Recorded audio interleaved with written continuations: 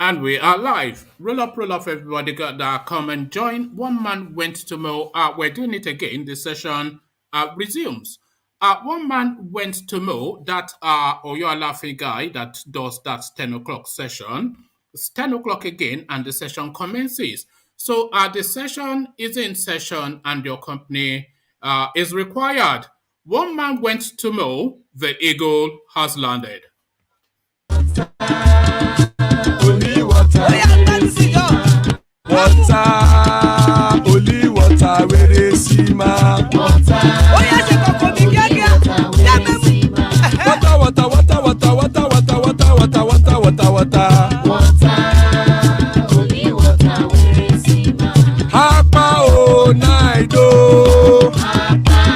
Hapa o naido. Hapa you don't come o.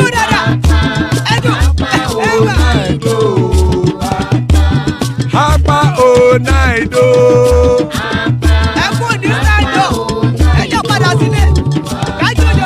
Oro kẹ̀kẹ́ ẹlẹ́mùyé o. Ilé sọ́díyà kẹ̀kẹ́ ẹlẹ́mùrè o. Bobby master kẹ̀kẹ́ ẹlẹ́mùrè o. Chief Wike ti kẹ̀kẹ́ ẹlẹ́mùrè o. Eruku lẹ̀lẹ̀ ẹlẹ́mùdé.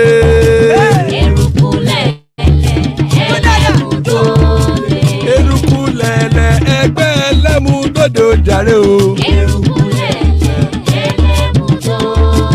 Eruku lẹ̀lẹ̀ Ghana ti dé ẹgbẹ́ bọ́ọ̀dù o. Ọmọ ẹlẹ́yẹ ẹyẹ o ó dilé o. Odúyẹ̀lá ẹyẹ o ó dilé o. Petrosodam ẹyẹ o ó dilé o. Petrosodun ẹyẹ rẹ̀ ó dilé o. Ẹlẹ́kọ̀ ọ̀run mú ìní o.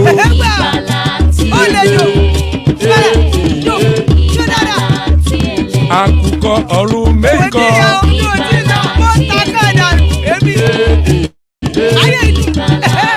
Ikú kò ní rí wà gbéṣe o.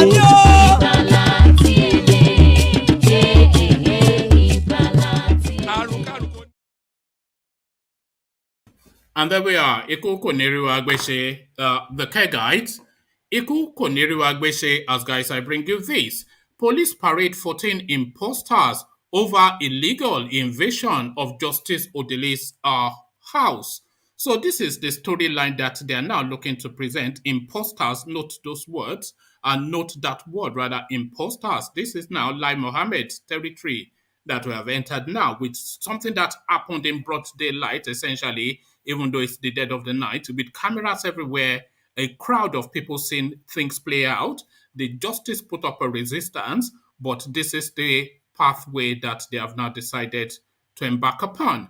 Police parade 14 imposters over illegal invasion of Justice Odili's house. So quite how imposters will go and invade the house of the senior most Justice Bar 1 of the within the Nigerian state, that remains something that is only a mystery that can be resolved by the Aboki regime. So the Aboki regime attempts to resolve how much was he paid.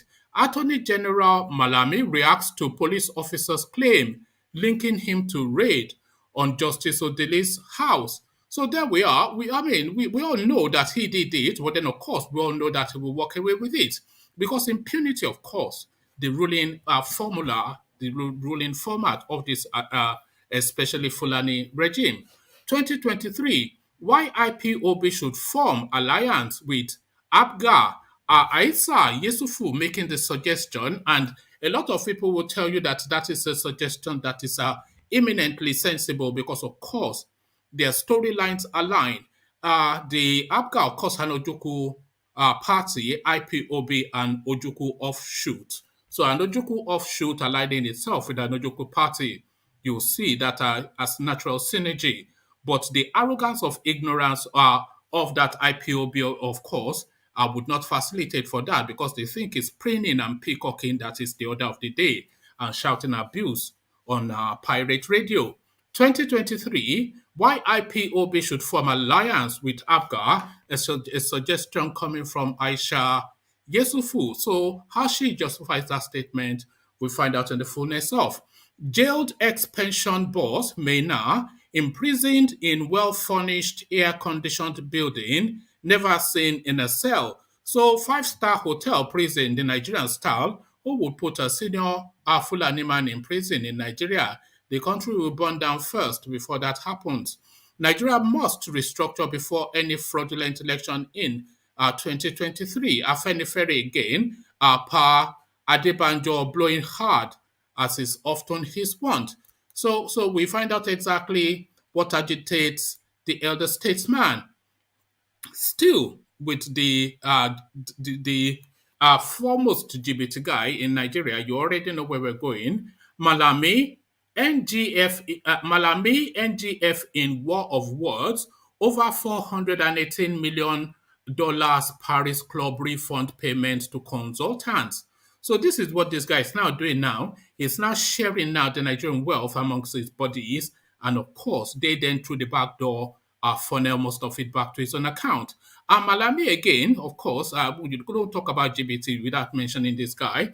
Malami, NGF in War of Words, over 418 million Paris Club refund payments to consultants. So quite why Malami is even in charge of Paris Club refunds is the question, because that is a financial matter. And as far as I'm aware, they purport that is a lawyer in charge of law. So quite what he's doing now with money matters remains only something that he can resolve. But there is no money matter that is going within the Nigerian space that this guy does not cut a slice of. So he cuts a slice again of the Paris Club, the Jagaban of GBT. Previously Tinubu, now firmly Malami. Why all KANU'S lawyers were absent in court on Wednesday? IPOB's leaders council, AGO4 opens up. So quite what played out in that space we hear in the man's own words. So plenty to go through, a lot of time to be spent in the eastern quarters. So we come in via the eastern quarters. Another Python dance.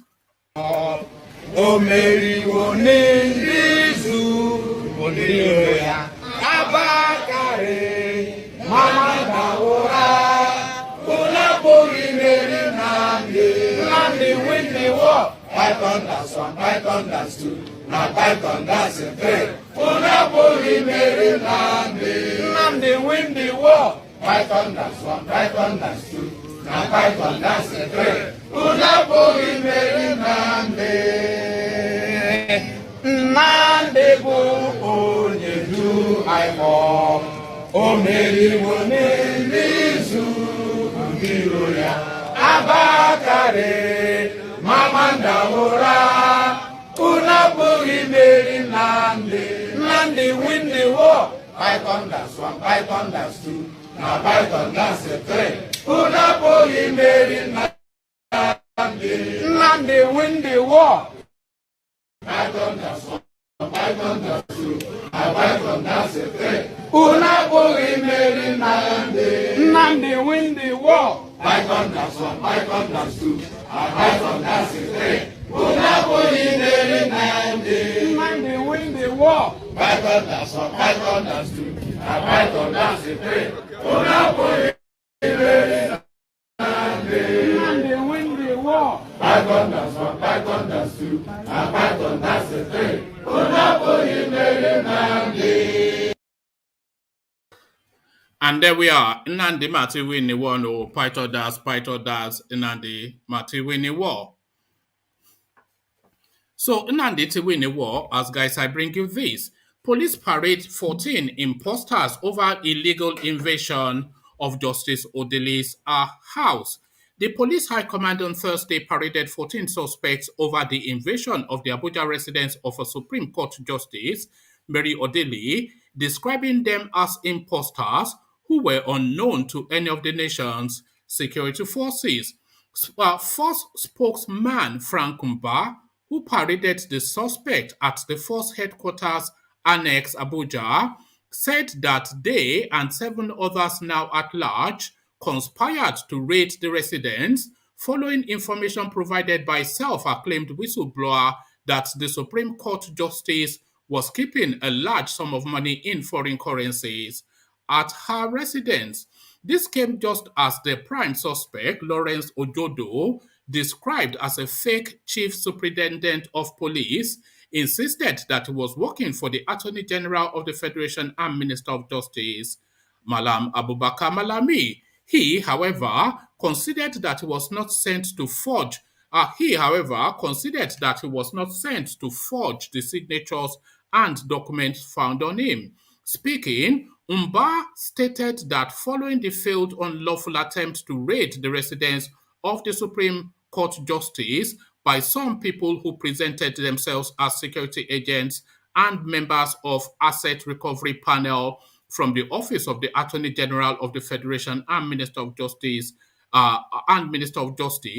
the Inspector General of Police IGP Usman Akali Baba ordered the Federal Investigation Bureau (FIB) of the Nigerian Police Force to carry out a comprehensive investigation into the matter. He added that the AGF also petitioned the IGP over the unfortunate incident, which he said called for a thorough investigation to identify those behind the illegal act and their motive. Umba further explained that during the course of an investigation, it was discovered that the act was perpetrated by a syndicate made up of characters from various fields of endeavor, including journalism, law profession, a clerk with the Central Bank of Nigeria (CBN), and the military, amongst others. According to him, it has been discovered that the failed raid was a well-conceived one with many actors and actresses drawn from various endeavors. The man who claimed to be a CSP with the Nigerian police force was never a police personnel. The identity card he was parading was a forged one.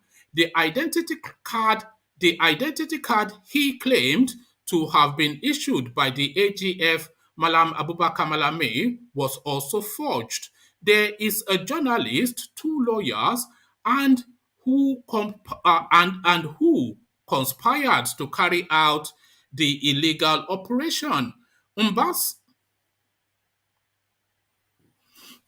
Mba said that the prime suspect, Lawrence Ajodo, who claimed to be a chief superintendent of police that led the illegal operation and purported to be operating under the Asset Recovery Panel from the Office of the Attorney General of the Federation and Minister of Justice, was not an officer of the Nigerian Police Force, but an imposter. According to him, the fake CSP and his syndicate succeeded in securing a search warrant from the court after swearing an affidavit by one Ali Ibrahim, a member of the group, who claimed that a huge sum of money in foreign currencies was being kept in the building. He added that after this, the syndicate contacted some operatives of the Economic and Financial Crimes Commission (EFCC), two soldiers from the Lungi Barracks, Asokoro, Abuja, a journalist with a leading newspaper in the country, for the illegal operation after a series of meetings were perfected for the illegal act. According to Mba, the syndicate, however, met a brick wall when the security operatives attached to the residence of Justice Odili put up resistance and demanded their true identities before they raised the alarm.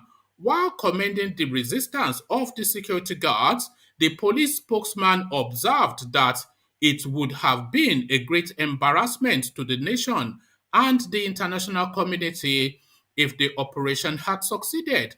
Mba, who further said that efforts were being made, Mba, who further said that efforts were being stepped up to track down the fleeing members of the syndicate, including two military personnel, declared that the suspects would be charged to court on the completion of the ongoing investigations for criminal offenses ranging from conspiracy, trespass, forgery of accessory, amongst others. However, Speaking with newsmen, the prime suspect, Ajodo, insisted that he was working for the AGF even though he was not sent to forge documents.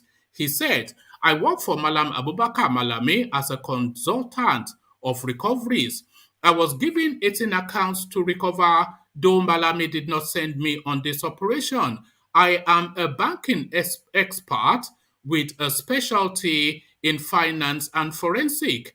On his part, the journalist paraded with the suspects, Stanley Nkwazema, claimed that he was following a story lead on that day based on the clue given to him by one of the arrested lawyers that a raid was going to be carried out by an asset recovery panel under the office of the AGF, adding that he was not part of the syndicate as being alleged.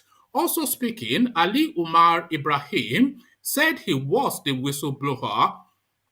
Also speaking, Ali Umar Ibrahim said he was the whistleblower who also swore to an affidavit that there were millions of cash in various currencies being stashed away in the house. The suspect, who claimed to be a prayer warrior, said he was introduced to the godson of Justice Odili and he prayed to know if the story was true, affirming that he went through the EFCC to make his act formal. He added that he survived the invaders to uh, Justice Odili's house. So, meanwhile, the AGF has distanced himself from CSP Ojodo, who claimed to be a consultant to his office, reacting to the confessional statement he made whilst being paraded on Thursday. The AGF said his office could not have descended low to use his services, given the vast resources at its disposal. A statement issued by Dr. Umar Jubrilu Gwandu, Special Assistant on Media and Public Relations, Office of the Attorney General of the Federation and Minister of Justice, challenged the suspects to produce evidence of engagement by the AGF's office. The statement reads, the attention of the Honorable Attorney General of the Federation and Minister of Justice has been drawn to a confession of a suspect during interrogation in the investigation of the recent invasion of the residence of the highly respected Justice of the Supreme Court, Justice Mary Peter Odili. While with all the competent, high-level professionals and capable human resources available at this, with all the competent, high-level professionals and capable human resources available at the disposal of the Honorable Attorney General of the Federation and Minister of Justice, it only takes the imagination of evil minds to assume or think that the Honorable Attorney General of the Federation will descend so low to engaging a quack or fake police officer to serve as his consultant. This is a case of a drowning man scavenging for a dying partner. We are happy to note that investigation has commenced unraveling the circumstances and personalities behind the invasion and sponsored campaign of calumny against the Honorable Attorney General of the Federation and Minister of Justice. It is our desire, and we hope that the investigation would also disclose those after the Honorable Attorney General of the Federation, those dragging his personality, his name, and his exalted office in the dirty politics of disrepute. This is an orchestrated attempt to stir unnecessary controversy and public apprehension. We asked the suspect to present documents of engagement where he worked as a consultant to the Attorney General of the Federation, whether in the past or now. Consultant for what?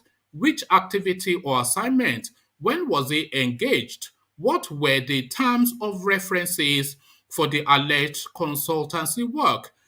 When was he engaged? Where was he engaged? Which work has he executed for the Honorable Attorney General of the Federation? For what duration and for how much? We boldly and unequivocally challenge the fake consultant slash police officer to come out with answers or responses to these questions to the general public. The Honorable Attorney General of the Federation are super intense over and respects the rule of law, who will not do anything to undermine the sanctity of his office, and that entire and that entire judiciary and justice sector. Also reacting to the parade, this day newspaper denied that one of its suspects, Zema, is a staff of the organization.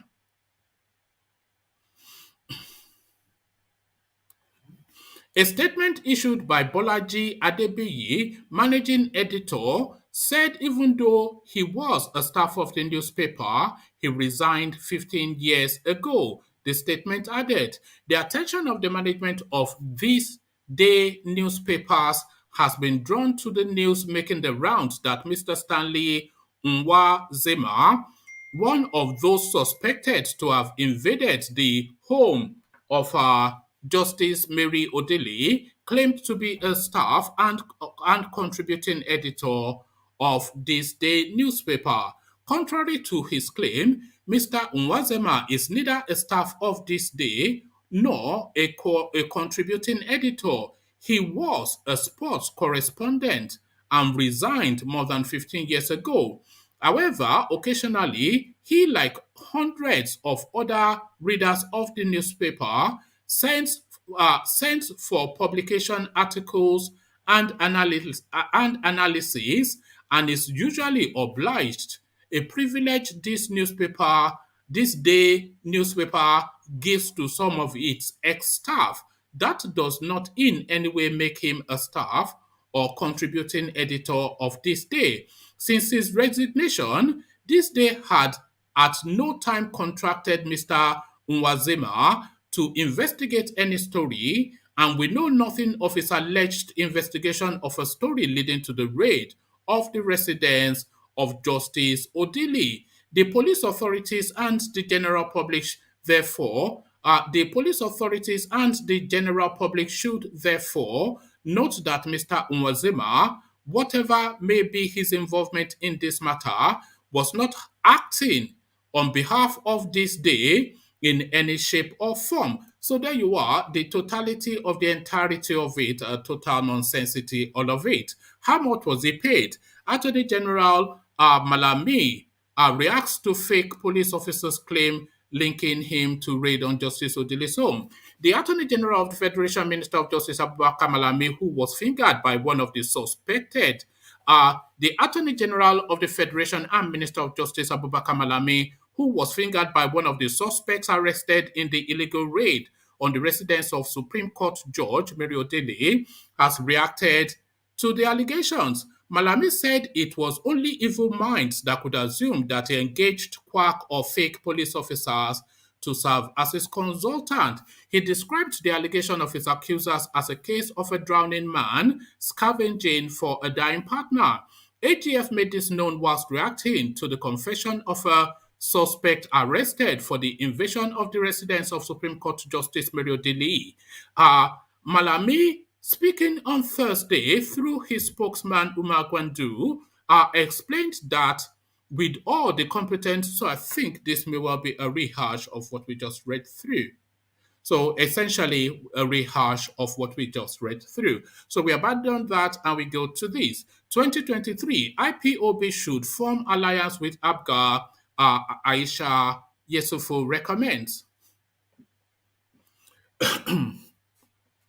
Aisha Yesufu, the co-convener of Bring Back Our Girls, BBOG, has revealed why the indigenous people of Biafra, IPOB, should form an alliance with the All Progressive Grand Alliance, APGA. Yesufu noted that rather than wasting its goodwill on issuing sit-at-home orders, IPOB should form an alliance with APGA so they can decide the fate of the Southeast in the next presidential and other elections. In a series of tweets, Yesufu said an alliance between APGA and IPOB would make it difficult for the PDP to control the Southeast during the presidential election. She wrote, "Imagine if IPOB works with APGA to control the political power in the Southeast. Bring the best candidates to be nominated. Show the rest of us how people with competence, character, and capacity in leadership positions can change a region. Use the power to negotiate at the federal level. An APGA/IPOB alliance can bring the Southeast together politically. Instead of IPOB wasting its goodwill on giving sit-at-home orders, they can make it they can make it nominate and vote credible candidates orders. With that power, you can negotiate with any party wanting to win presidential elections and give them the terms of your alliance. Any party interested in winning the region must be ready to meet your terms. That way, no party takes the region for granted. Everyone knows that the Southeast is PDP. Everyone knows that the Southeast is for PDP at the presidential level. It shouldn't be so. Southeast should be for whichever party is ready to give Southeast the best deal. Use your political might to negotiate. Let PDP sweat for it too. So that is the thing, and that has been a recommendation that a lot of people have been making. I think Ovie even spoke to that space in one instance, saying that this may well be a direction of travel for these elements. But then, of course, they are notoriously brainless. Odili siege, Wike accusing federal government of intimidating judiciary ahead of 2023 elections. So this now speaks more to the fact of what's actually happened than any blah blah that they are parading babalawos and former journalists that these were the people that raided Odili's house, even though the person that raided it, the lead policeman, is insisting that it came from Malami. Rivers State Governor Yemson Wike has accused the federal government of intimidating the judiciary ahead of the 2023 general election in the country. Wike's criticism followed a recent invasion of the residence of Justice Mary Odili of the Supreme Court in her Abuja residence by men believed to be security operatives. Speaking on Thursday during a special court session to mark the opening of the 2021/22 legal year of the River State Judiciary in Port Harcourt, the governor said the federal government wants to continue to ride roughshod unchecked over the rule of law and the sanctity of the country's electoral system, hence the renewed attack on judicial officers. Although it is still early morning in our democratic march towards 2023, the attack on Justice Mary Odili is a prelude to many more and even worse political maneuverings we should be prepared to experience from the APC-led federal government, which, having lost relevance and popular support, is becoming more and more desperate over its dwindling political fortunes by the day, Wike said, while cases with political undertones, including the constitutional validity of certain sections of the recent amendments of the 2010 Electoral Act, if accented to by Mr. President, would necessarily come before our courts. What is important is the duty and capacity of our judiciary to save our democracy and the country. According to him, it is the responsibility of the government at all levels to protect the judiciary and accord the courts such assistance as they may require, enabling them to safeguard their independence, advance the rule of law, and dispense justice equally and fairly to all citizens.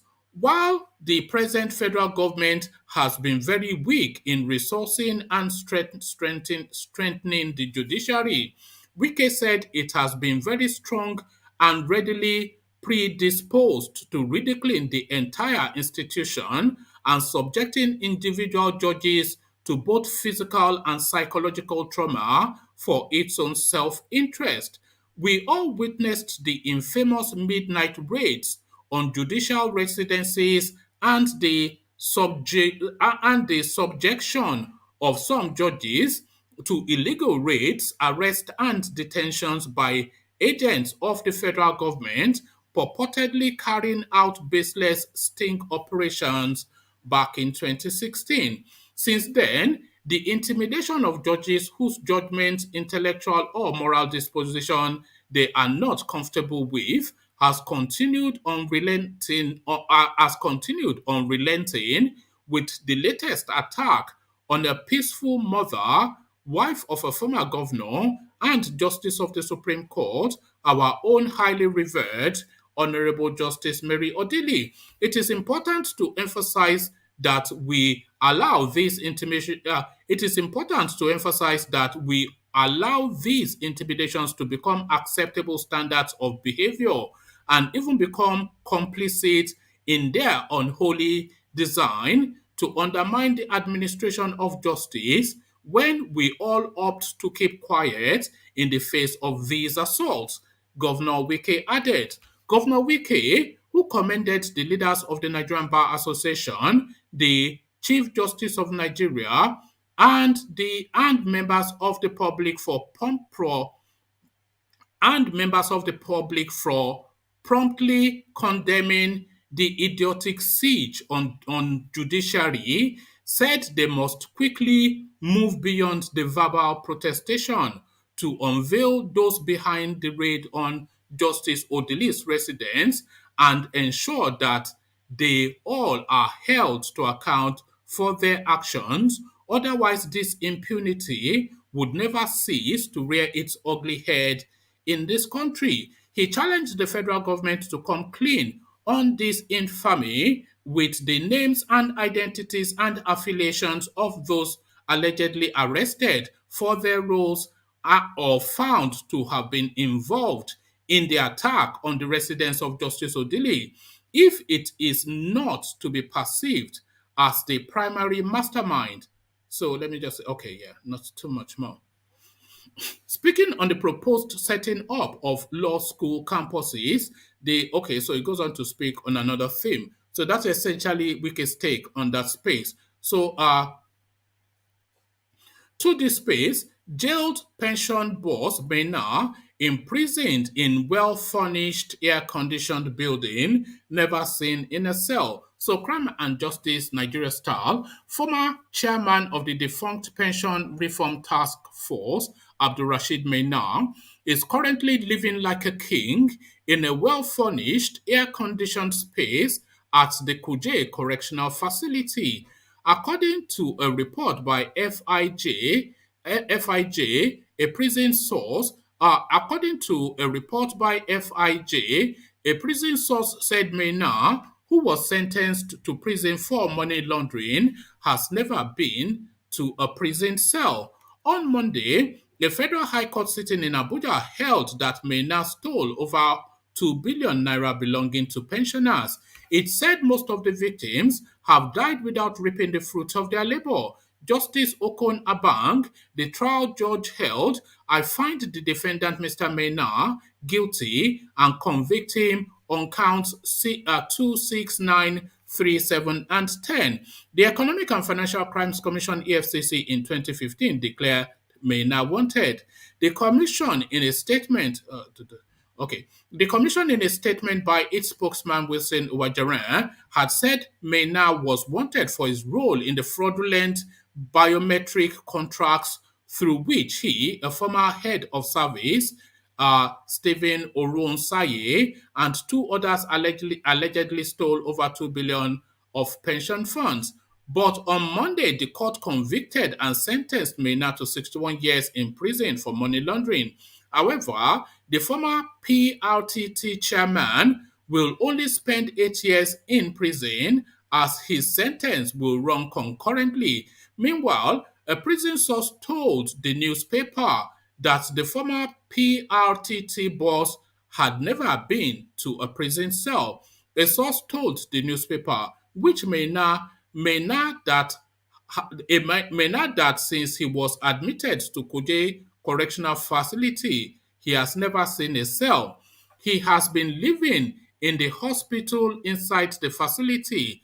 It is more or less like a living room. He lives inside one of the rooms in the hospital building, not in the hospital ward itself. It's a second prison source told correspondents that MAINA was living like a king in prison, even though some other high-profile prisoners, such as Jolly Nyamen, a former governor of Taraba State, and Farouk Lawan, former House of Representative members, former House of Representative member, are indeed in cells.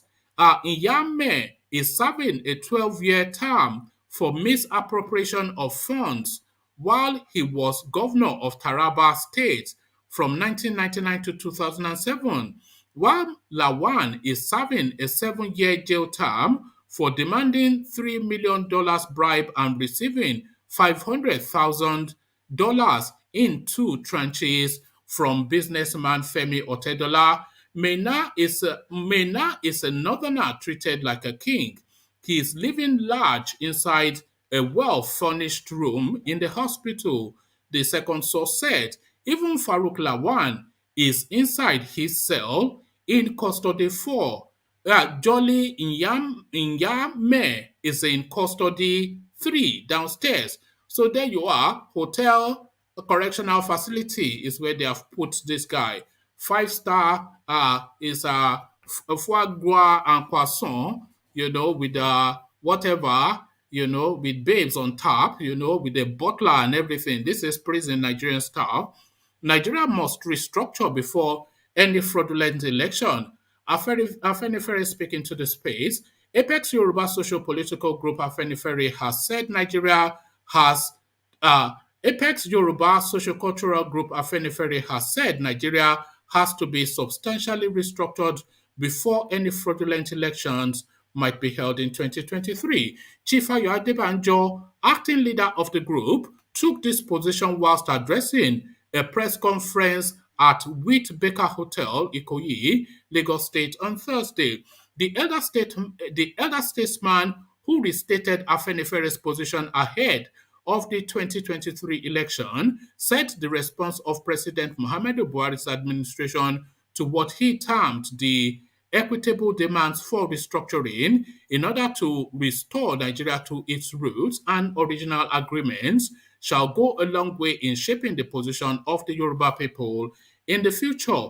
Addressing the press conference, which was attended by former Deputy Governor of Lagos State, Mrs. Kofoworola Bokno Akerele, Oladipupo Olaitan, Dr. Ebiseni, General Muyiwa, and so on and so forth, eminent, the greats and goods. Adebanjo declared that Nigeria is not only negotiable, but is evidently dying. Adebanjo pointedly tagged former heads of state, General Yakubu Gowon and Chief Olusegun Obasanjo, on their position regarding the country's future. He said, General Yakubu Gowon, to keep Nigeria one, is it for the Fulanis to dominate other ethnic nationalities? He queried. General Olusegun Obasanjo, Nigeria's unity is non-negotiable. For the Yorubas to be under Fulani domination, Your Excellency Alhaji Mohammedu Saudu Abubakar, the Sultan of Sokoto, General Abdul Salam Abubakar, Bishop Hassan Kaku, can we have peace without equity and justice? Adebanjo restated Afenifere and National Democratic Coalition's and NADECO's position on restructuring, declaring that there existed an urgent need to convene a sovereign national conference of the ethnic nationalities that had become known as Nigerians. He maintained that Afenifere's position has not evolved, saying the group remained convinced that the need for a sovereign national conference was imperative, adding the basis of Nigerian state must be clearly negotiated. So on and on he goes along that theme. So essentially, we all know that storyline. So let's just leave that storyline there and go on instead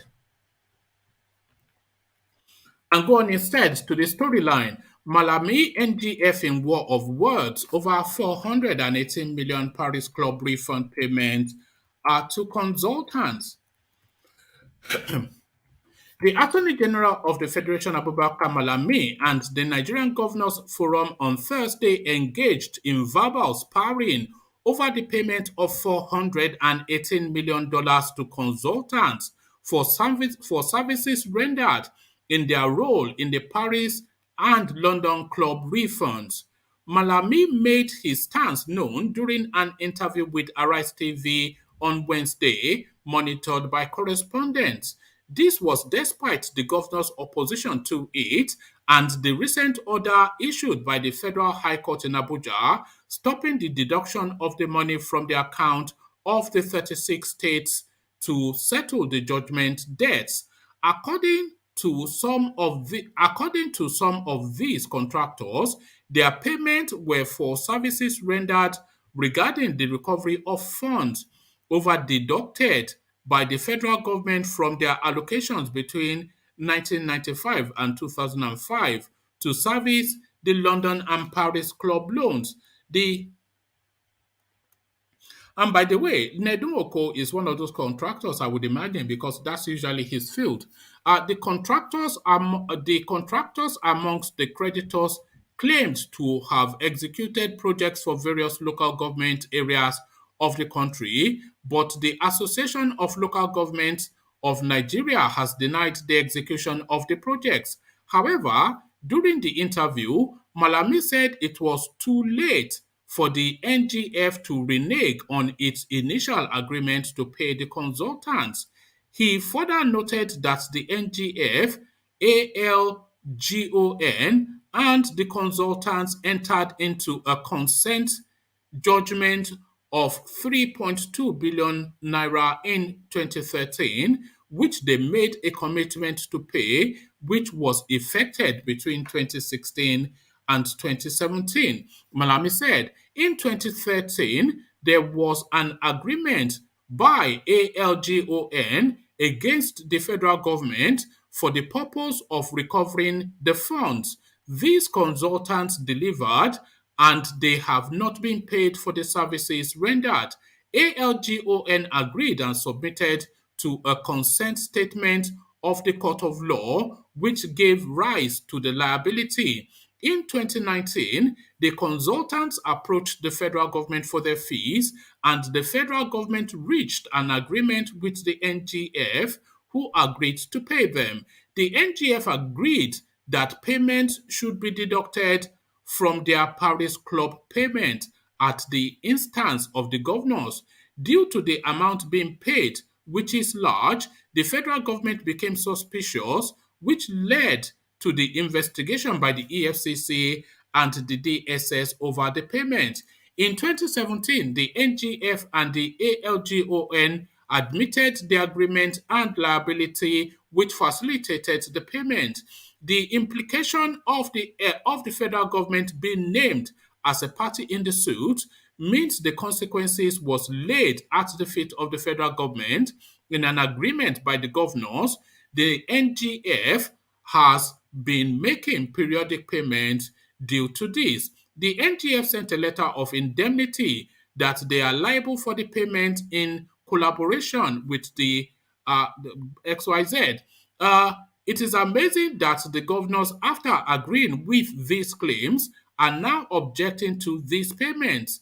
This was after consenting to the judgment before the current administration came in place.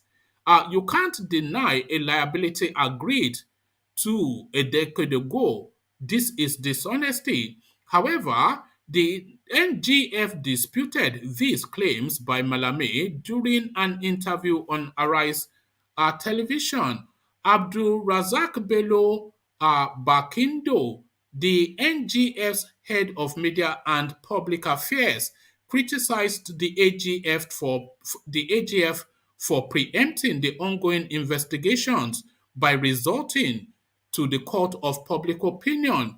Bello Bakindo explained that after the initial payments were made, some suspicious consultants demanded to be paid, which led to the NGF deciding to undertake a forensic audit. According to him, the AGF ought to be on the side of the masses whilst awaiting the investigation from the forensic audit. The NGF noted that one of those cases is questionable, with payments to be rescinded, which is why the AGF ought to support the masses. There is no time limit to protest cheating. The AGF did not make a good case by blaming the NGF for complaining that the payment is not necessary. Several NGFs have come and gone who give advices based on their understanding of the issue, and the current NGF noticed slime discrepancies, which is now in court. If the court proves there is no liability, we won't pay them. We have been asking the contractors to come and verify that we need a forensic audit, which has been turned down because they have the AGF on their side. Once the money has been paid, the state will be in a very difficult place, and the money cannot be retrieved. I hope you are paying attention to this, guys. Curiously, some of the old consultants came with new demands, which were suspicious and led to the suit with the NGF. The NGF is investigating to ensure they are genuine, and for the AGF to think they deserve the payment regardless is inexplicable. So pay attention to that. Dubious consultants are bringing spurious, vague, and feeble claims, non-existent claims, presenting it to the AGF, and he hurriedly rushing to Buhari to take $500 million from the national coffers. This is what the Nigerian governors are saying, that they are querying these dubious claims, and this guy has moved quickly to surrender the money. So this is the claim, but then of course, Malami and GBT, synonymous with each other. Curiously, some of the old consultants came with new demands, which were suspicious and led to the suit by the NGF. The NGF is investigating to ensure they are genuine. So listen to that. And for the AGF to think they deserve the payment regardless is inexplicable. So there you are. Unbelievable. This guy is a hardened criminal. The NGF is asking for a forensic audit to ensure the right payments are done. We can't give them money ahead of the audit, and the AGF is saying it does not matter. The case is in court, and the AGF is going to court of public opinion to undermine the governors. He has probably exhausted his power and is running to the public for adjudication. So there you are. Unbelievable. Forget Dangote, man. This guy, oh my show. If there's anybody richer than Abubakar Malami in Nigeria as we speak, now I want to know who that guy is. This guy has just been looting hand over fist since 2015. There's nothing going in Nigeria that is not looting. From the year. Anyway. Why all KANU'S lawyers were absent in court on Wednesday, the IPOB Leaders Council, Ejiofor, Ifeanyi Ejiofor, the lead counsel for the leader of the indigenous people of Biafra, IPOB, Nnamdi Kanu, says the legal team did not work out on Binta Inyako, the judge of the Abuja division of the Federal High Court, handling the separatist trial. The continuation of Kanu's trial abruptly ended on Wednesday due to the absence of his legal team, with the judge adjourning till the 19th of January 2022. Kanu, who is being prosecuted on 7 counts bordering on treason or on terrorism, had before Wednesday's proceeding engaged the operatives of the Department of State Services in a shouting match inside the court when he observed the absence of his legal team. As proceedings resumed after the judge entered the courtroom, Mohammed Abubakar announced an appearance for the prosecution. However, the defense team, led by AJ4, was nowhere to be found, prompting the judge to ask Kanu of his lawyer's whereabouts. In his response, Kanu said his lawyers were protesting against the denial of access to Mr. Bruce Fein, the IPOB lawyer in the United States, who was on the federal court's premises to observe the date's session. Speaking with Arise TV, Ejiofor said the legal team did not walk out of the court. Instead, they were locked out. He added that he was nearly lynched by his colleagues at the court on October the 21st, 2021. There was no walkout in the court. What happened was that lawyers were denied access into the courtroom. It happened last adjourned date, and we brought this to the attention of the court. We mentioned our frustration to the court, the lawyer said. Not only lawyers, the media were not allowed to come in too. We were trying to solve it outside the court. I narrowly escaped being lynched by my colleagues at last adjourned date. So we were trying to resolve it before it is something we consider worrying. Courtrooms is our jurisdiction where we belong. Asked why his colleagues wanted to lynch him, he explained, because I didn't kind of protest on their behalf. And I told them I mentioned to the court what happened to them. So this time around, I said, let me resolve it. All of us, we were at the door court discussing it, trying to resolve this issue, and our bags were inside the courtroom. So there was no walkout whatsoever. AGF4 added that there was an order from the court not to allow them in. So there you are, just a bit of administrative this, that, and the other. So administrative this, that, and the other. So Professor Datao, we see you. Kayode, we see you. And Ovie, we see you. So we see you all, but before we carry on, let us acknowledge Alexander's super chat. So Alexander is saying I look less tired today. Well-deserved break. Yes. Well, you know, it is gruesome sometimes. Having to put up with you guys is not. I mean, Professor that I do alone is enough to tire anybody, and there is again out to tire me. So you're out to tire me today, Professor Data. Thank you for the super chat, Alexander. And more importantly, what do you then make of this much awaited court date then that the KANU'S lawyers did not turn up? What played out there? That thing is punishment number one. I'll call it purposeful punishment. You see, the lawyers, came as I left. They came there that day, and they were told there'll be a restricted number of them entering.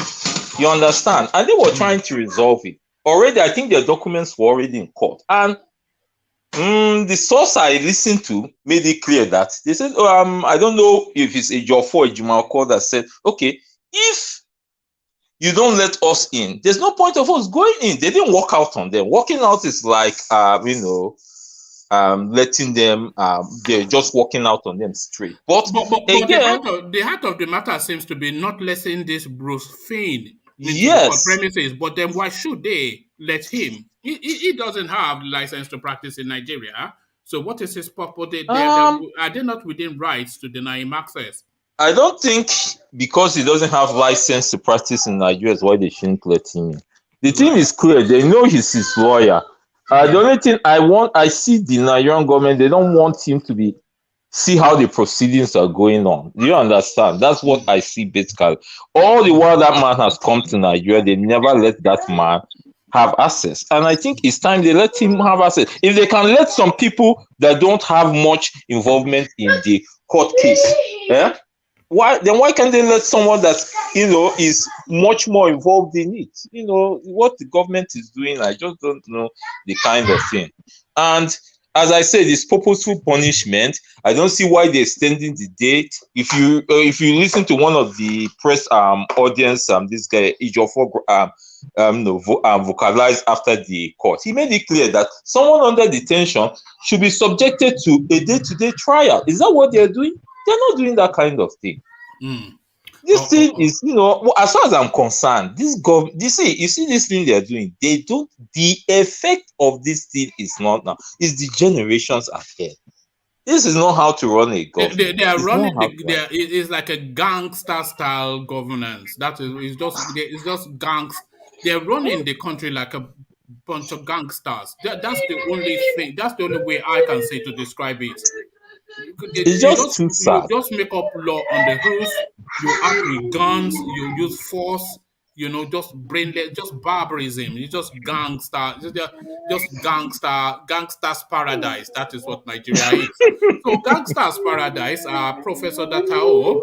So now they said they've arrested 14 imposters that went to invade Justice Odili's home. This is Lai Mohammed territory, isn't it? Have you ever heard anything more ridiculous? Just random people. The imposters went to get a search warrant. And then have you ever known that to happen? Imposters going to get search warrant. You see, it's just an imposter not just fake a search warrant. I mean, the whole thing just doesn't cohere. They're just putting square pegs in round holes. I don't know what kind of government is this. They just go on disgracing themselves. Why can't if someone doesn't know how to run a place or decides to run a place like a tyrant, let the person clearly make him clear to us that he's a tyrant. But all we know, most of the people on that seat of power are just tyrants. They're just pure tyrants. Total, let me use the word total tyrants. A fellow justice, you go and ransack the house. Someone will claim, okay, this order was given by Malami or whomever. The so-kind person will deny it. No credibility of how, for what would make someone's house be searched or what. It just goes on and on. Like I said, they just run the country like just gangsters. I cannot think of any other thing to say that. Yeah, it's just unbelievable. You just take guns to the house of a justice and say you want to ransack the place, just like that. And then you tell us that is imposters, that is a fake policeman that has a document signed by you. It's just that they're just gangsters, But then, of course, one of these so-called imposters, he has pointed that to Abubakar Malami, saying he works for him because, of course, his ID was signed by Malami. So he's now saying he's an excellency and is too excellent to be associating with a dirty little man like that. It's just a total nonsense. So this guy again, Abubakar Malami. You see, I observed Malami's name was mentioned so much. I don't know if that man is an octopus. He involved himself in a case that has to do with money. Instead of him to leave it for economics, he involved himself in a place that has to do with politics. He involved himself in the court, involved himself in dirty deals. This man, I don't know. I think he should leave that office and go to the park where he can play that role better. That guy is a hardened criminal. There's absolutely no question about that. He's a hardened criminal.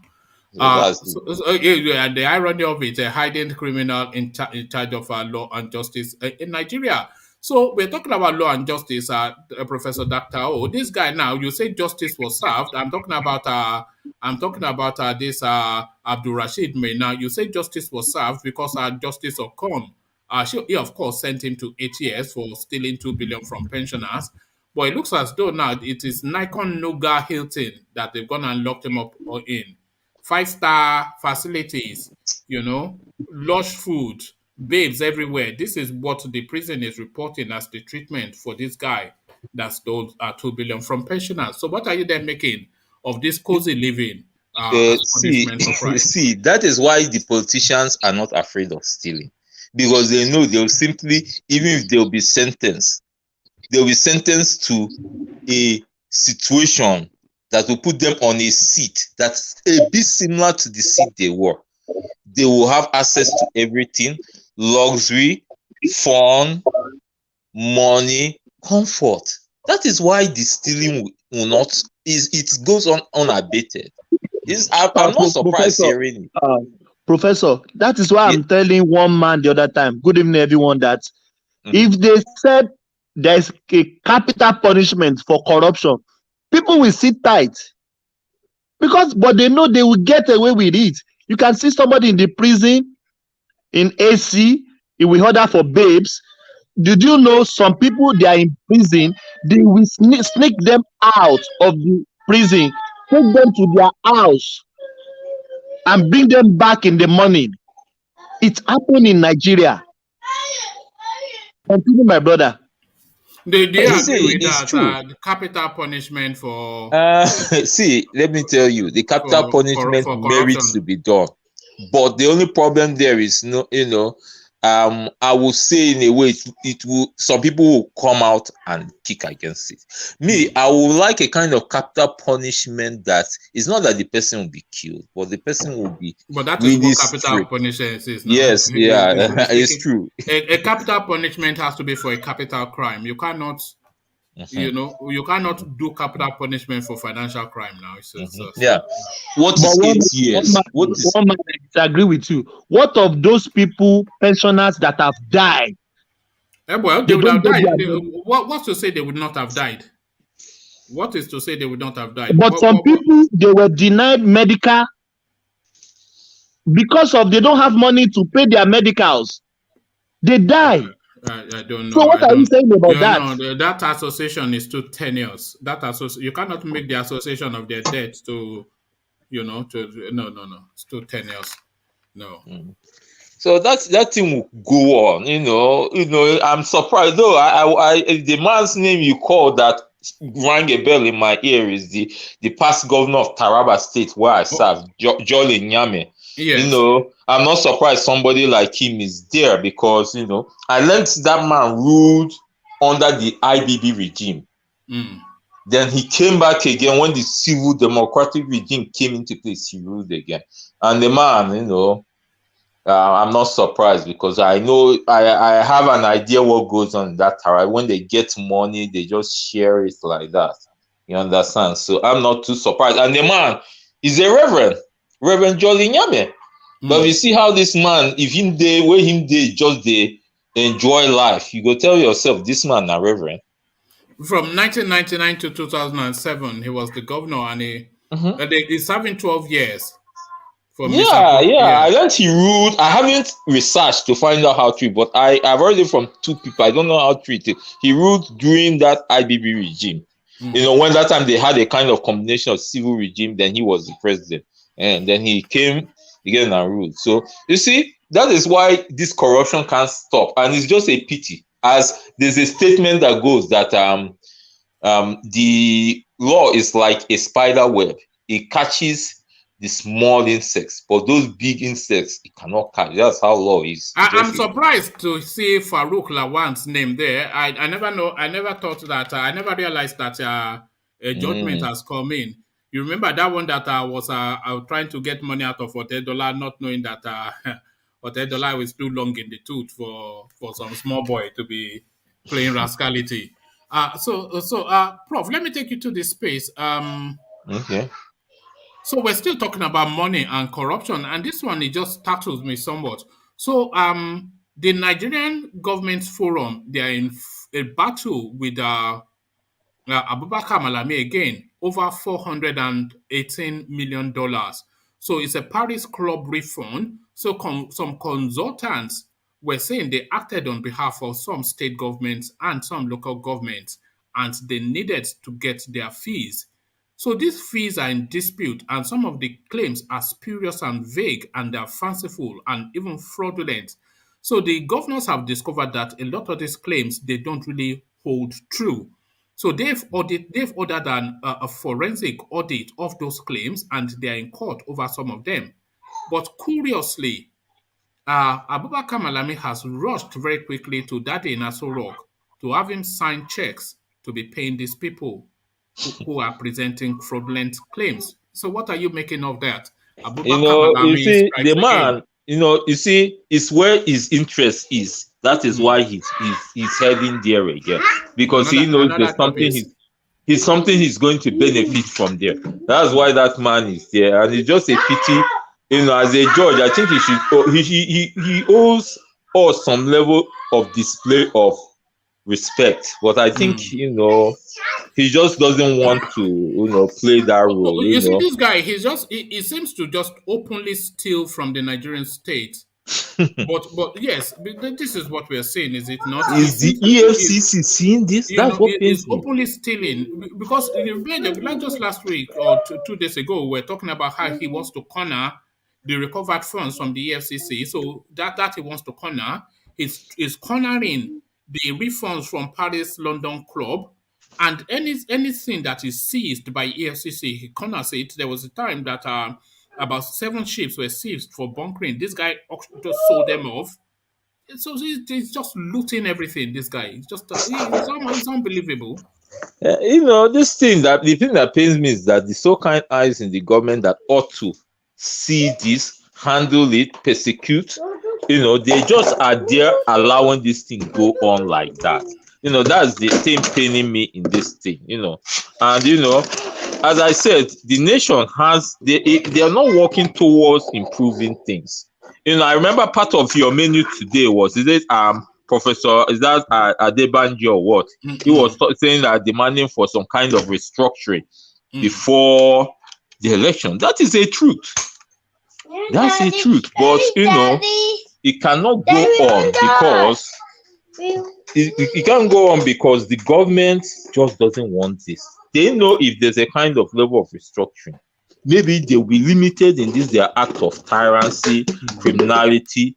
You understand? So it's just a pity that what even Adebanjo is clamoring for, it may not come to pass. What Adebanjo is saying essentially is that if there's no restructuring, then really the whole exercise in 2023 would essentially be a fraud. I buy his idea. Yes, I buy his idea. The people are not with it. The constitution does not hold the interest of the people, and the election that is going to take place is not going to be the people's will. So if the people's will are not being observed, then what election are you having other than a fraudulent one?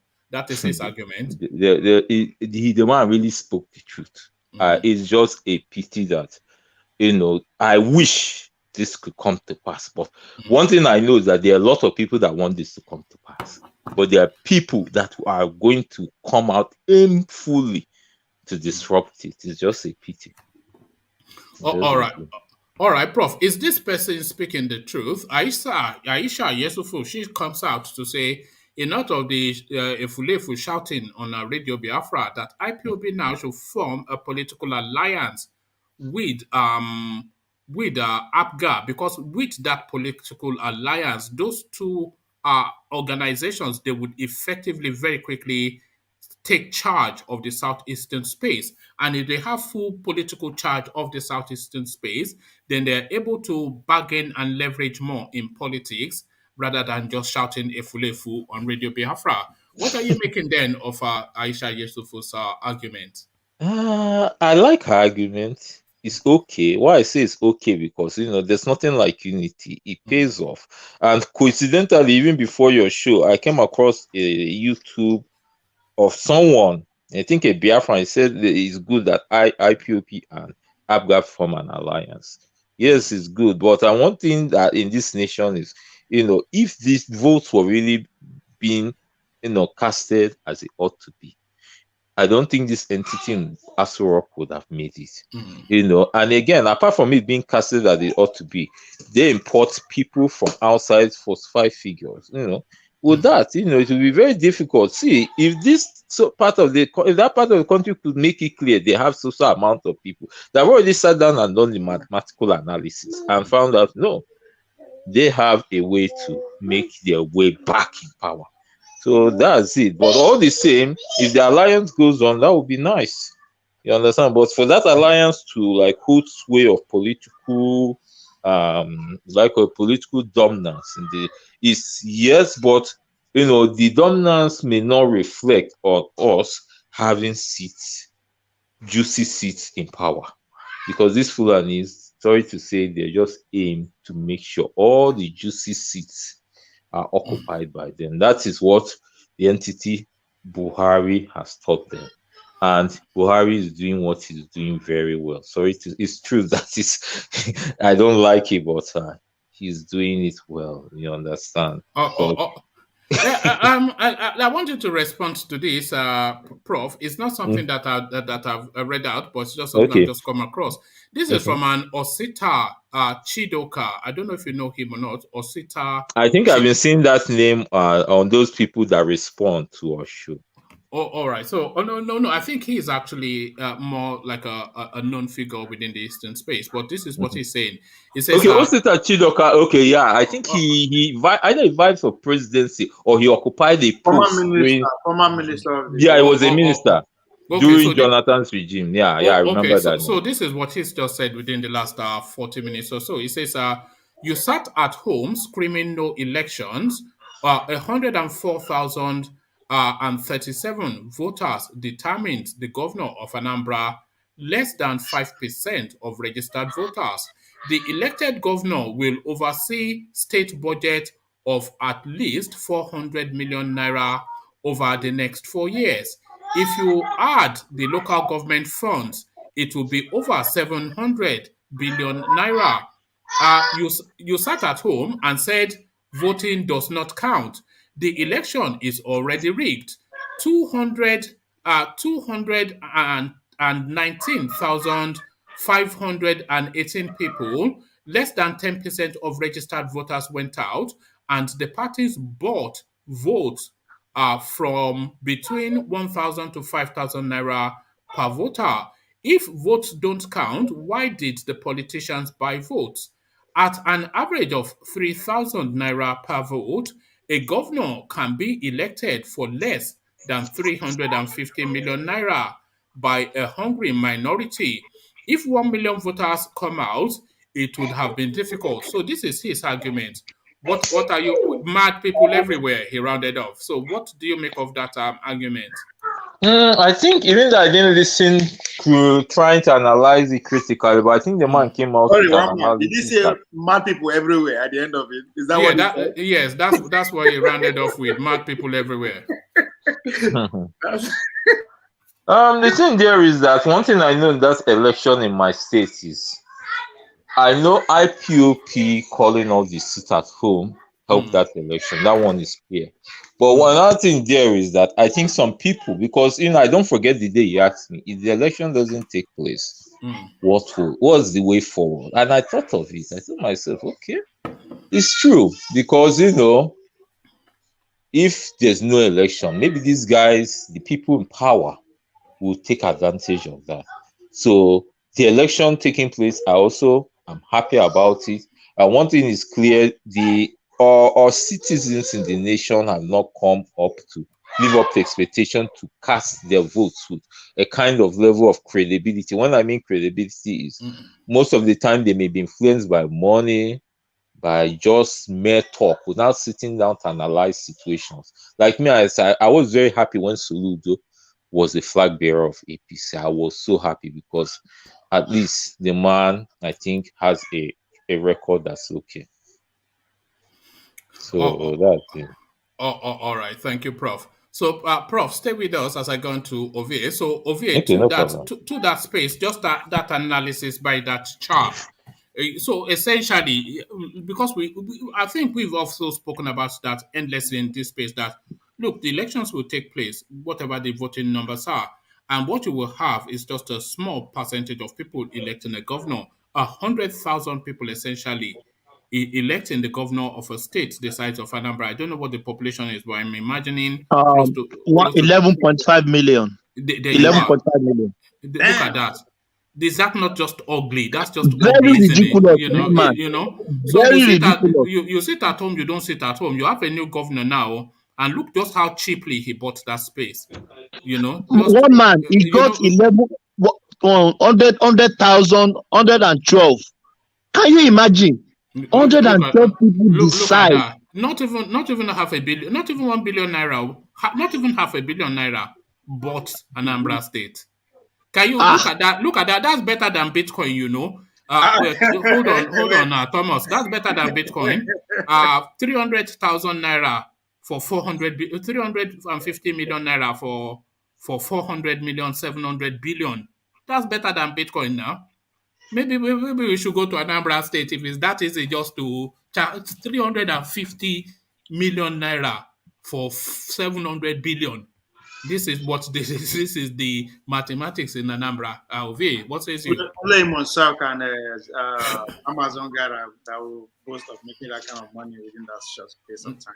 Look at that. I think everything speaks to what Buhari time has lazy Nigerian, and I think if just any group of people that worth celebrating or worth giving award to within this space of Anambra, the women, old women in the villages, the old women and the old men, and their evidence everywhere. They stood their ground. Some refuse to take money. Some say, regardless of how you tactics you bring, we are going to vote. So those people deserve a special care. I mean, the elderly, No, don't worry about that. They took money. They all did. And we all saw it now when they were taking money and they kind of pop. Well, money and a can of Coca-Cola. They bought Anambra State for a can of Coca-Cola. Look at that. Oh, what a pity.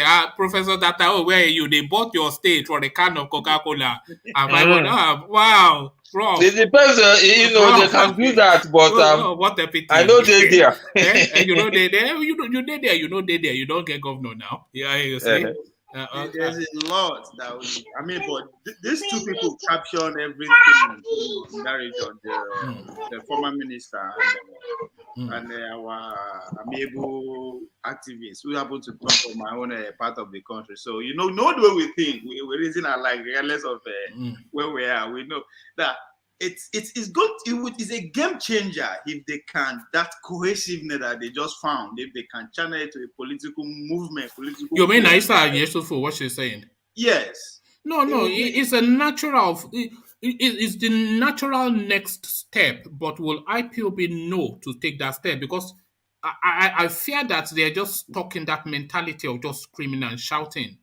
We've always questioned if they have a brain. So, but And again, I think Chidoka Charlie put icing on the cake by putting out those kind of quote unquote raw statistics. It's just it's common sense. But I hope one part of me wants to believe that at this point the IPOP guys know what they are doing, and if that is the case, if you remember, Black Man came here one time and said that is a very cheap way of joining politics or whatever. Remember, you accuse them of trying to gain power or whatever through their violence and whatever. Accuse them of that. But again, who know they do that one? It's done everywhere. It might become a different form of fashion, but we just hope that because what Aisha Yesufu is saying, it makes infinite sense. IPOB essentially controls the southeastern space, and if they say if they say vote for this person, there's a good chance that person will enter whichever state house within that space, because IPOB essentially Igbo, APGA essentially Igbo. So if they're saying vote the APGA candidates in your states, so that we hold all our states, so they will do that. They will take those states. So if they then hold the whole of the eastern states politically, then they have more leverage. They have all of the budgets of those states. They have all of the political might of those spaces. And then they have that potency that they are players. But just shouting a fulefu on Radio Biafra, just making noise. It's 21st century. The easiest way to get any form of freedom is by again, it's through politics, give and take.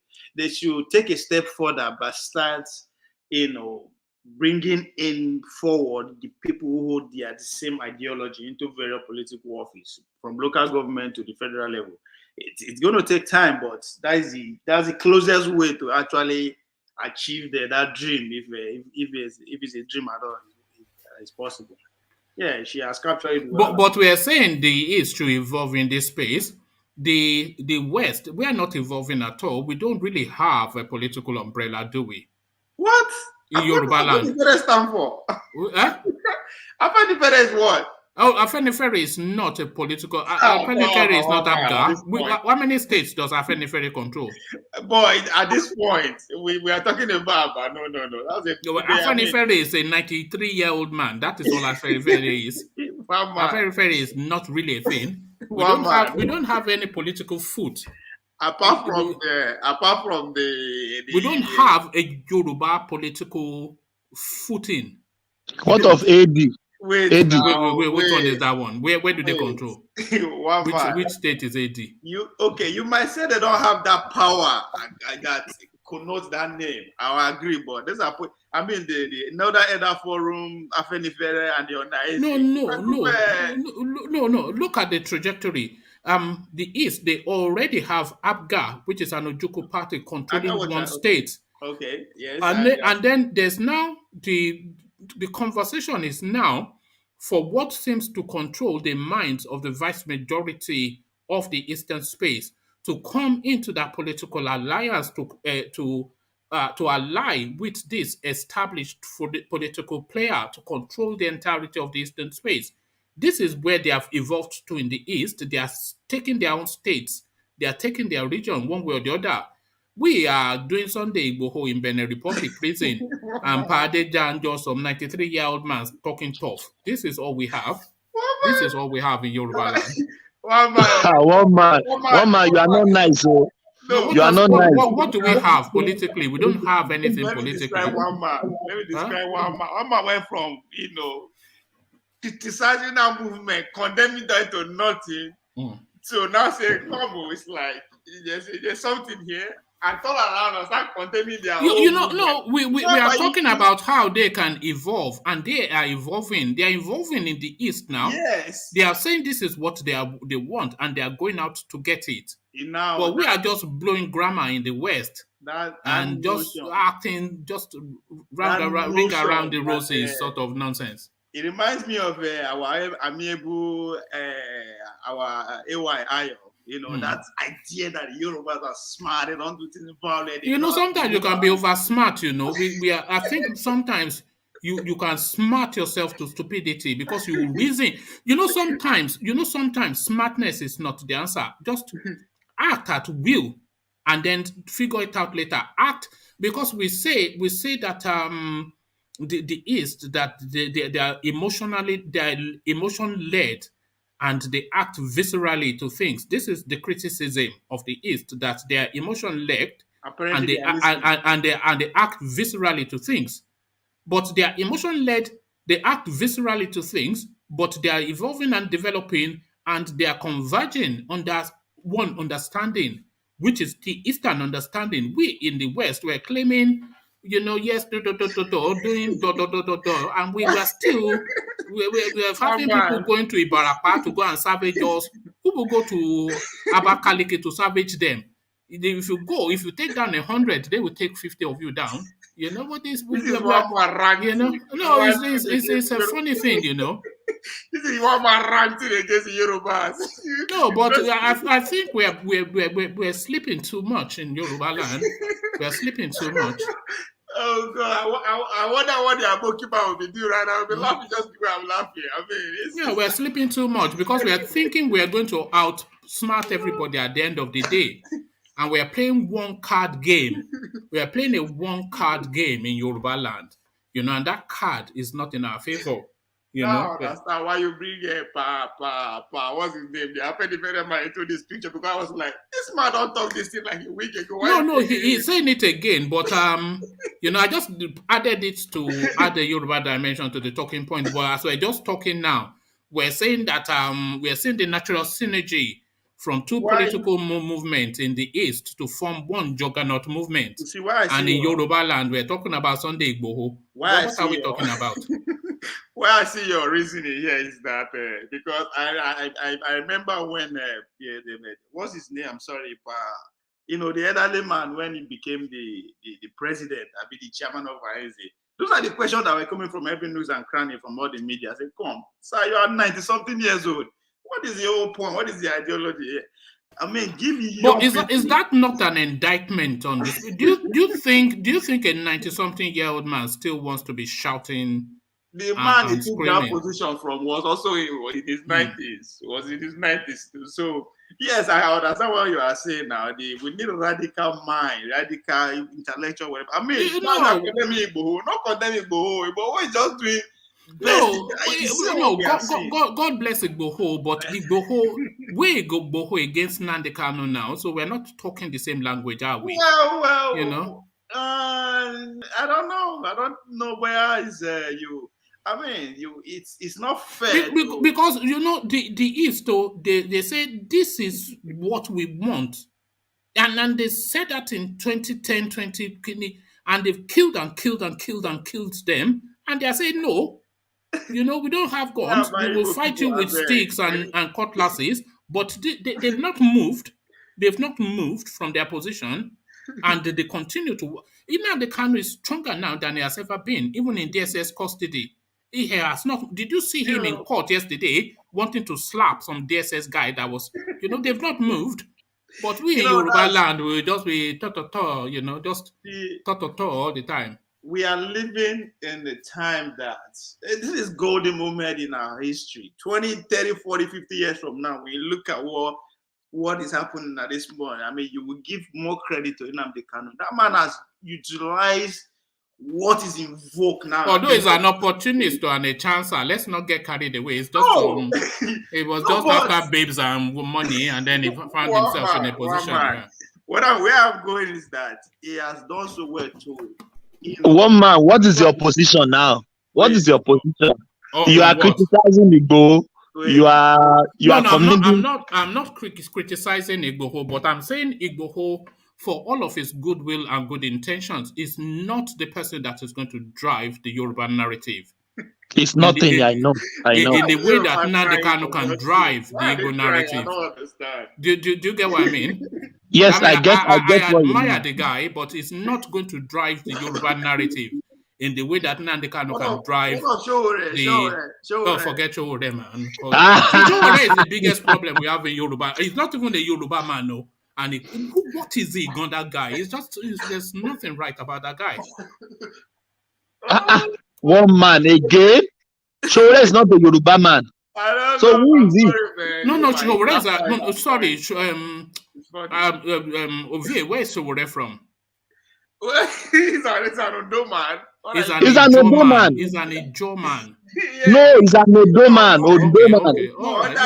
Ijo of Ondo. So he's an Ondo man. He's an Ondo man. One man, what are you saying? He's an Ondo man. All right. He speaks Yoruba. He's a Yoruba man. A citizen of no mean city, no fixed address. You see? A citizen of no mean city, no fixed address. That is what you raise, no fixed address. You can be Messiah. You can lead. You have what it takes to lead. You have the me. I'm just a noisemaker. You know that. I'm just a noisemaker. I'm just a noisemaker. I'm not scared to criticize everybody. That is my role, to criticize everybody. You are here to victimize everybody. That's why Nnamdi Kanu started. That's everything. Nothing is putting Nnamdi Kanu high, and it's working. But do you agree with the greater point though, that the Yoruba space is too docile and too tepid? We don't. But that is the thing, isn't it?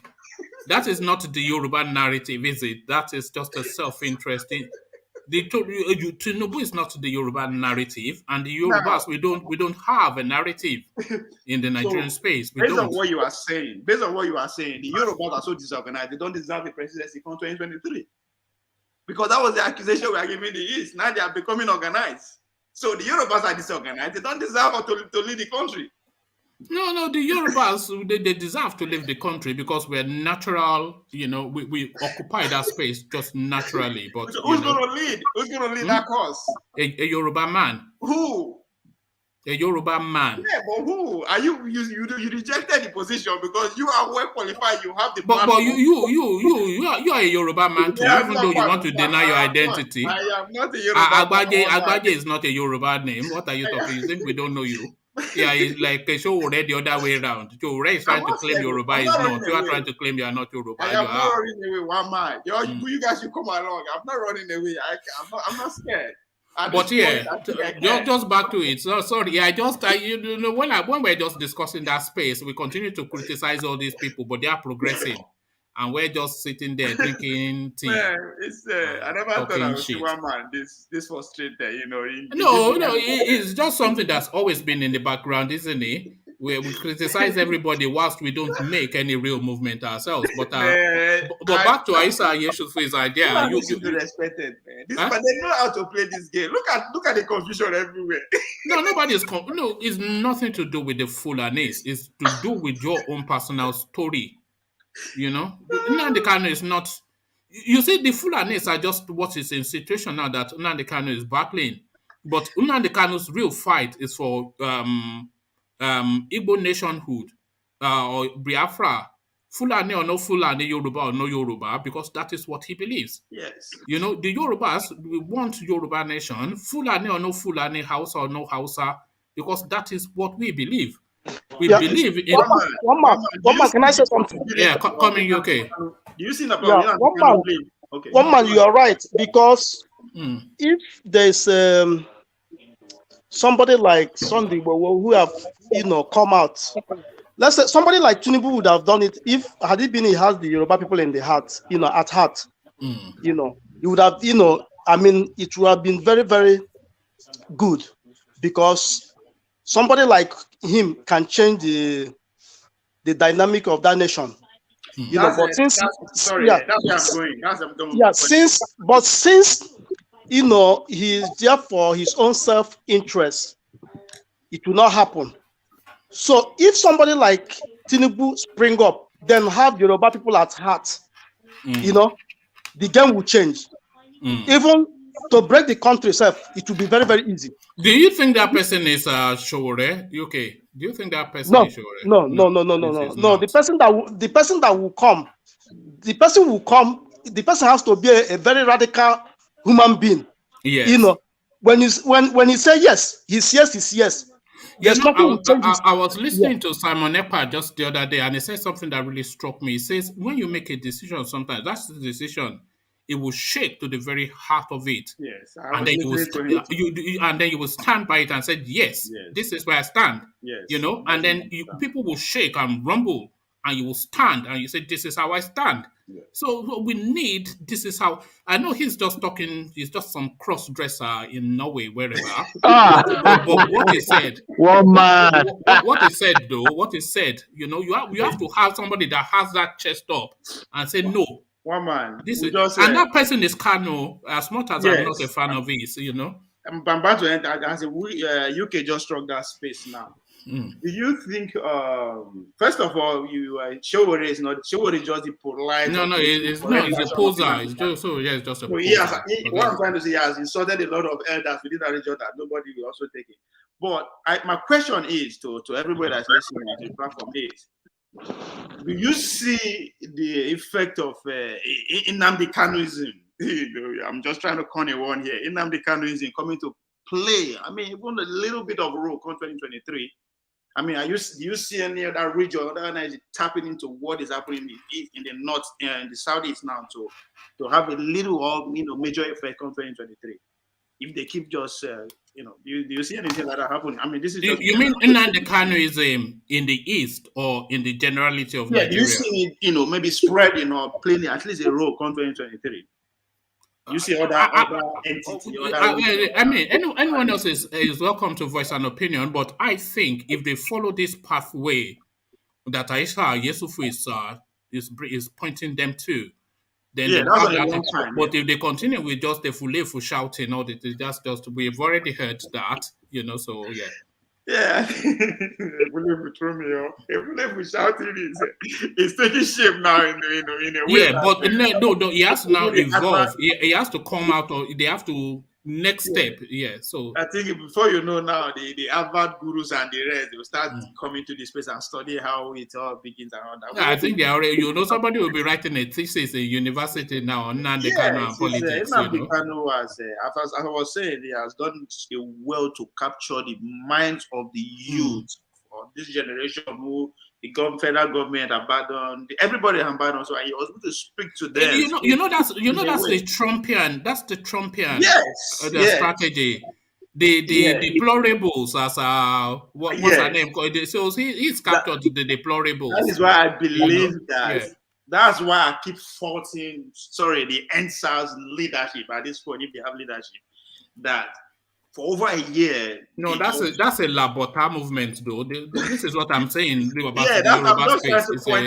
I'm trying to point out what you are saying now.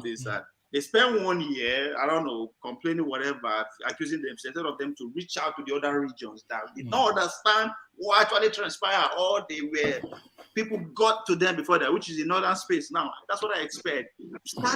Come out, focus on these people who they were using that movement at that time, or they don't understand what you are crying, or whatever it is. Bridge a gap and see where you can go with that. But instead, but you say the NSAS movement is too elitist to be a mass movement, because a mass movement has to speak to Gari and Epa sort of language. And the NSAS movement is not a Gari and Epa. Can I say something? Come in. Yeah, see, that NSAS, let me tell you why that thing fell. You see, most of the guys that is there, their parents' hand is tied. They are the one that get their family, they are the part of the problem of that country. People that die, those ones that die where they shoot, those ones, they don't have anything to, they haven't even reaped the benefit of the country, which those ones that they gone down. But those ones that we are doing as if they are the ones, like heading everything. If you look, because I've been looking at that picture very well. You never see any of them that were gone down. The posh ones. Yeah, the posh ones now. Because as soon as that information comes, their parents might have called them, man, you have to leave, you have to leave, you have to leave. And that is why that thing could not hold. Had it been, it was a rascal one. After that shooting down, now that thing, you will have seen that answer. It will start hitting up. This thing will even become higher and higher. The sound, just like, let me just give you an instance. Just like the way they are killing these IPOB people now. You see, the more you kill them, the more the thing is getting bigger, because most of them, they are not even afraid of dying. So that's the kind of mind that can change that country. People will die. For you to see the paradise, or for you to see the success, it's not going to be easy. People will die. It's the hopelessness in Nigeria that is, when people say that, they are just, life has become such a drudgery for a lot of people, just so meaningless, So if they can die for an idea, at least they find purpose in that, look, my life is meaningless anyway. So if I die for an idea, I die a hero, rather than just fade away into just nothingness. Can I say something? Yeah, can I say something? Yeah. Average Yoruba guy, average Yoruba man doesn't want to die. No, that's we are too problem. Scared. That's nice. We are too scared. Yes, we were school. One man, I will tell you, if NSAS could be let me land. If NSAS could be somewhere in Anambra, they open fire on them. I hope second day, the Igbos, I trust my brothers, they will come out. That you better even kill everybody. But every Yoruba guy doesn't want to die. We are too scared. That is the problem. And if you don't want to die, you can't leave this movement. That is the problem. All right, thank you, Thomas. Let's hear from Meadowman, and then we go back quickly to Vie, who is sitting a lot of his time. So yeah, Meadowman, you wanted to come in. Yeah, one man. Thank you for having me. Good to Hello, have you. everybody. I was just listening to you guys here, and I was just laughing my head up. You see, I think it was Thomas. Thomas, nobody wants to die, whether Igbo, whether Yoruba. People are not different from each other. It is human nature to defend yourself, to run away from danger, to protect yourself from danger. what happens in Nigeria, the case of Nigeria with the Igbos, for instance, is that they are fed up. Nigerians are not fed up enough. Now they have a thin skin because of the past history.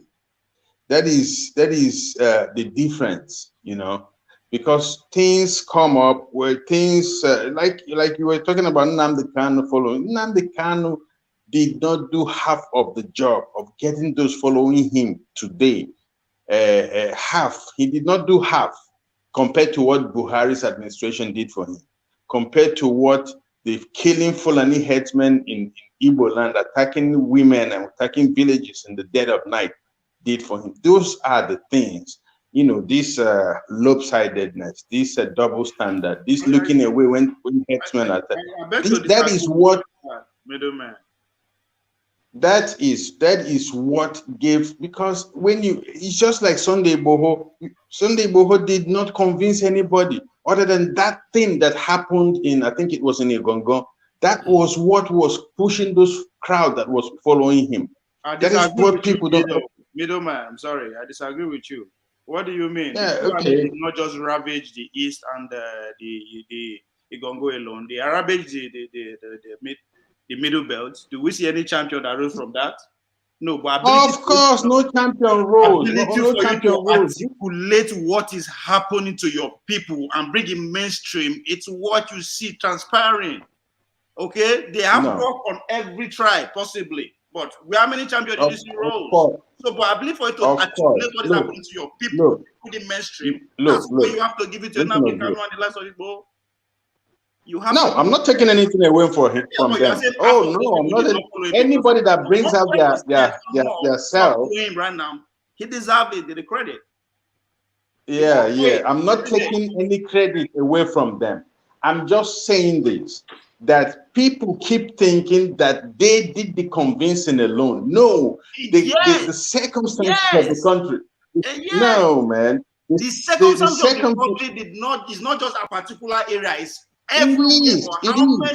How many Idoma champion you see? How many Ibira champion you see? How many Bini champions you see? I mean, give it to these people. They sat down there and what is happening to their people. You have to understand what I'm saying. I'm not trying to take any credit away from them. No, hold on. Let him land. Go on, Madam. I'm not trying to take any credit away from them.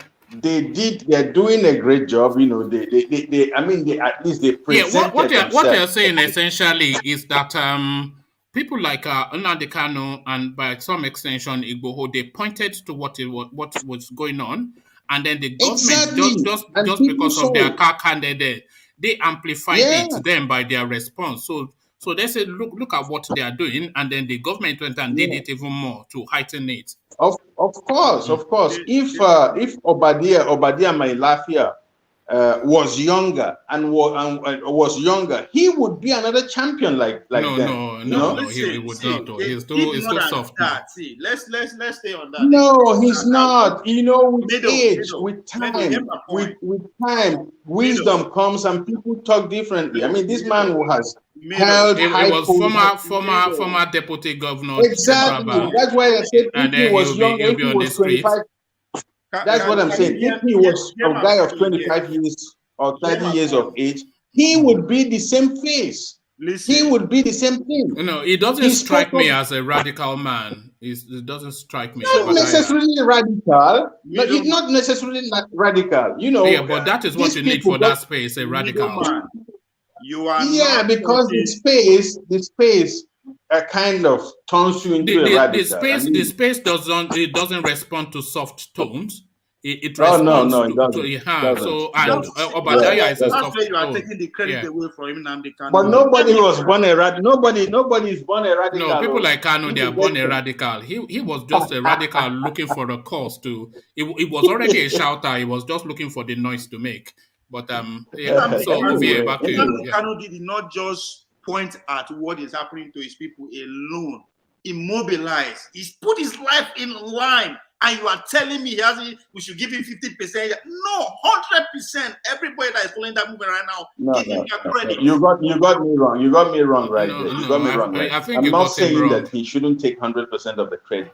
I'm trying to say that the movement, those that follow him today, were more convinced by what is happening in the country.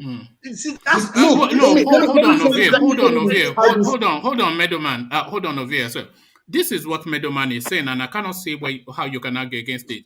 He's saying Nnamdi Kanu did all he did, but if the government had not responded in the manner that they responded, it would not have heightened to the level that it is now.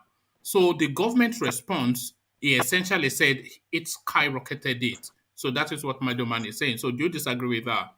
And I am saying you are giving the government too much credit rather than giving Nnamdi Kanu. Yes, federal government. Let's say federal government is the one. Fulani the Earthmen. Let's get straight to it. They did not just build havoc on the East alone. As we speak, pretty much every part of the country. No, we're talking about the East now. We're not. Nobody's taken away from Kanu. I don't think Ovia gets what you're saying. No, I don't understand what you're saying. Dissect. Point, please. I understand what you are saying. Nobody's taking anything from Kanu, but you cannot disagree with what Meadowman is saying, that the government... Let me dissect the genesis of this whole thing for you. What is happening. That's what I'm trying to say. It did more than that. No, that's fine. Nobody's taking any of that away. But what we're saying essentially is what skyrocketed that space was the bad management of the space by the government. Yes, Ovia, listen to the genesis of this whole thing.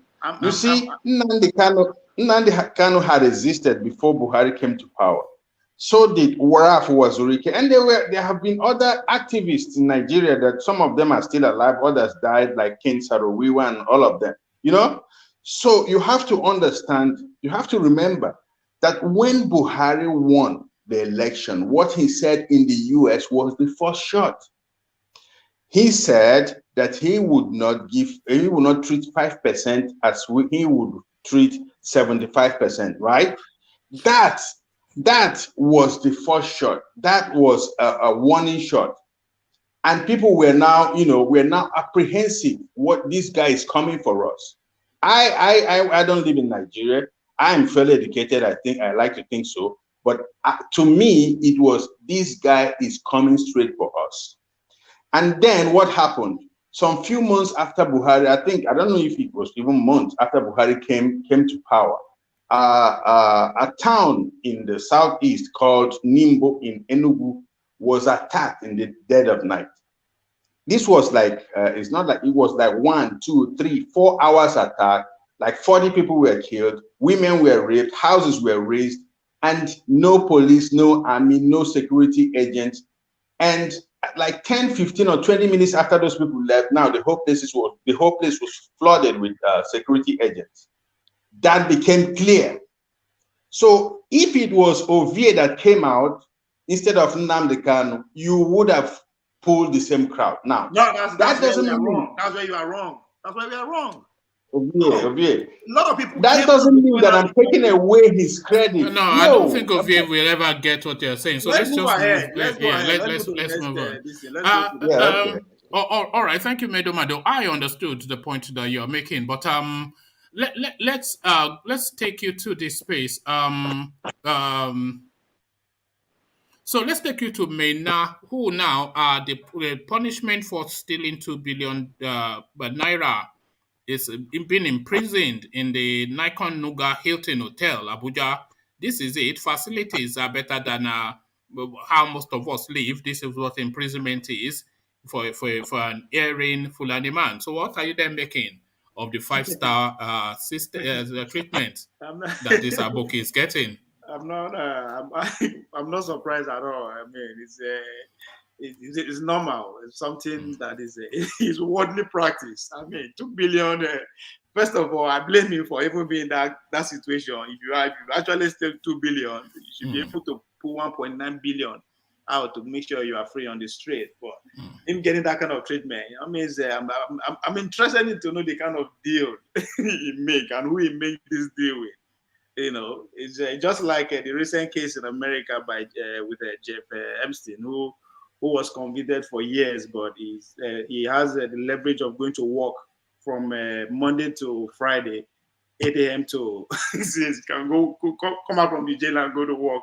So this kind of thing doesn't. I'm just curious. Well, I won't be surprised. I'm not surprised because we know the power that be is their prodigy. So it's just well. I hope it's at least restricted because Thomas was just saying that sometimes they even let them go and sleep in their own home. Or I don't know. I won't be surprised. But You know. again, it's not. One man, That is right. Why right. I cannot say that the kind of deal they make because it's easy to say, oh, in Aboki, that's why it's that. But Farouk is the same person, but I don't think he's getting that kind of treatment. Farouk too. No, he's in his cell, you know. So, so it's not because it's Aboki, but I want to know what kind of deal I mean that he make with these people that is getting this kind of treatment. I hope now that it's highlighted in the public space, this guy is put in a proper cell and is a proper prisoner. Because a prisoner stays in a cell, not in a hotel suite. You know, imagine that. If I, it's just it's okay. Better money. Look at that. That's exactly what I think that's the message they're sending to people out there. I mean, it's ridiculous. It's just ridiculous. It's not that this is a known. Nobody said that years ago he committed this crime. This is fresh. You can see the direct effect of his crime on innocent people who have served this nation for years. But, and one man, he jumped bail twice. You know, you so see? Jumped bail twice. This same man. Ran to Niger Republic.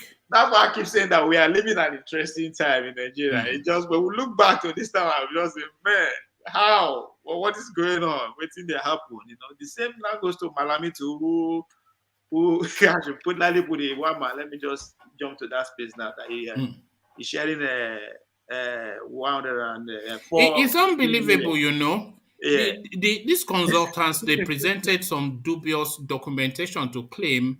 Look, we are not. By the way, over here we're not talking naira. We're talking dollars. $418 million.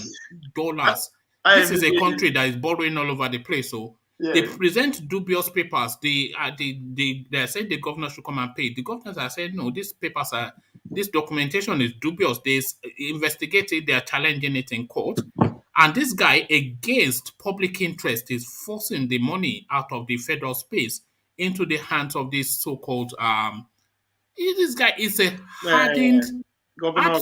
Is the biggest criminal known to mankind. This Abubakar Malami. One man, please. Can I ask you one question, please? Let me ask one man's question. What is the Malami doing with money? Is he the Akata General of the nation? What is all of these spaces that is in? It shouldn't be in those spaces. That's what I'm saying. It shouldn't be in those spaces. You know, Akata General and the law that they are telling him to take care of is always losing cases, but where his business is not, it's always poke nosing. Wherever there's a dollar, there's Malami. Anywhere there's a dollar, there's Malami. Now that he's in that space, now let's talk about why I think he's in that space. You know, it's just like the chairman of Governor Forum says, he said it's not 418, it's 419, 419 million. So, but again, I look at it critically because I listened to Fahemi very well and keenly. He said the negotiation has been going on the ground for 7 to 8 months, right before Malami decided to come into the public space. My question is, assuming this money is not taken from their monthly allowance, let me use that word, we would have known about it. No. That's not the question. The question is, whose interest is Abubakar Malami serving? The Nigerian states, they are trying to save themselves money that they don't feel they owe to these people. And Abubakar Malami is acting against moves that is being made by Nigerian state governors not to pay money that is not owed and is forcefully paying that money. So whose interest is he acting for? That is the real question. Who is he serving?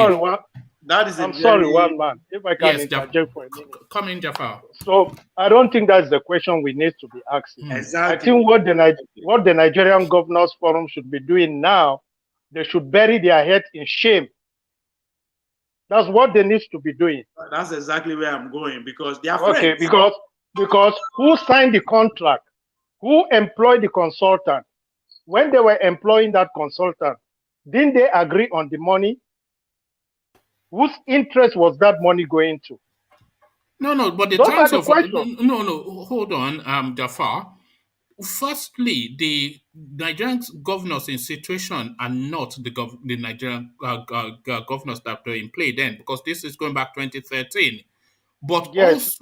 also, those consultants they were commissioned to recover money, which is known practice, but the terms and conditions and what was actually done. Let's take the local governments, for instance. These guys are invoicing the local governments for monies recovered, and the local governments are saying that they never recovered any money for them, and they did not commission them to recover any money. So a job that was not done, that was not commissioned, not done, these people are invoicing for, and Abubakar Malami is signing the checks for it. So this is the thing. It's just theft. I'm so sorry, one man. Yeah. Yes. I don't think the governors are being serious. I think they are thinking we are all bunch of idiots that can't think for ourselves. That's what I really believe, sincerely believe, the Nigerian Governors Forums are trying to do here. Okay. Why did they allow the federal government 2016, 2017 to make payments on it without raising issue? No, that's not a tacit approval. No, it's not a tacit. It's not an approval in totality, because the quibble is partial. not. No, it's not in totality, because the quibble is not is money owed, but how is that money owed and what for and how much. So because they cited an example of somebody that went and rebranded his presentation to present a new set of demands, and that was signed off by Abubakar Malami. They are saying they want to forensically examine a lot of these. It's a bit like those ghost workers that they have in all the ministries. So we have now ghost presentations by consultants being signed off by University. My question to the Nigerian Governors Forum is that in the 36 states that they represent, they don't have qualified civil servants who could actually to do the job that they entrusted to this consultant. No.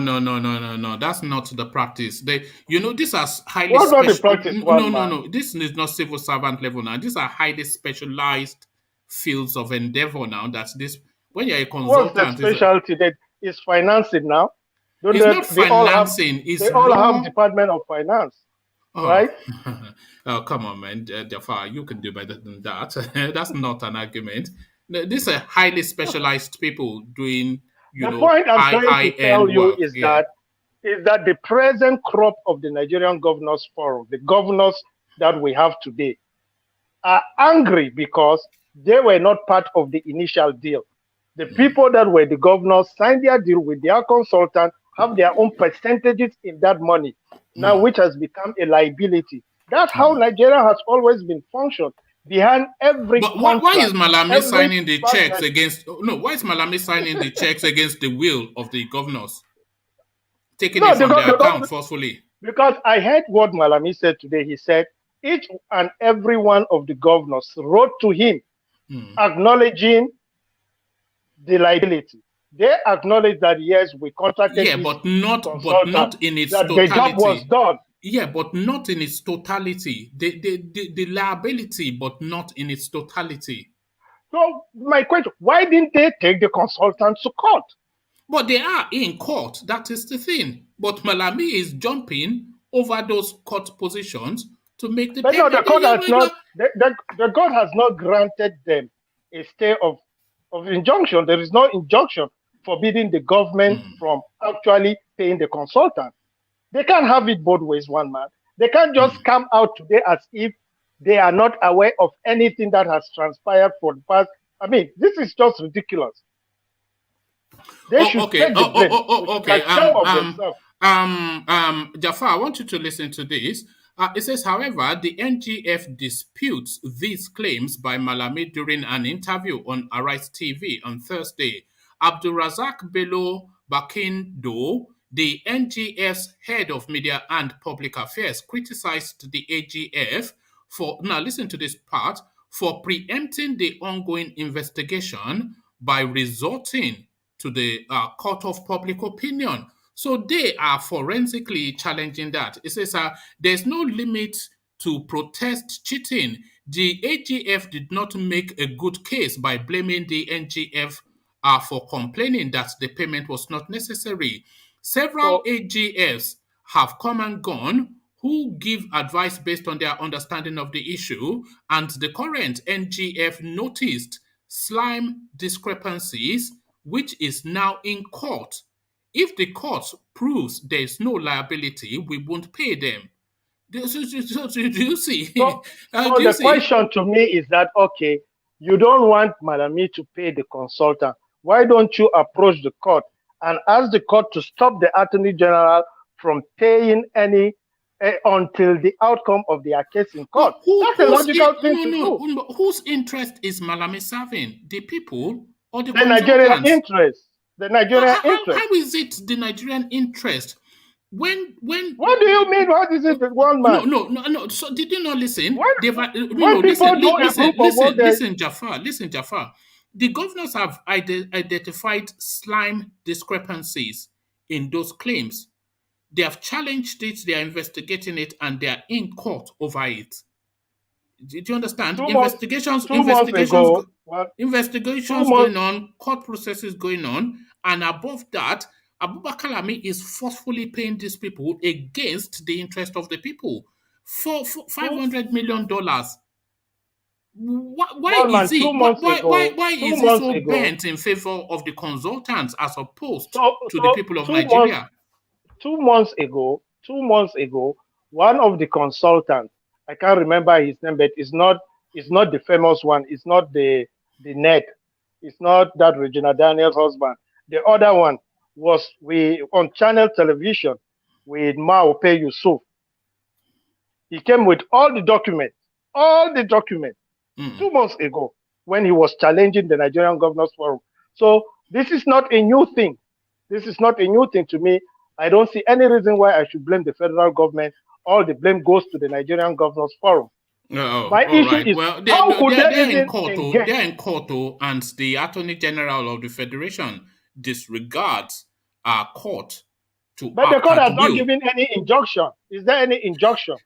Not to pay. What are you talking about, Najafar? The governors are in court, querying the veracity of the monies owed. They are in court.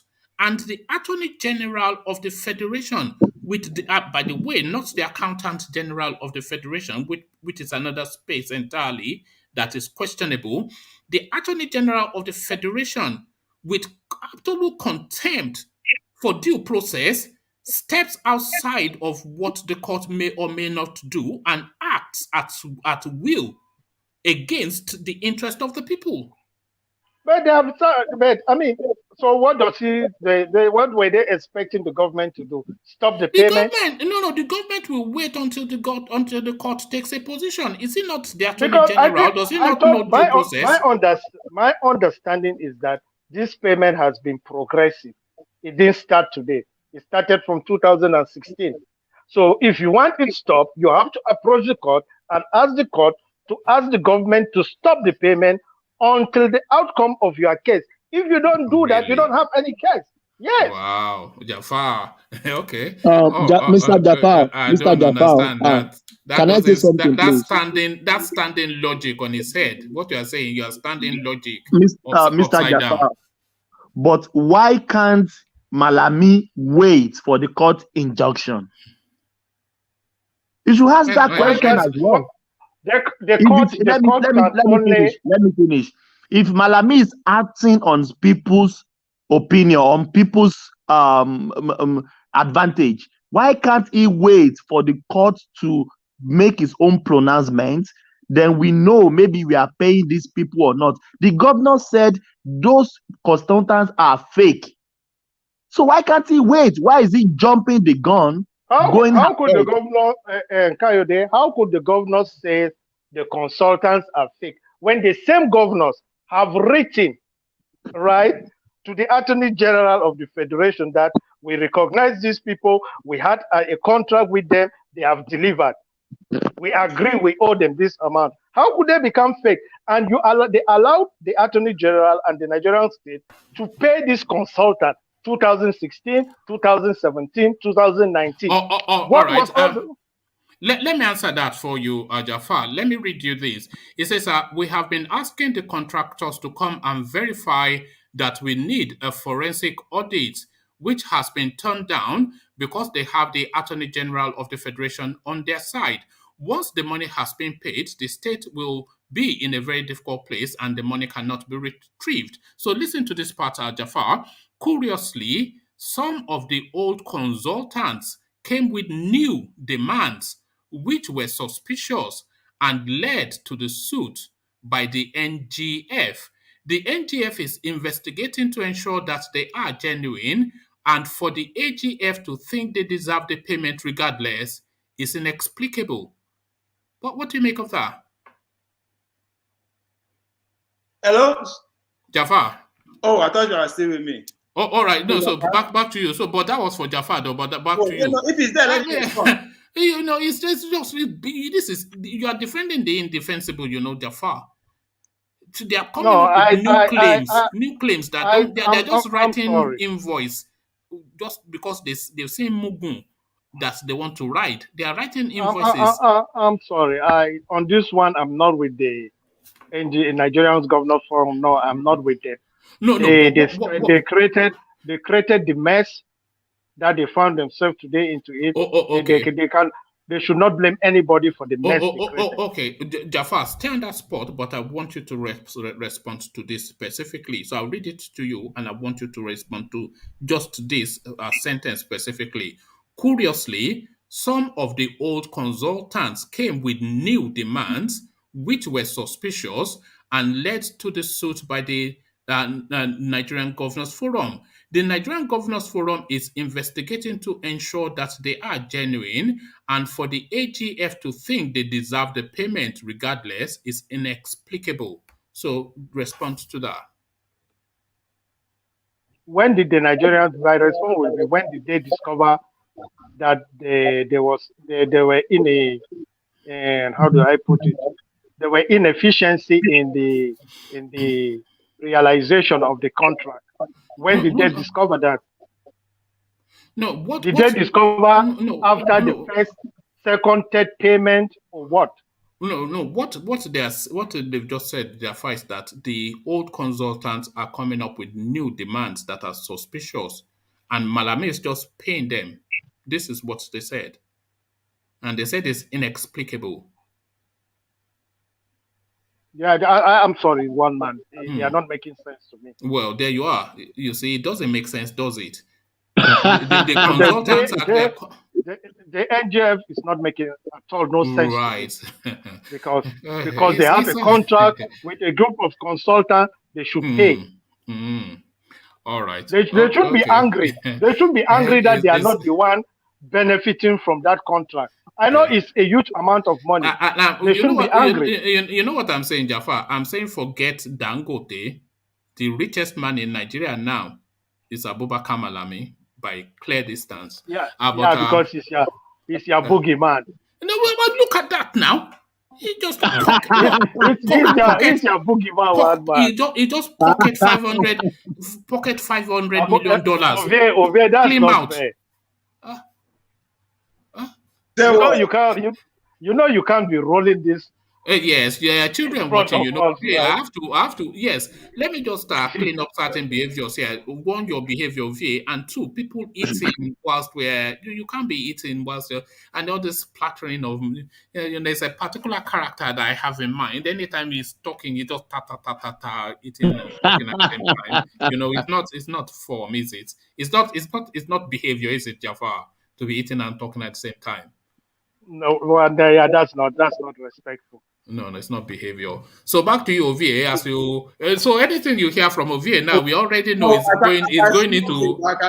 I can smoke it, but I cannot roll it. know you what Jafar is saying that is that it's not a good look for a family for a family friendly show for us to be seeing you blazing blunt when children are watching. Make I begin pretend then. Maybe we should all start being politically correct and start pretending. So we can. Let's not pretend. No. Let's be mindful of our children. Yeah, what you do in your own privacy is your own privacy now, but we don't have to. As you say, so there you are. If you want to smoke your, but anything you say after this now, we know is Igbo talking anyway. So give us the Since when? Since when also they go beyond the roadblocks? No. Well, people they say it's not a good look. And I agree that it's not a good look. But still with Abubakar Malami, of course, we never leave that space. So they're now telling us that they've arrested the people that went to raid Justice Odili's house. And they are saying it's Babalawo and journalists and lawyers that went to raid the place. This is Lai Mohammed territory now. He's unbelievable. They're saying it's Babalawo and journalists and lawyers and fake people. But just to look at the narrative that they are painting, these people they went to get a court warrant to go and invade this woman's house, and they are telling us they are imposters. When have you on this planet ever heard of imposters going to a church to get a warrant to effect, an invasion? It's just Abubakar Malami, of course, the person that led it, one Ojodo. He's saying that he is a direct staff of Abubakar Malami, but Abubakar Malami is through his guy Gwandu. They are saying, His Excellency is most revered, His Holiness Malami is too righteous and pious, etc., etc. So can you just believe this storyline that it's just too offensive to even contemplate? There's Babalawo and journalists. This is what they are telling us.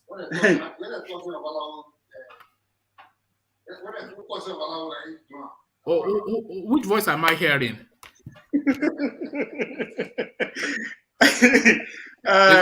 Is that your pal in the background that is making noise? Show your face if you dare. Are you brave enough to show your face? Who is this rascal? You want to respond? You get mouth, you get face. I would say get my get face. You know they talk. This is the one. Look at this guy. Ovie, effect an arrest immediately. That guy, Is it the one encouraging you to smoke Igbo? Mama, tell me you don't know that voice. It sounds familiar. That's Mike. Be a boyfriend. Oh, the same Mike. Mike. Look at that. I knew it. Why is it now sounding like one of your? He used to have a Yoruba accent. Now, what's happened to your accent, Mike? Mike is not a Yoruba man. Mike, the Mike, our own Mike. Yeah, it's mine. That's Mike. Mike. Now, Mike. No, Mike yourself in the US. Man. Mike. The runaway soldier, the under the duvet soldier that runs away from a demonstration. Look at that. They don't want to believe they don't use that. See that here. No. That's not Mike's voice anyway. But Mike, come back later. No, one man on the most serious note, that's Mike. All right. Yes. What is he doing with you then? You see, this is what man went to bringing people together. You never even knew each other existed until you met me. But then, you see, I'm creating friends. When I opened the door for him, I told him, and I said, "Come, we went from virtual world to the physical world." This is it. So I'm just waiting for the. I'm waiting for the one man went to more wedding, but we don't have enough women. I'll move from my area. I move from my area. So is he squatting with you? You better make sure it's paying rent. Are you a squatter? Are you a squatter? No, it's to his area, not to his house or his area. Yeah. So you're saying Mike is not a Yoruba guy? Is that what you're saying? It's not a Yoruba guy. Why is he talking about Ifa and everything here? Look at that. Like I always knew there was something not quite 100% about the guy. So even from his accent, I could tell that is not. I could tell that guy is not a Yoruba guy. His accent. Rational man, go ahead. I'm here to talk, Mike. Listen to talk, man. Don't worry. I say, you they claim say you sabi Ifa, you sabi what do you call them? This Odu Ifa and everything. You they claim say you, I mean, and you're not a Yoruba man, and then you're talking about it like as if I mean, to me, it's just like I'm just saying. Rational man, I don't say it's on the floor and smoking. We don't introduce you to go smoking. I don't smoke. Never smoke in my life. Which I tell you, say I claim shall be. I know everything. I know if I. Which I tell you that one. One man. Are you not here? Are we not all here when this guy they claim say this guy claims not only that he claims to be a Yoruba man. You see, I'm a Yoruba man 100%. So I don't need. And he said he knows Odifa. That's what he said. Not only that, he tells us in detail when Ajande Koko comes, he will come and expose one man, the guy in a two-face. Yes, I got that. Question, rational man. Look at that. He said, this is Alexander. He says, it's obvious smoking marijuana live on screen. I know the guy sound like No, that's a fake news. This is fake news. I wasn't smoking. I never smoked. Fake news. All right, but back to the politics of it and back to just this nonsense that we're hearing. So you agree even the suspect points to Malami, but of course, you know, they're running essentially the country like gangsters. It's just a gangster, like a mafia. You know. Yeah, yes, it's 100% Mike. So it's a life here. So one man, credits to you. You know, we went from a show and making a one-on-one. There's more to talk on that regard. It's good. I never smoke. I just want to let you know that I'm kind of leaning towards what Jafar was saying about Malami. You understand? They are all friends. Now, why is it that they come from and speaking out now? Is it because the team won't touch their pockets? I mean, they've been paying out. Nobody hearing about it. They've been quiet about it. So, nobody will come back later and I go say, oh, you don't smoke. Now they can't talk like that. So that's why I'm just putting that one out there. Then, the career that they analyze, they're parading about the suspect that invaded Odili. Now Jafar, sorry, now the kind character where you go they talk, say make them know they come on TV on air, they talk with this. They should just keep quiet rather than condemning me. Say they smoke it go. It's absorbed. Our children go they hear say all this kind of rubbish. How you go say that the people that you are paraded are not the suspect, the only suspect, and these people are not police people. So I can order person, or I can go myself, just walk to a judge and obtain whatever it is to come and harass you. It's ridiculous. So those are the things you're not supposed to talk. Our people that know come on TV, they talk. I mean, those who are involving our leaders, they should just keep quiet. They should not even say anything. It sounds very stupid. It's almost it scrambles the brain just. What the dish they serve us in Nigeria. We're talking about people that went to desecrate the house of the second most senior judge in the country. And these people, they said they came from some anti-something crimes, whatever. It was a multi-agency team that came, police, army, etc., which is how they operate. And they did not just come knocking on the door because they know they were going to a justice's house. They went and they got a court warrant. The judge that gave them the warrant, he told us that he gave them the warrant. And you're telling us they are imposters. Which imposter will go and get a court warrant to go and effect an invasion on the house? So it's just, what they serve us in that country is just unbelievable. Is that not the same when Nigerians come here to talk every day? You know, Nigerians are liars, man. You are just the leaders are the same as the people, so there's no need. You all need to change your mentality. That's the solution to Nigerians' problem. You all need to admit that we have this bad mentality of being dishonest and being just treacherous. That's the mentality of average Nigerian. So you can sit here and say they did this, the leaders did this and that. It's the same way everybody raising in Nigeria. It's the same way when people come every day. It's the same way they talk. They go say one thing, they go create story, you know.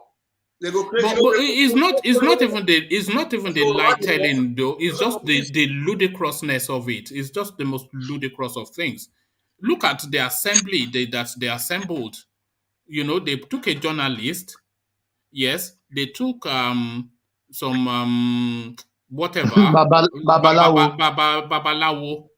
And then they sprinkled some rascal, some person that they say is a whistleblower. And then they put one man. Hold on. They put some person that they say is a fake policeman, and they mash everything together and say these are the people that went to get warrant to go and attend a senior judge's home. This is the story that they are presenting. That's why. So there's lies telling, and they it's almost is the problem. See, that's why I say we are living an incredible time. They'll bring the youth that's rolling. Obey, stop what you are doing. Nobody says you are a problem. Nobody is stopping you from running. All what you will say it's not fair for you for the doer when we are not doing it together. There you are. Jafar. Ovie wants to be a rebel. That's what he wants. He's desperate to be. Across. You are not convincing me. You understand? I am not. We have bigger problem. What we should be focusing on than somebody like me. They really don't worry about it. You just consider yourself told. You say don't smart. You know where you're headed. So I move on to the top politics. What am I trying to say here? I mean, things like characters like this, man. It's ridiculous. As I said, our children will look back to this time and laugh at us. We would they tell us, we would they sit down, they listen to them, they follow them. Now they go laugh at because it's ridiculous. It's just like this is national. At this time of age that the whole world they see anything where you do, and look at what we are doing. I mean, again, now we are the receiving end, and just to fool us. How are they going to make that story hang together? Because Wike is not accepting it, I am not accepting it, and you certainly are not accepting it. That it is Babalawo and journalists. They know eventually Nigeria will accept it. Before they told you that snakes swallow. But we don't accept it now. Nigeria forget. We believe and move on. That's what I'm saying. They know eventually you will move on. So they know that. They know you just move on. They should just keep quiet and look they go like that. Coming out to dramatize it, it just insult on injury upon injury. They just give you story, give you 2 weeks and you move on. It's ridiculous. We should be even more focusing on the bill, the indirect vote and whatever. That's what is happening now. But look at what they are. Okay, so give us a feel of that space then. I'm not taking up this topic. I'm just saying that is give us a feel. Because you were telling me over the phone just that. So yeah, what's that bill? It's just the both argument from both sides. It doesn't make sense. They say, direct primary. For me, I think that is the best. You mean for the parties? At every level, when it comes to an election, let the people decide who they want rather. But that is a party matter, surely not a constitutional matter. Even the party, they should not leave into the hands of the few. They should allow every party carry member and participate and vote for who they want as their secretary, as their chairman, as their all the primary election. It should be like that. But of course, we know how things go. But the argument against that, it's going to be too expensive. And they cannot afford it. They don't have personnel and all. Come on. So they are just again trying to see how they can take our own little way we can. We would not believe that our vote not really hold any water. But at least that feeling of I participate and I may vote for my local government chairman rather than saying few delegates coming at first and elect who pay them more. Just like somebody was giving an analogy on Horizon that some people have been on salary for the past 2 years already. Some delegates, they have been on salary already for the past 2 years. So and those are the people, so going direct, I don't care how expensive it's going to be. They borrow money to do rubbish anyway. So they should go follow for this money and run an election in an acceptable, manner. Not that I know the either way they will see rubber, they will see do it, they will see maneuver, manipulate and everything. But it should be an ounce of acceptance. I say, okay, yes, this is how it goes. But they are excluding us from even talking about it, participating about it. That's why they are bringing all these rubbish, parading idiots saying that then be the people invade, say then pay 119 million to. These are just distractions. They don't want us people to actually focus on issues around and see how we can hit on. Even though they have the power to do and undo based on say that they steal and we can't do anything about it. All right. Oh, all right, thank you, Ovie. Ovie, just to progress, let's go on to Jafar, who has joined us. And Jafar, let me take you to the eastern quarters via Ovie's home state.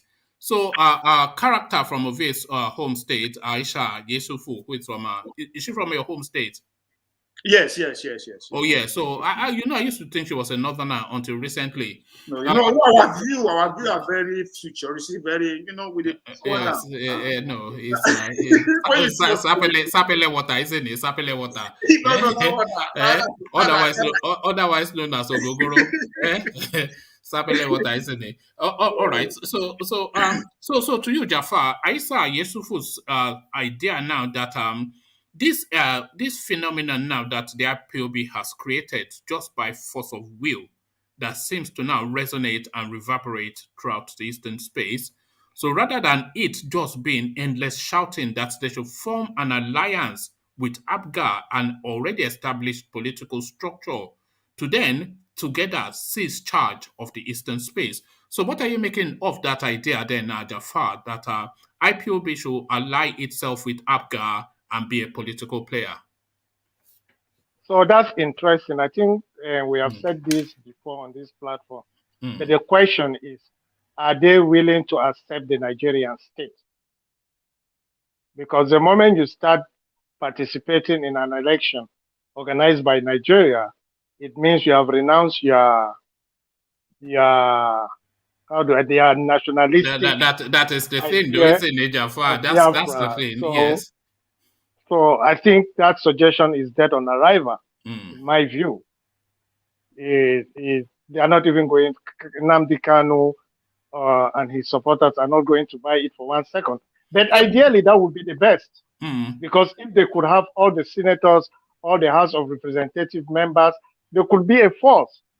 That's how you can legally. But is that not the evolution of that space, though, Jafar? Because that was the trajectory of APGA. They started off as a secessionist movement, went through a war, and evolved into a political party. So that's the natural pathway. We've seen that happen once upon a time within that space, APGA being the birth child of the Ojukwu struggle. So can you not see that synergy, Jafar? Then to you, UK, Jafar. Yeah, I personally don't see it because the idea of a Biafra nation has getting a lot of support of recent in that quarter. I don't see Nnamdi Kanu accepting it, or except if he is promised to be the Nigerian president. Probably that may make him. I mean, why would he not accept it? Would he not accept it for reasons of ego or for political expediency? Because if he joins APGA, then he would not be as powerful because then he has to share power with. Absolutely, he can only be a governor in one state. Yes, and his ego, I don't think would allow that. Yeah, I really believe that he passionately believes in the causes he is projecting. I think he passionately believes in the creation of a Biafran state. Do you think it does? Do you really think it does? Do you think? I think it does. Do you think he believes in Biafra, or just he told that story long enough and he has now found himself in this space? Do you think it's propelled by self-interest or the greater interest? What do you think drives him? Self-interest or the greater interest? Greater interest, Mr. Woman. Can you, Radio Biafra, settle down? Yeah. I really don't like to interpret motive on people's behavior. No, speculate. We are speculating. We are political commentators, so commentate on politics. Yeah. Oh, Lord. I'm not sure. I'm really not sure. No, it's not about scared. I want to be careful. Can I say something? Yeah, come in, the UK. Yeah, Jafar, the first statement Jafar made, it was a very valid point he made. He said that they will not ally with any political party because they already call themselves Biafra. Yes. You know, and so because of that, if they go back and align with APGA, which means they are Nigeria, which that is the end right there. Yeah. So let me tell you. Imagine what Lai Mohammed will make of that. He will go to town. Yeah. Okay. Let me tell you what is there. Nnamdi Kanu already said that. One, all he demand is referendum. If they push that referendum, after the voting, if you want to belong to Nigeria, you belong to Nigeria. If you want to belong to Biafra, you belong to Biafra. I mean, he's not like pushing everybody. But is that referendum not better and quicker gotten through politics than through agitation? Is it not an easier pathway through politics to get the referendum? Well, for me, if you look at it very well, as based on what you have been saying, if we take it through politics, I mean, going, like as you said, sweeping the whole eastern region with a political distance, but the fear is that, if they join the political party in Nigeria, they'll be corrupt. You see what is going on? Is joining politics and seizing hold of the eastern region, is that not in itself a referendum? So if IPOB essentially controls all the state houses in the east, that is a referendum. Yeah, based on what you are saying, if you follow that path, I mean, it will work. But the thing is that when you give people like when you begin bring like people that run this thing, some of them, they might change their mind based on what they are seeing. Because right now, money have not involved, because if money involved, a lot of people mind will change. You see the fear. That's why he keep pushing that Biafra so that nobody will be thinking about that Nigeria. And that's why he captured a lot of hearts, a lot of young the heart of people, because he has been telling us that, based on what, since the inception of Nigeria, nothing good have come out, more especially in that eastern. Look at the road, the politician, when they give them money, they will eat the money, they won't do anything.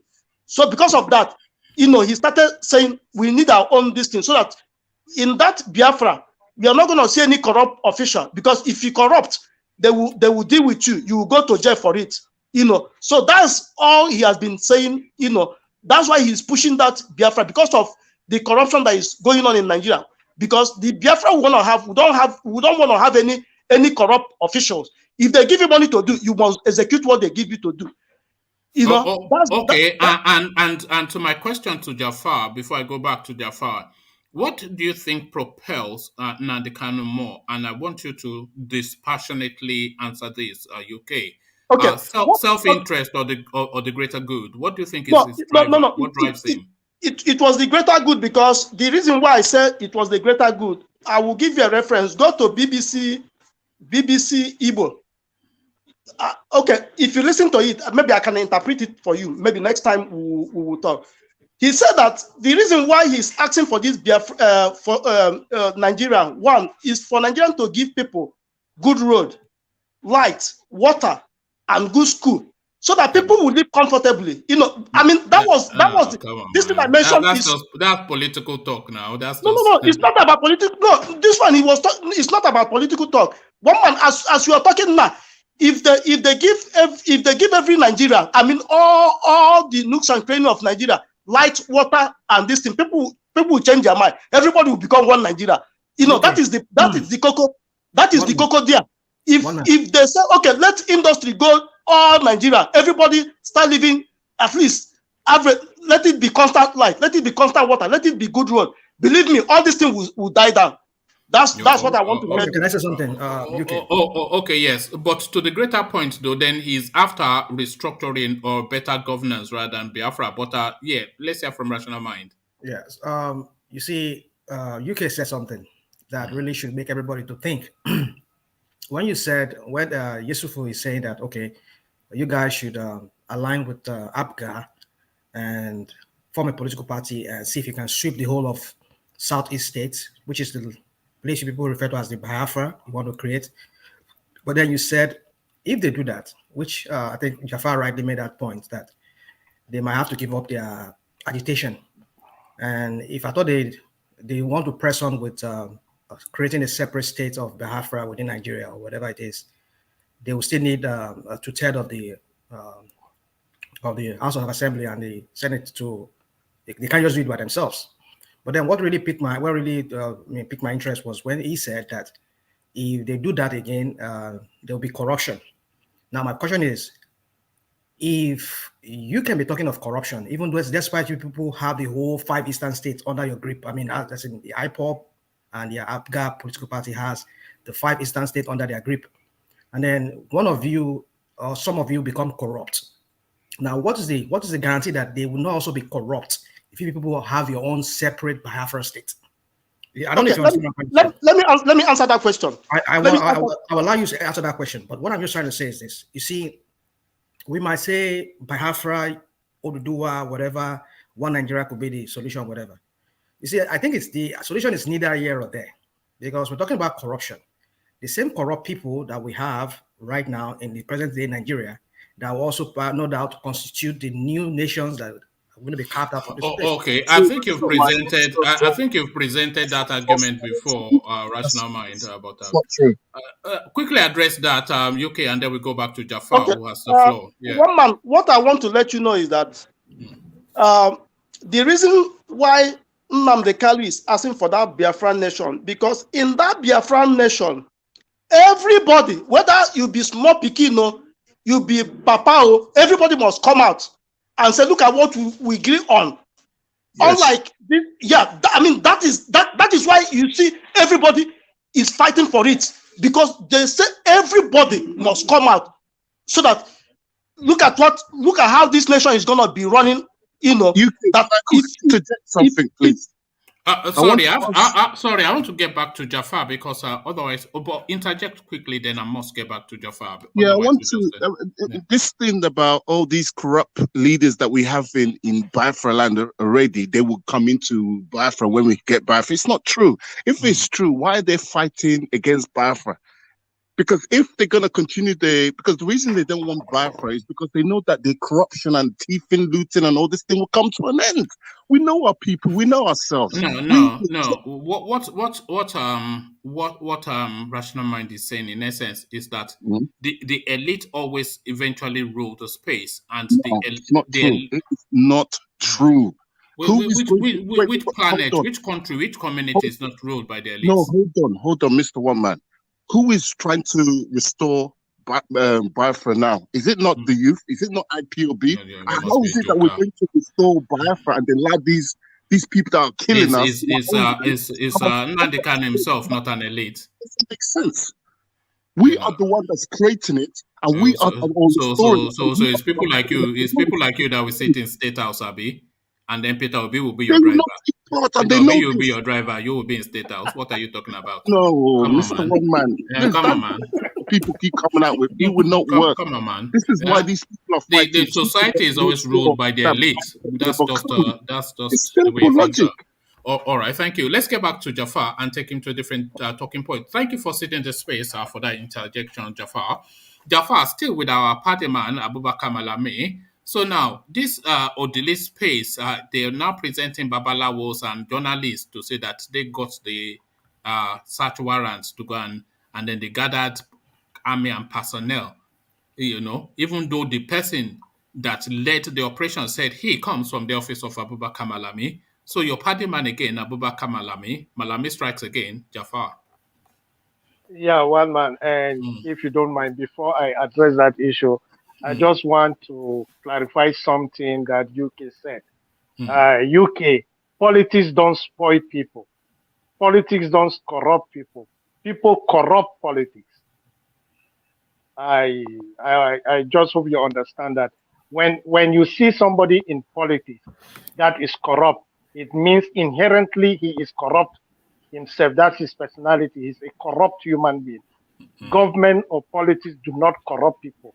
People corrupt them. So coming back to that issue on the people that were displayed as the one that invaded the residence of Justice Odili, that's interesting. When I saw the name of these people, I'm like, wow. What will be the thing that came to my mind one man actually was, what will be the reaction of the judge that actually signed this search warrant? You know, I have always had an issue with that judge. So that's the first thing that came to my mind. Okay, so are you trying to tell me that somebody faked himself to come to you and say, okay, I need a search warrant to search this house without giving you a name, and you don't even know this person, you cannot identify him, you don't know from which ministerial department he's coming from, which law enforcement agency, you just go ahead and sign it. So that's the first thing that came to my mind. Okay, the second thing that came to my mind, I'm like, okay, are these people denying it? No.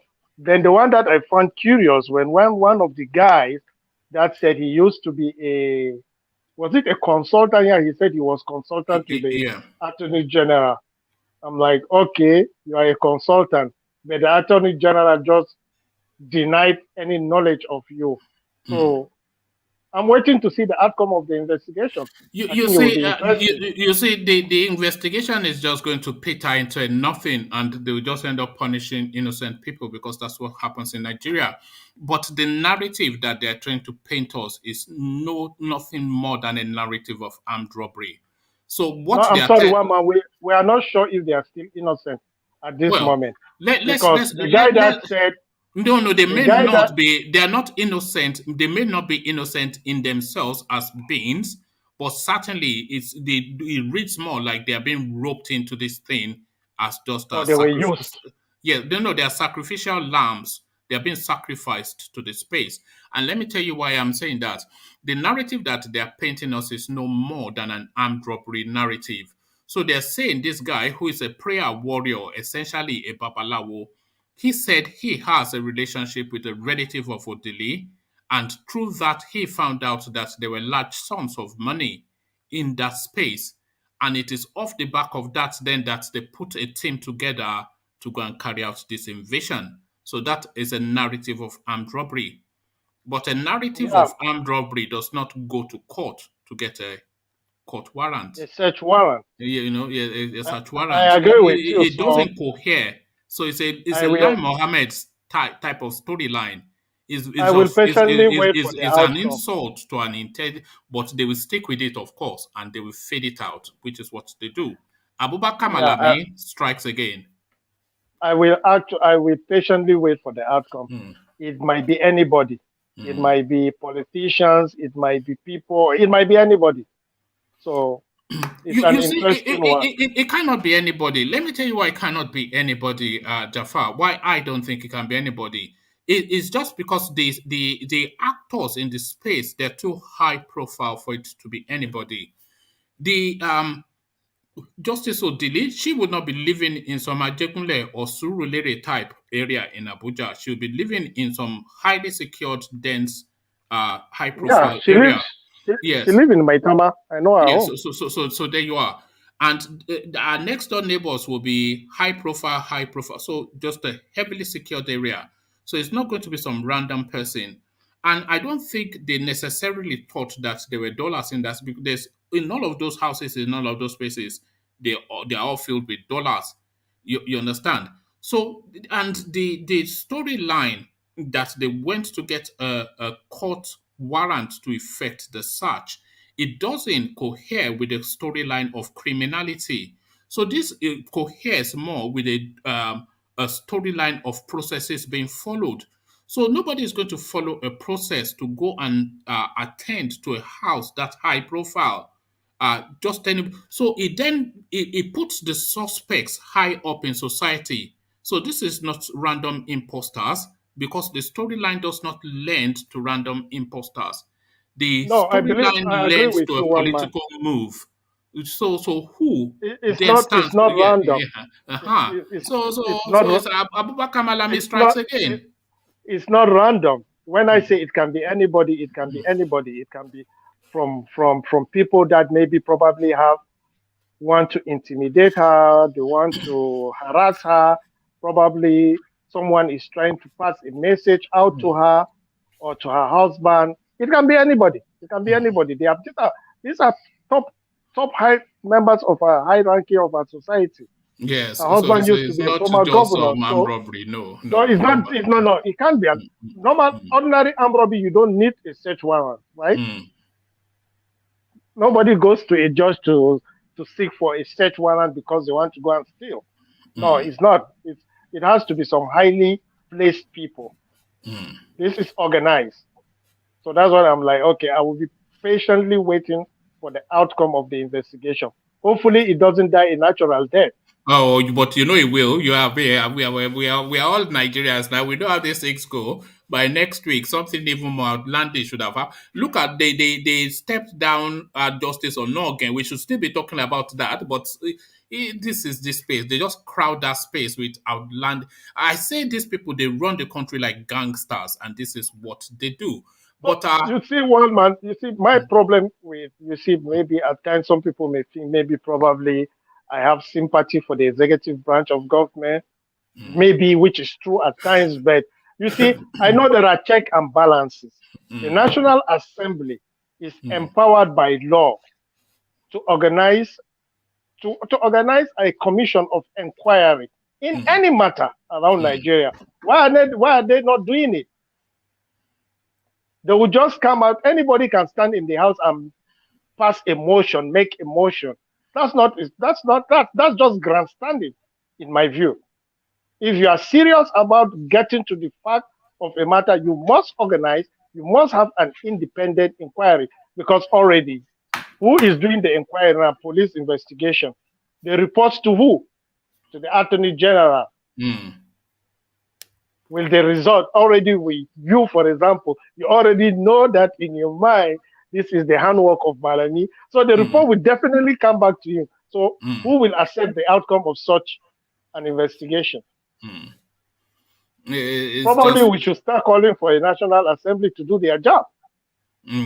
Well, well, anyway, it's a funny one. But we talk about crime and punishment, a Nigerian style of crime and punishment, of course. Are crime and punishment always, in fairness, a different narrative for the privileged? Certainly a different narrative for Abdulrashid MAINA, who just wiped his mouth clean after having, they say snake swallowed money. He swallowed 2 billion naira. But the punishment for that now, the judge sentences to 8 years in Nikon Nuga Hilton Hotel. AC, foie gras, croissant, caviar, all this kind of delights, French champagne, etc. This is the life that this guy is living as punishment for 2 billion naira. So what are you making of that then? 5-star treatment for a hardened criminal. I'm not surprised. What do you expect? He has money. I told you the last time the whole process regarding his conviction is a joke. How could someone steal 2 billion and you give him 8 years imprisonment, which you know already, and you said it's starting from 2015, when he was not even in jail. He was not even under police custody. So who will not do it in Nigeria? Who will actually see 2 billion and 8 years in prison? I think the judge said to recover 1 billion from him as well. So I hope they're able to do that, because it should feel just some sense of punishment for wrongdoing. There must be. Are you sure he even have 200 million naira now? No, he would have spent it all, wouldn't he? He must have buy his way. You just said he's living lavishly in his prison cell. You think you could just live lavishly just like that? Just like that? No. Money has gone through hands. Yes, that's unfortunate. That's the Nigeria we have. That is the Nigeria we have. But is that the Nigeria we want, though? Nigeria must be restructured before any fraudulent election in 2023. Pa Adebanjo blow hearts again. The man has never spoken about anything else. He's saying, look now, this thing is not working. So why are we just continuing to, pretend? That's not going to happen. It's not going to happen. It's just wishful thinking. At all or before 2023? Before 2023, and it would take a while. It will take probably a new generation of leaders. Do you think Nigeria, how long do you think Nigeria can carry on in its present form, this push and shove that we have been doing for God knows how long? As long as the politician can get away with it. Because the people that are in politics like it the way it is. It is in their What do you think the fear of restructuring is? What do you think people fear about restructuring? People will lose power. And all the benefit that comes with it. One man, please, what is the definition of this restructuring, please? Jafar. Yes, what is your understanding of restructuring, Jafar? Yeah, and then I have mine, but what is yours? So restructuring is not about what is my or what is your own definition of it. It depends how far we are going to stretch it. Definitely what restructuring means is that you have to review every aspect of governance in the country, all the legal framework. So the first question we should be asking ourselves, what kind of a nation we want for the country? If it is federalism, what type of federalism we want? Do we all agree we want federalism? If that is what we want, so how far will the devolution of power go? That's one. Because you still have people that don't believe in federalism. You have people in Nigeria that believe in confederacy. So is that what you want? So, I mean, there is no unanimity in the kind of restructuring that people are clamoring for. People are just clamoring for restructuring without I think people have broad strokes as to what they broadly. So it has not been brought to. There is no national consensus on what kind of restructuring we want, and I think that's the debate that needs to take place first. Yes. So let's start the debate then from this space. What I think maybe not universally, but largely everybody agrees is that under its present form, Nigeria does not work and cannot work.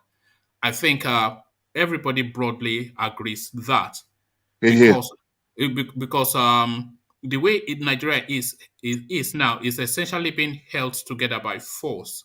You know, people almost feel they're being held against their will.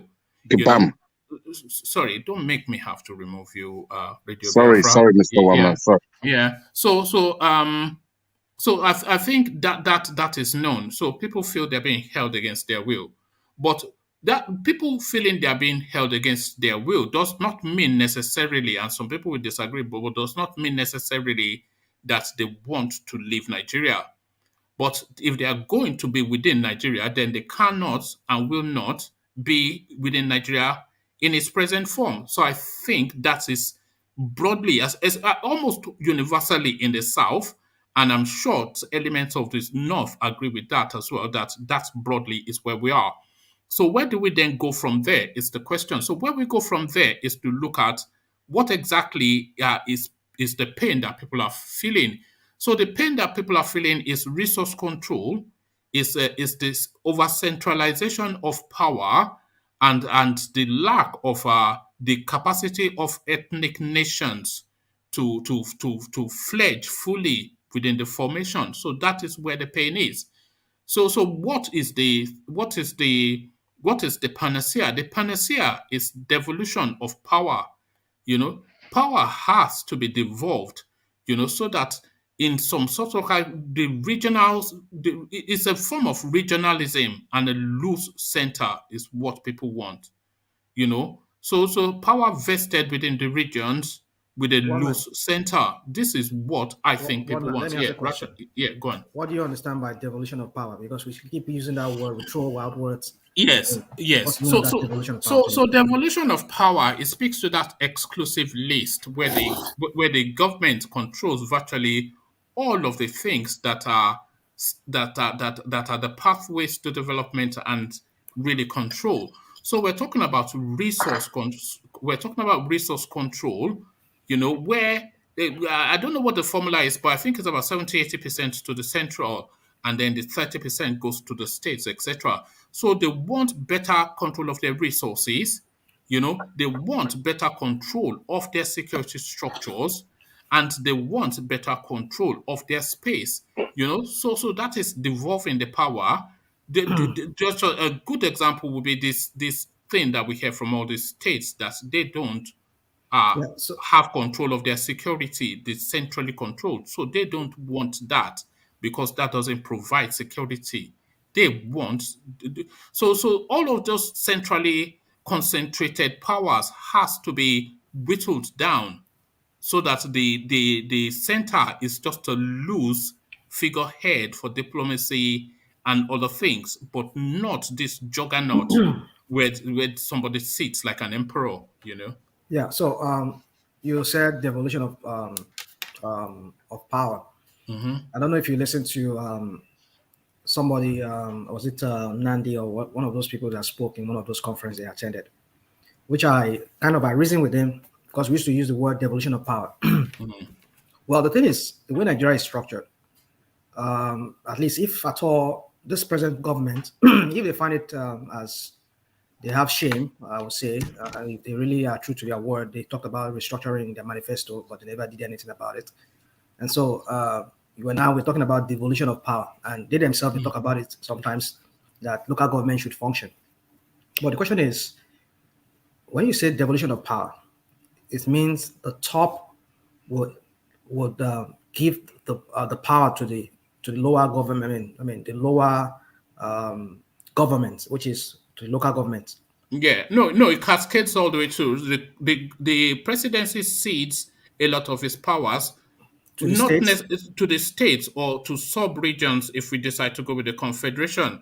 But then the state also cedes the authority to the local government areas because that is really the interaction with the people. So a real rejig of the power structures. Yeah, but then you ask Jafar a question, and when you ask him what is restructuring to him, and he kind of gave a generic what is known as generic answer to the term restructuring. But we don't seem to all agree on what is to be restructured. Yeah, well, we agreed. That's why I started. No. What I was going to say is that we all agree that things cannot carry on the way it is, and it's not working the way it is. Nobody is of that thought that things can carry on as it is and it's working the way it is. I think we all agree on that. And we all, by extension, then agree that there has to be some form of a change. But then that is where the agreement stops. But then how is this change to take place? How? In what form? And how? What's the process? The whole thing that we're talking about is power, isn't it? And how it is best used within the Nigerian space. Because that is what we're talking about, power and how it is best used within the Nigerian space. And best used, that is to serve the people rather than to serve pecuniary interest or to serve regional or tribal ethnic. One man. Let's not dance around this topic. You see, what I'm just driving, what I'm getting at is this. If you say devolving power, it means the top, which is the executive giving out. I'm talking about the presidency. That is what we're talking about, yes. So, but then it's not going to work. It will never work. Because they will never see that power that is vested on them. So that's the difficulty, though. But it's not just Buhari by the way. It's not just Buhari by the way. Anybody that sits on top of that Nigerian space, if they see how powerful they are, and you tell them to give it up, they won't. That is what. So that's what I'm saying. Jonathan did not give it up. Obasanjo did not give it up. Yar'Adua did not give it up. So we should not be talking about devolution of power. Then we should be talking about a sitting down and restructuring of the whole thing again, renegotiating the whole thing. Yeah, but rational mind. Yeah, go on. Rational mind. The devolution of power is one aspect of the restructuring. That's the point one man is trying to talk to you about. I get the semantics. What I'm saying is the first issue. Okay. I understand what you are saying. If you don't mind, we have to define. What form of government do we want in Nigeria? Right now, we are practicing the presidential system of government as we copied from the US, which is totally different from the parliamentary system of government in the United Kingdom. or the semi-presidential system in France. So as a people, we have to understand what do we want? What kind of government do we want first? Okay. We're going back to 1960. Address that question, Jafar. What sort of government do you think best suits the Nigerian equation? I think the First Republic, we had a good system. It was working. The parliamentary system. The regions were powerful. Regional premiers, they were powerful. The federal government, under the leadership of the premier and prime minister, had limited role, probably, like you rightly said, foreign affairs, defense, and telecommunication, and postal service, probably, and national policy on tourism, mining and industry. Those little bit. The bulk of the power is within the region. Mr. Woman, can I ask you a quick question, please? That's a template. Okay. Yeah, come in, Radio Biafra. Okay, thank you. Jaffa, what's the difference between that regional system to I can't even say the word confederation. So what's confederation, if I can just give you a layman difference, is like a state within a state. Okay. Okay. So it means a confederate within a confederation, the confederating units have semi-autonomous status, which means it is above federation because they can have their own independent foreign policy, independent defense policy, independent national strategy. They are like independent. They only contribute to the national government. That's the difference. But with federal, is that the same as like the US is practicing? No, it's not the same. US is not a confederacy. It used to be, but not no more. Yes, was it not in the South that they were pushing for that confederacy? But Yes. An interesting question, because all of these things that we gather to talk about and discuss every day, we're just skirting around the big issue. The big issue, of course, is the structure of the country, which is not fit for purpose. But we all agree, one man, that the way Nigeria is constituted right now, even though it's restructured on this same, should I say, foundation of states, we have loose states in different parts of Nigeria. I still see the problem still surfacing again. Okay, what I'm trying to say is this: if we want to practice the true kind of federalism that is practiced in the United States, you get what I'm trying to say? Then the question is, will it work in Nigeria? No. What Jafar has already addressed that. He said that regional system that we first started off with might not be the best course of action. Yeah. So the weaker states are enveloped within the larger region. One man. I understand what you're saying. I'm just throwing out there for those people who naysayers who say, well, why can't we continue with what we're having? I mean, no. I think can I interject very fast? Yeah, go on. You see, a lot of people today that are saying restructuring. For example, just like Jafar just said, when we say, we just look back. We look back to when they say how do we restructure? They say let's go back to the regional system. Okay, yeah, in the regional system. But then they will say let's go back to the same regional system we had in 1960. Before 66, before that cool thing. Well, you guys need to understand the present day dynamic is completely different from 1960. Mike, you need to understand something. So wait, let me land. I think you take me out of context. You think I'm against the restructuring. That's not what I'm saying. Now, I think we are making mistake is we are saying the restructuring, but we haven't looked at the new structure that we have to come up with a way of the new structure. But when we say restructuring, then when they ask, okay, how do we restructure? They say let's go back to 1966, where we had three regions of where it became 4. If you go back there, instead of the region, the same way it was in 1960 something before 66, the people in 66, the way they related is different from the people in 2001, the way they are relating. So don't think if you have northern region, it's just going to be Mike, I totally agree with you. I totally agree with you.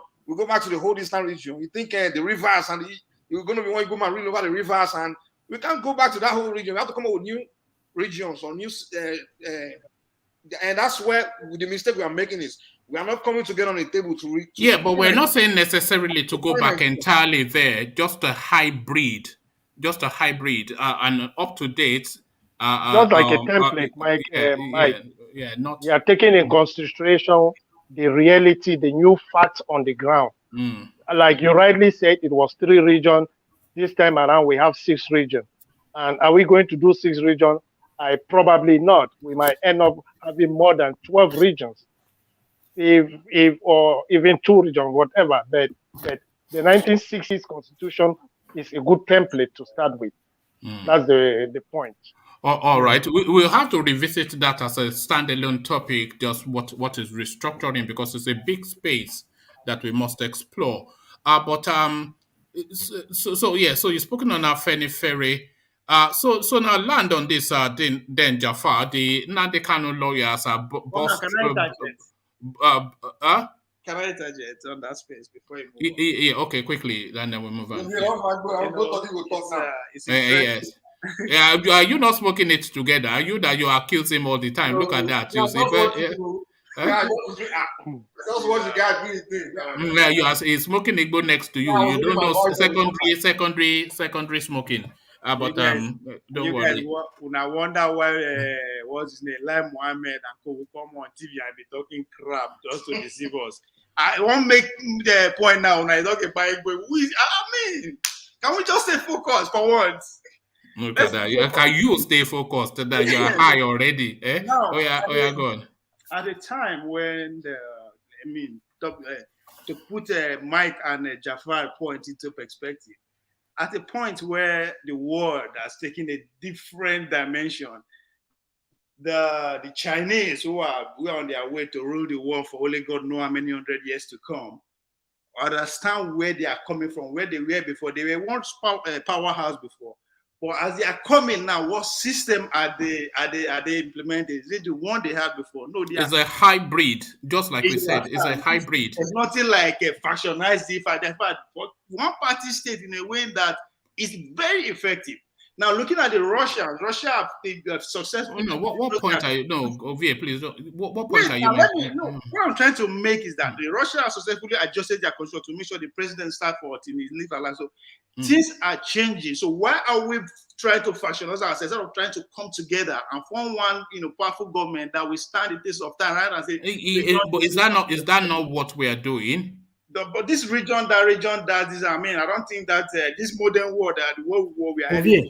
The way Nigeria is constituted is different from China. China is almost. It's a homogeneous country. No, it's not. It's not. Of course, not. Not in like totality, but mainly it's just. But Nigeria has about 200 and something tribes, perhaps of different languages. What are we talking about? Same with China. China does not know. I will argue that with you. Oh, okay. No, let's not go on that space. Ovie will just take us down some. Let's not go. All right. Thank you, Ovie. Ovie will take us down some rabbit hole as he usually does. So Jafar, so now this preening and peacocking that were this AGO4, he seems to be loving the attention a bit too much. And I especially don't like people who bleach their skin, which he does. Nnamdi Kanu's lawyer, of course, preening and peacocking and walking out of court. What is this guy wanting to be a show business guy? What are you making of just this palaver? You were hearing too much from this guy. Is this some Palungo guy? What are you making of this narrative?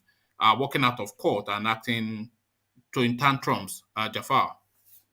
So I personally would not put it as if they walk out of court. I would just say they did a no call, no show, because when the lawyer left the court, the judge was not in sitting. So that cannot be equated to a walkout. But however, this is my view. I may be wrong. I think the defense, Nnamdi Kanu defense, has made their policy not to defend a criminal case in court, but on the street and on the pages of newspaper and television. That's their strategy. I don't know what the But it's a high profile case. It cannot not play out in the public space. This is not something that it will always play out in the public space. Unfortunately, it would not be decided on the public space. It can only be decided in the court. So a matter that is before the court can only be decided in the court, except the prosecuting officers decided to take the matter out of the court. That's how it is. I don't know this case will be decided in public opinion, not in the courts. But unfortunately, public opinion doesn't have an enforcement mechanism. We can only talk. We can only express our opinion. Well, no. The will of the people is the voice of God. The people will decide. Not in Nigeria. Not in Nigeria. Not in Nigeria. All right. Maybe in an imaginary world somewhere. The matters before the court can only be decided in court. Yes. Until those matters are withdrawn. And that's my issue. Okay, you have an issue that one of your observator lawyer, as I put it, was not allowed to come to the court. Why not address the issue in front of the judge? Right? Why don't you do it in court? You know, I have an issue with that as well. They're saying because some American element is not let into court. This is why I'm saying the guy was peacocking. What then you come out and say you are going to have a license to practice in Nigeria? So that's one. I don't know if it's already been constituted as part of Nnamdi Kanu defense team, or he's just coming in there, as they say, to observe the proceeding, which in some legal mind, if you are a judge, you might want to question what's all this. Yes, if it's coming there as an observer, then that is at the discretion of the court, of the judge, to let him in or not. But if it's a part of Nnamdi Kanu's legal team, then they have to present what documents him to act an American as a lawyer in Nigeria. So this is what I'm saying. They're just grandstanding and peacocking and just flapping feathers and So that's why I'm telling you. And the guy bleaches his skin as well. Do you object to a lawyer bleaching his skin, Jafar? No, I don't go into personality. I think that is objectionable. How people choose to look, what people decide to wear. You know, these people they bleach their skin. They sweat funny. They sweat funny in the sun. How can a bleached skin be in the heat of Abuja? Maybe that's what it was running from. Let me say something. Yeah, go on. There's this saying that they said, is it an innocent mind fears no accusation, or whatever they say. The point is, somebody who's an observer needs nobody's validation or whatever to come into a court of law. I don't think there's anything like that. So this thing we're throwing out here is saying that who comes into a court of law outside of the people that are bound by the case to be there is at the judge's discretion. No. Anybody can go into a court of law. That's it. You can not go. If the judge doesn't want you there. No, I mean, what would be the basis by which he doesn't want you there? If you feel there will be a disruptive, if you will be a disruptive influence. Let's not go down that route. There is never a case whereby, if it's except maybe you have you've maybe disrupted a court proceeding. No, if he feels justice would not be served, if he feels that justice would not be served by your presence there, a judge cannot just outrightly ban you from coming into a court if he has not anything against you. Yeah, unfortunately, that is what I said. Of course, it can. It's his domain. It's our domain. Let's not go down that route. The guy. Let me go down that route. What are you saying? It's not a beer parlor. It's not even consistent. It's not a beer parlor that you enter at will. It's a court of law. We're not saying it's a beer parlor. We're saying so what are you saying? A court of law. The members of the public can go into a court of law and listen to a case and hear a case. So it is to tell you that nobody is arguing that.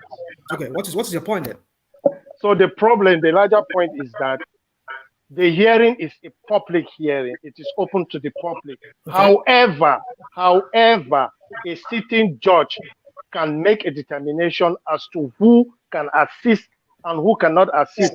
And the law empower judges. They could decide to have a one man. I want to hearing say something when he finished. Okay, I want to say something. One man. So that's at the discretion of the judge. But I'm not even sure that the guy that was prevented from coming was the judge's decision. Jafar. So that's the point. The point I was trying to say.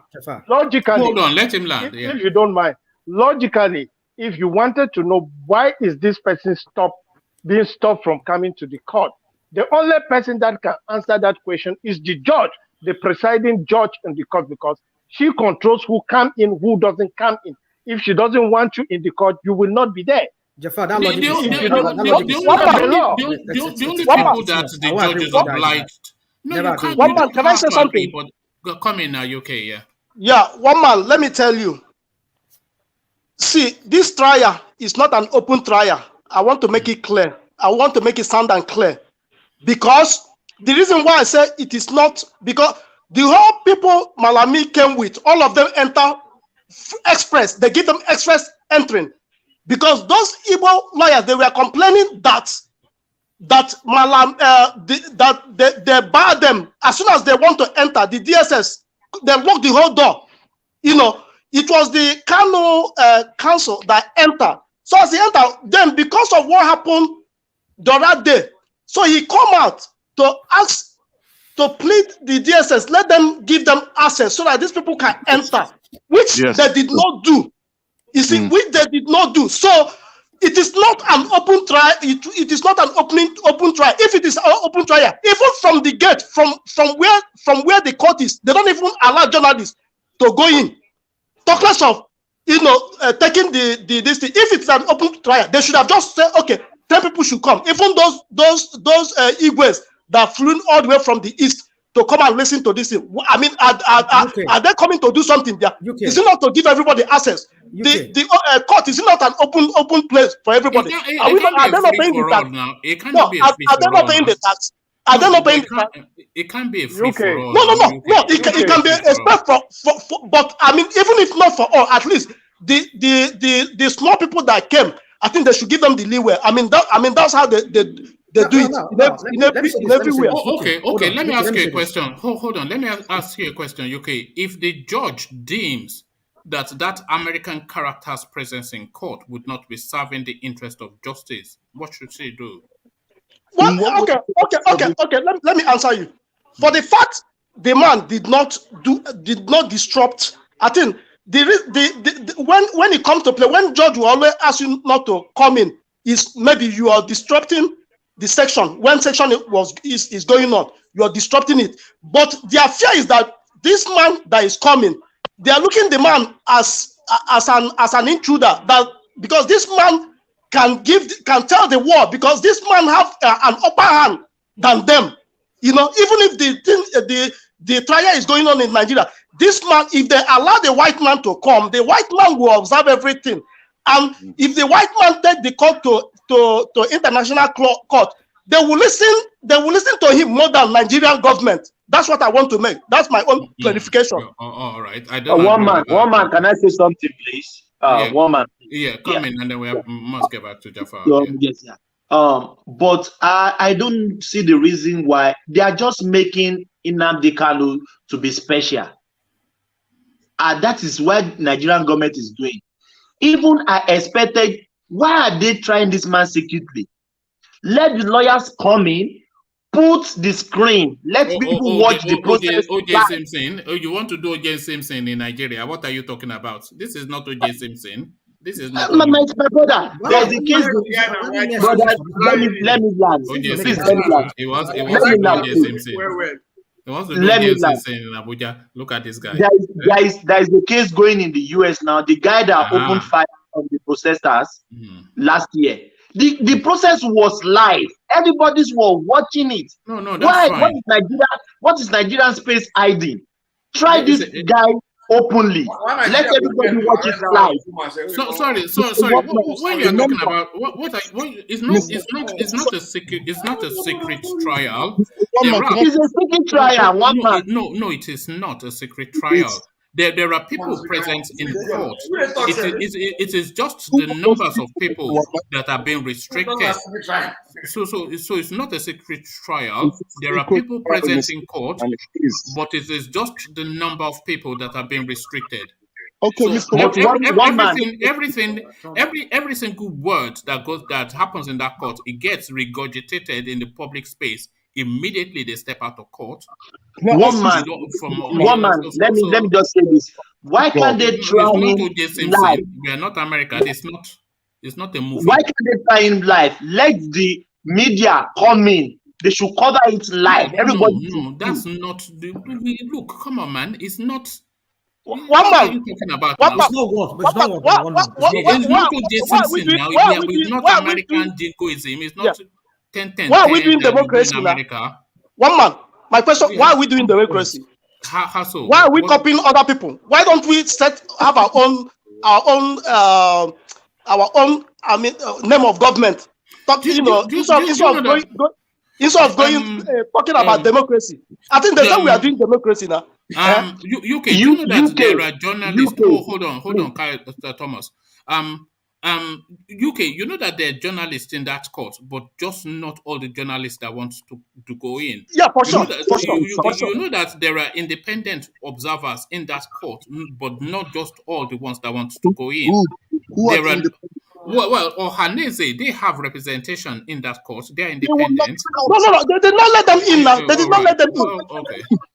They did not let them in. All right. Okay. But why should they let them in now? I mean, it's not a free for all now. It's not a Balende market now. But one man. That's the reason why you should make it live. You should beam it live. No. Why you didn't beam it live? It's just some criminal that is being tried now. It's not a criminal. It says a criminal. It's an enemy of the state. So let them beam him live and let everybody see it. That way you avoid crowd. It's just some wayward youth that is being disciplined. Somebody that was alleged to be killed someone. He was tried live. Everybody saw him. This man killed someone. Rittenhouse. This innocent boy that's been put on trial by the loony left in the US. What has the US got to do with Nigeria? The US is an advanced country. We are a third world country. This is not a matter of US. This is not a matter of US. But this is what everybody is saying now because they broadcast O.J. Simpson, therefore they have to be televising Nigerian. You want to avoid crowd. Nigerians have lived there. Everybody sees it. You're being just. If I thought it's finally being sentence, everybody knows it's being just. No, I find that idea ludicrous. Since it's not a secret trial, make it open. All right. Let's get back to Jafar, who had this. What are you making of these arguments, Jafar, that they want to O.J. Simpson the Nnamdi Kanu trial? Is that what you want? The O.J. Simpson style? Lawyers in television studios? Ideally, that would be the best. Really? Outcome of this case. Ideally. No, I don't think so. Unfortunately, we are not the one. What are we talking about? We're just talking about some wayward youth from Umar here. That is all. So let me go back to the greater point I'm trying to we are overhyping this guy now. I mean, watch your back. I'm still talking to you about their strategy, the defense strategy. Like I said earlier, I don't know what they hope to achieve by trying to take this matter to the public space. Okay, if somebody whom you think was supposed to be in the court has been barred from entering the court, ideally what you do is you raise such a motion while the court is in sitting. Ask the judge, did you prohibit SOY from entering the court? It is our understanding that this is a public hearing. But you don't do that. You walk out to go and give press releases and television interview threatening the Nigerian state. We are going to the United States Congress. They would impose sanctions as if you think you are speaking to one little tiny country in some shithole somewhere. I'm like, right, seriously? Do they not even know which country they are actually that dealing with American guy is an Nigeria. What country? What country? Can you settle down? Let him run through. Nigeria. Yeah. It's Nigeria. It's the giant of Africa. It matters in international diplomacy. Really? It matters. It does. It does. You people overheard that country. You overheard that. All right, carry on, Jafar. Sorry, I'm determined. Yeah, for you I'm to sorry, have your National say. Mind. You might think we are overhyping the country, but in geopolitics, if Nigeria were to get into crisis, did you see the sort of reception? Did you see the sort of reception? The repercussion. I don't see any of which of our neighbors has the capacity to handle I was just going to say, Jafar, did you see the sort of reception that Macron gave Buhari when he went to France, just now in France? I saw it. A full. So I think people. I think we diminish ourselves when we try to downplay just that country. It's only because we have some, some cattleman from Daura that we don't. If we had like a proper person in charge of the country, then we would know what we have. But then we have this bent over man, that just lumbers all over the place. Nigeria is not a country where one probably local, a lawyer from the US could just think he can just come and display his foolishness openly. I don't know what he actually. I don't know the exact. What is his own potency in America? I found it very funny. He came to observe. It very funny. He's Nnamdi Kanu's international lawyer. He came to observe. Yeah, sorry, carry on. But unfortunately, in Nigerian court, there is no status for observer.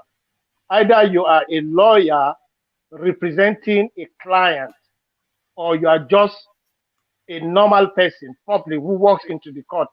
You cannot be say I'm a lawyer, an observatory lawyer in court. There is no such thing in Nigeria. I don't know if that even exists in America. I don't know that. That grandstanding, I don't know. I don't know. Maybe they don't even know the seriousness of the accusation levied on Nnamdi Kanu. That's my take on it. I think they think it's a joke. No, I think they're seduced by the luster and the allure of the attention that they're getting. So they are now scripting it out like a movie set. They are playing it out O.J. Simpson style. This high profile thing. Preening and peacocking. Just flapping feathers. So feather flapping. So thank you, Jafar. I'm not sure that you got the fullness of your thoughts in because everybody wanted to have an opinion on that space. But thank you, Jafar.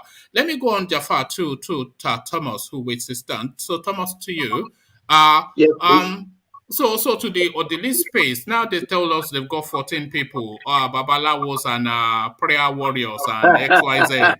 And the man that says kuli down the road, all of them are the ones that went to invade Odili. This is what Malami is telling us. So what are you making then? Of one man, all these people that were paraded, it's just state managed. The government state managed these people to shift people's focus on Malami, on anybody that is in big hierarchy there, that they know they can do this sort of things. Now they pick Babalawu, Kuli seller, anybody on the street, they've showcased them to you guys that these are the people that went to invade. This same Babalawu and Kuli seller, they came with Nigerian army van. So how did they get Nigerian army van? How did they get Nigerian police vehicle to come to this same place? So that means anybody can hijack Nigerians. How did they get court warrants? How did they get court warrants? So any Mesuya can go to a court and get a warrant and come into your house. This is what like Ove rightly said, these people should just shut up their mind. They should bury their head in the soil, not even talk on that space at all. It's very disgusting. It's irritating, my brother, to set someone, a pastor, a babalawo, or someone just get injunction to raid a high profile. That's such Supreme Court justice. It's very uncalled for, my brother. I don't even know what to say. They just want to shift your focus. Now people have shifted their focus from Malami now to this set guide of people. I will tell you, these people, it's just stage managed. Tomorrow, everything will be gone. NSAS reports. Do we hear anything? Any panel Nigeria said, do you hear their reports at the end of the day? I'm saying they're just Jafar was just telling us of the weight and potency of the Nigerian country in the international space, which I agree with, and that was again affirmed by the French president that gave Malam Buhari a full state accord when he visited. But the way these people are running the country like gangsters, that potency that we have very quickly diminished and dissipated. Just running the place like gangsters. It's like a gangster government, sort of. One man, I radically agree with Jafar. If we are talking ranking the giant of Africa, I will pick South Africa, then Nigeria. Because why would you put South Africa above Nigeria? On what parameter? Now I'll put South Africa above Nigeria. On what parameter? What are your parameters for that? The parameters are there. South Africans. Yeah, go on. Yes, South Africans. If you hold South African passport, there are some country you can enter. Even in Europe, Australia, if you hold South African passport, they respect you more than Nigeria. Even Ghana, they respect Ghanaian passport, South African passport more than Nigerian passports. So that places Ghana above Nigeria also then by that parameter. By that parameter, I'm talking of Australia, they respect some passport in Africa. The Nigerian economy is nearly twice the South African economy. You are rightly right, but I don't know how they rate people there, but they respect South Africa so much here. Yeah, because I chip in. So sorry. And I chip in. The South African economy is essentially a European economy. So I think when we are comparing African economies, we should leave South Africa out of it. Is South Africa essentially an European country in Africa? That's essentially what it is. That is what it is. Is that what it is or what it was? No, that is what it is. So when we talk about the privileges that come with their passport, it's the same as being a European country. The privileges that come with that. The black people there are just, feeding off the crumbs that come down from the table. One man, as I'm rightly said, they rate Nigeria in highest position, but our leaders are not living into the expectation. That is the problem. No, it's because it's just because we have such a. That's why I said that they run the country like gangsters. So like a mafia. Yes, like a mafia. So that's the problem, my brother. There's nothing we can do about that. There are some things we're supposed not to be hearing from that country. Ever again, certainly not people battling cattle on the road. Yes, it's just country are determined to go to the space. Even our satellite right now is not working. Nigerian satellite in airspace is not working. It has never worked now. Is that not good luck, Jonathan? That went and that was just money stealing now. That was just... You can just imagine our satellite is not working in the space. I agree with you one day. You said, thank God that our neighboring countries, they are not strong. If they are strong... one man, let them give us just light alone and road. We are fine. Just those two things. I agree with you, UK, and I've been advocating that too. There's only three things that the Nigerian people are asking the government for. Just three: light, good roads, and just decent enough security. Those three things, and then let us carry on with our own lives. We are able let to us take carry on with our own life. That is just it. Just three. That is it. But we are not getting this from this government. And some Jafar normally gave Buhari land softening sometimes. I do but no, we can't say from this government. There was never a time that we've had it now. So it's not a situation that they created. This is something that we've never had. But one man, this same government, APC, this stupid government, they campaign for restructuring. This is going to 7 years now. They campaign, that means they are deceiving us. In their PDP did it for 16 years and they never delivered. Forget about the whole. That is why I totally disagree with you sometimes. The past has done the worst. Let's move on. To disagree. What is the president doing? So I just wanted to interject when you were making this parallel about South African passport and Nigerian passport. And the point I wanted to make to you is that in as much as we want to blame our government for the discredit that our passport has witnessed over a couple of years, we have to blame ourselves. If you move around the world, if you go to any penitentiary center, among African inmates, we have the highest. Narrow it down to ethnicity. The Igbos. No, I would not be able to narrow it. Come on, Jafar. We all know where you're going. It's around the world. But if you want to ask me in the United States, probably if you ask me in the United States where I live, and you narrow it down to Illinois and the city of Chicago, I may be able to say it, but I can't say. Narrow it to that space then. Okay, if you come to Chicago, for instance, the Cook County Jail in Chicago, 90% of Africans in jail are Nigerians. Yes, narrow it down to ethnicity. 90%. Then when you come now to ethnicity, the highest are from the southeast, followed by the southwest. That's the story in India as well. That's the story in the Middle East as well. Are those in the jail.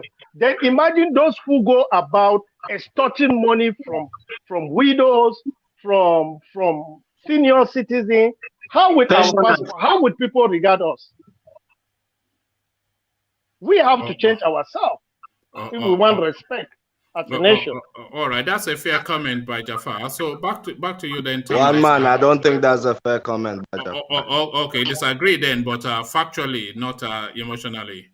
Yes, factually, I'll go by numbers. Nigerians are the most populous. Nigeria is the most populous country in Africa. So that would reflect, of course, in the crime numbers. If you find Africans in India, there will definitely be more Nigerians than other Africans. About 1 in 5 Africans is a Nigerian. So, of course, the jail numbers. And then you have to put into consideration how many people leave their country. Nigerians are known for always exploring outside of Nigeria.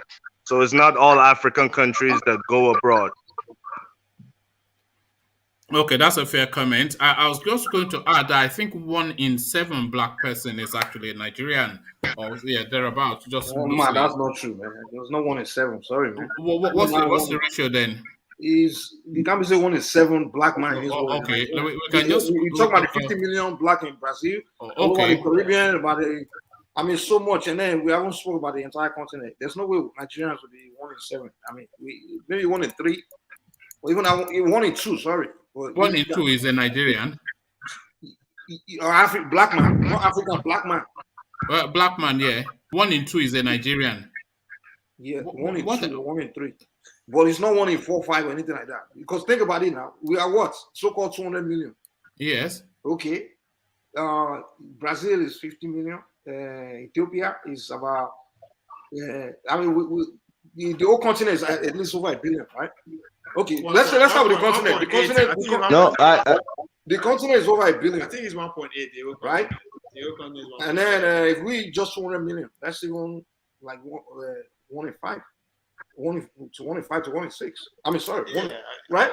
I think what one man is saying is not too far. Oh, sorry. My argument earlier, I was saying 1 and 2. What I meant was, I want to make the other side. The other way. You see, I told you that. See, go talking. When you are smoking a go and just smoking a go. All right. Mike, what is happening with you today? Just to go talking. Yeah, just to let's move on. I was going the other way around. Sorry. Yeah, let's hear from Black League. Yeah, go on, Black League. Yeah, just to conclude my point. So I don't think we should really paint ourselves in a bad way and say, oh, we are criminals. No, we are just like every human being.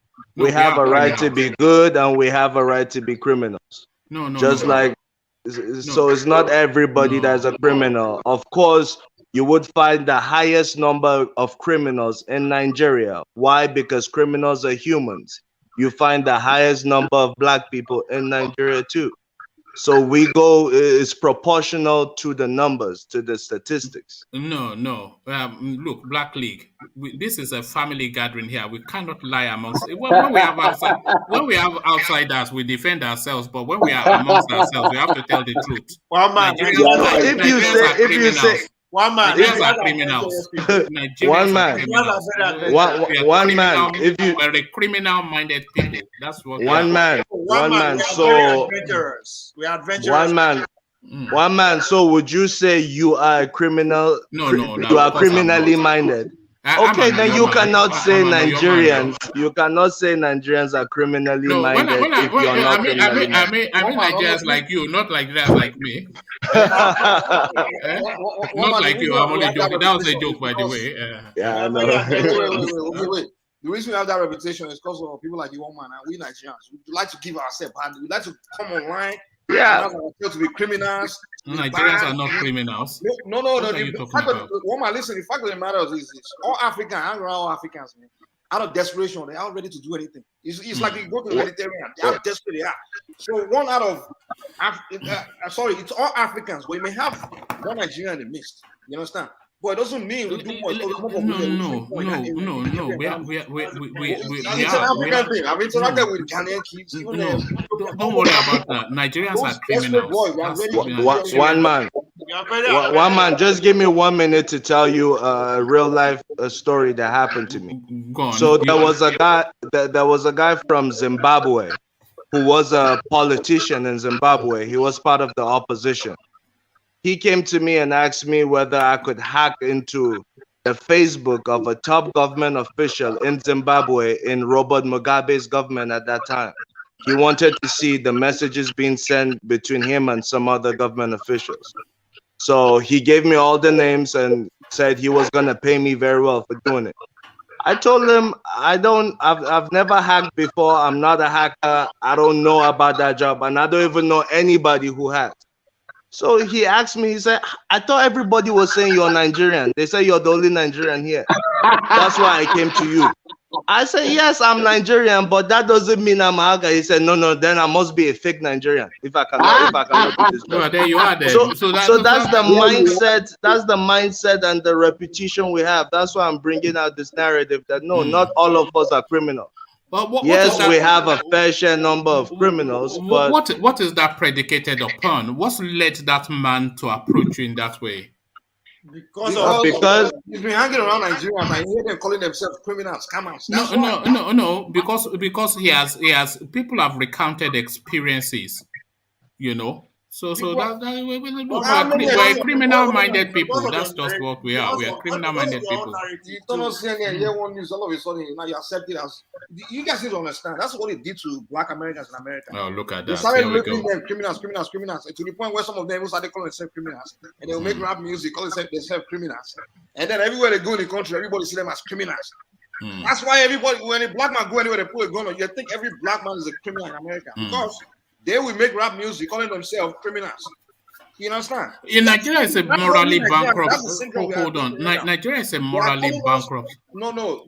They started calling us scammers on CNN because you wouldn't want the world to know us as smart people. Are we not scammers? Shut up. We are educated people. We go to school.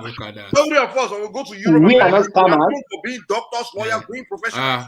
Hush Pop is a choir boy, Abby. Hush puppy is a choir boy. How many for every one how many Nigerian? How many hush puppies age mates? Monfa. Graduated from Thank you. Monfa is a prayer warrior. And you want to accept it. That's the mistake the black Americans made in these 80s. They started selling the let me give you another example. You know Forbes magazine. Forbes magazine. Oyibo magazine. No. Can you don't do that now, Ovie? When somebody is going somewhere, don't turn it into. In fact, Ovie, don't talk anymore because you smoked to go and you are going to take us. You are going to take us down that dark alley again. So you know Forbes magazine. You know it's an international magazine. So what they do in Forbes magazine, they do this thing. Achievers 30 under 30. So 30 high achievers under the age of 30. One guy like that, Invictus Obi, he was featured on Forbes. Yes, he was featured on Forbes magazine as a high achieving Nigerian example. And this guy will come into the space and give lectures about hard work and perseverance. Quickly down the line, 419 guy. This one now, Copacabana, he's giving us lectures about hard work and perseverance. 2 minutes down the line, 419 guy. Nigeria were criminal-minded people. One man. Let me summarize it. Average Nigerians, even if we are not a criminal, we are criminal-minded people. Here in Australia, let me finish, my brother. Here in Australia, immediately any Nigerians coming into the country, they will separate you, take your passport, they will scrutinize you like you are coming from another planet. It doesn't mean Nigerians are criminal-minded. My brother, I said almost. No, I don't say every Nigerian. Some of Nigerians, we are criminal-minded people. Let me tell you, my brother. Have you said to yourself here where you are? You haven't cut corners. That country where you are. No, you have never cut corners before. Cutting corner. Which one? Cutting corner is right. No, let me calm down. Let me just. 40% of Nigerians in America, they are there illegally. We have 11 million. We have 11 million illegals in America. 11 million. Let me finish my story. How many are Nigerians? How many are Nigerians out of 11 million? Hold on. There are more illegal Nigerians in UK than in America. Because in America they give you paper quick. That UK, they just want you guys there to be slaves, man. That's all. Right. America need our they need our talent. All right, I take it back. Nigerians are honest people, God honest people. Look at that. Look at all these funny people. The reason why I talk like this, man. Like in America here, right? When you go to a white neighborhood, right? And you ask them about their encounter with Nigerians, they always say good things because most of them only know us as, you understand, like they will say my doctors are Nigerian, my neighbors, progressive Nigerians, right? They see us as these progressive people because when a Nigerian gets an opportunity, you understand, he doesn't think about becoming this crazy people you guys are talking about, moving drugs, crime. He take on that opportunity and advance it. That's what I see in America. Most Nigerians, they just, when they get the opportunity to go to school, they get access to grant school, they focus on that. They don't get into all these things you guys are talking about. You guys talking about this crime thing. It's like I was saying, America, the white people, they will tell you, they see Nigeria, they don't run. But when they know that you're a Nigerian, they don't see you as someone that will break in their house or carry gun or sell drugs. Yeah, but then they'll hide their account details, won't they? Because they know you come on a different time. You know, one man, when I look at the statistic of who commit all IPO crime in America, I'm looking at the statistic. It was the number one was Asians. Yeah, the Indians. The Indians, and then the Asians, just to put them together, and then the whites. They do a lot of white collar crime more than Nigerians, man. Yeah, but they're not. What do you mean? Black, the whites do more white collar crime than Nigerians. Yes. Why would that not? Why would that not be the case? Is that not there? You know why they're maybe white collar crime? Okay, no, let's not go there. Okay, let's go there. Yes. All right. Thank you. So thank you. Let me just take you through this talking point. Thomas. So Abubakar Malami strikes again. This time around, just a small change of $500 million. So I'm saying that forget Dangote. This guy by far is the richest man on the black man on the planet. Abubakar Malami strikes again. It's very unfortunate. I don't know why this guy is being a front line when we are talking about money. I think what this guy is doing should be done by the Accountant General, which I don't know. I don't know his jurisdiction about this money. If they get any money from abroad, if they confiscate any money, is this guy monitoring the money? What is the work of Accountant General? His own even jurisdiction, they are losing case every day, every day. They lost to Igbo, they lost to many people. So I don't know why this guy is being, I don't know. That I disagree with Jafar the other time. It's somehow to me. This guy, there is a case in the court. Wait on the court made their pronouncement, then you can go on sharing this money. This same governor that came to you that you should pay the consultants, they came back to you now that there is a fraud. They don't trust these consultants. They were in court. Why can't you wait? Why are you trying to jump the gun, paying these people before the pronouncement of the court? That's what I'm disagreeing with Jafar the other time. Why can't he wait? Does he have any interest in paying this consultant? Is he getting another? Is he getting feedback? What are you talking about? Somebody that is forcing money out of the yes, please. Thomas. Yes, I'm listening. Yeah. There is already a consent judgment between the parties involved. That is the Nigerian Governors Forum and the consultants. That payment should be done. And this is not the first payment that has been done. The first payment was done in 2016, 2017. Yes. So, yeah. So if you don't want payment, if you want to stop for that payment, you have to go back to the court and ask for an injunction. Okay? Just the mere fact that a matter is in the court does not stop or have any effect on the already existing judgment. So you have to factor that. You might not like Abubakar Malami, which is okay, but the facts are the facts. I don't see why. I don't understand why anybody should be. Why is it going against national interest to serve individual interest? In the national interest for the nation to pay its debt. Consultant did a work. A debt in dispute.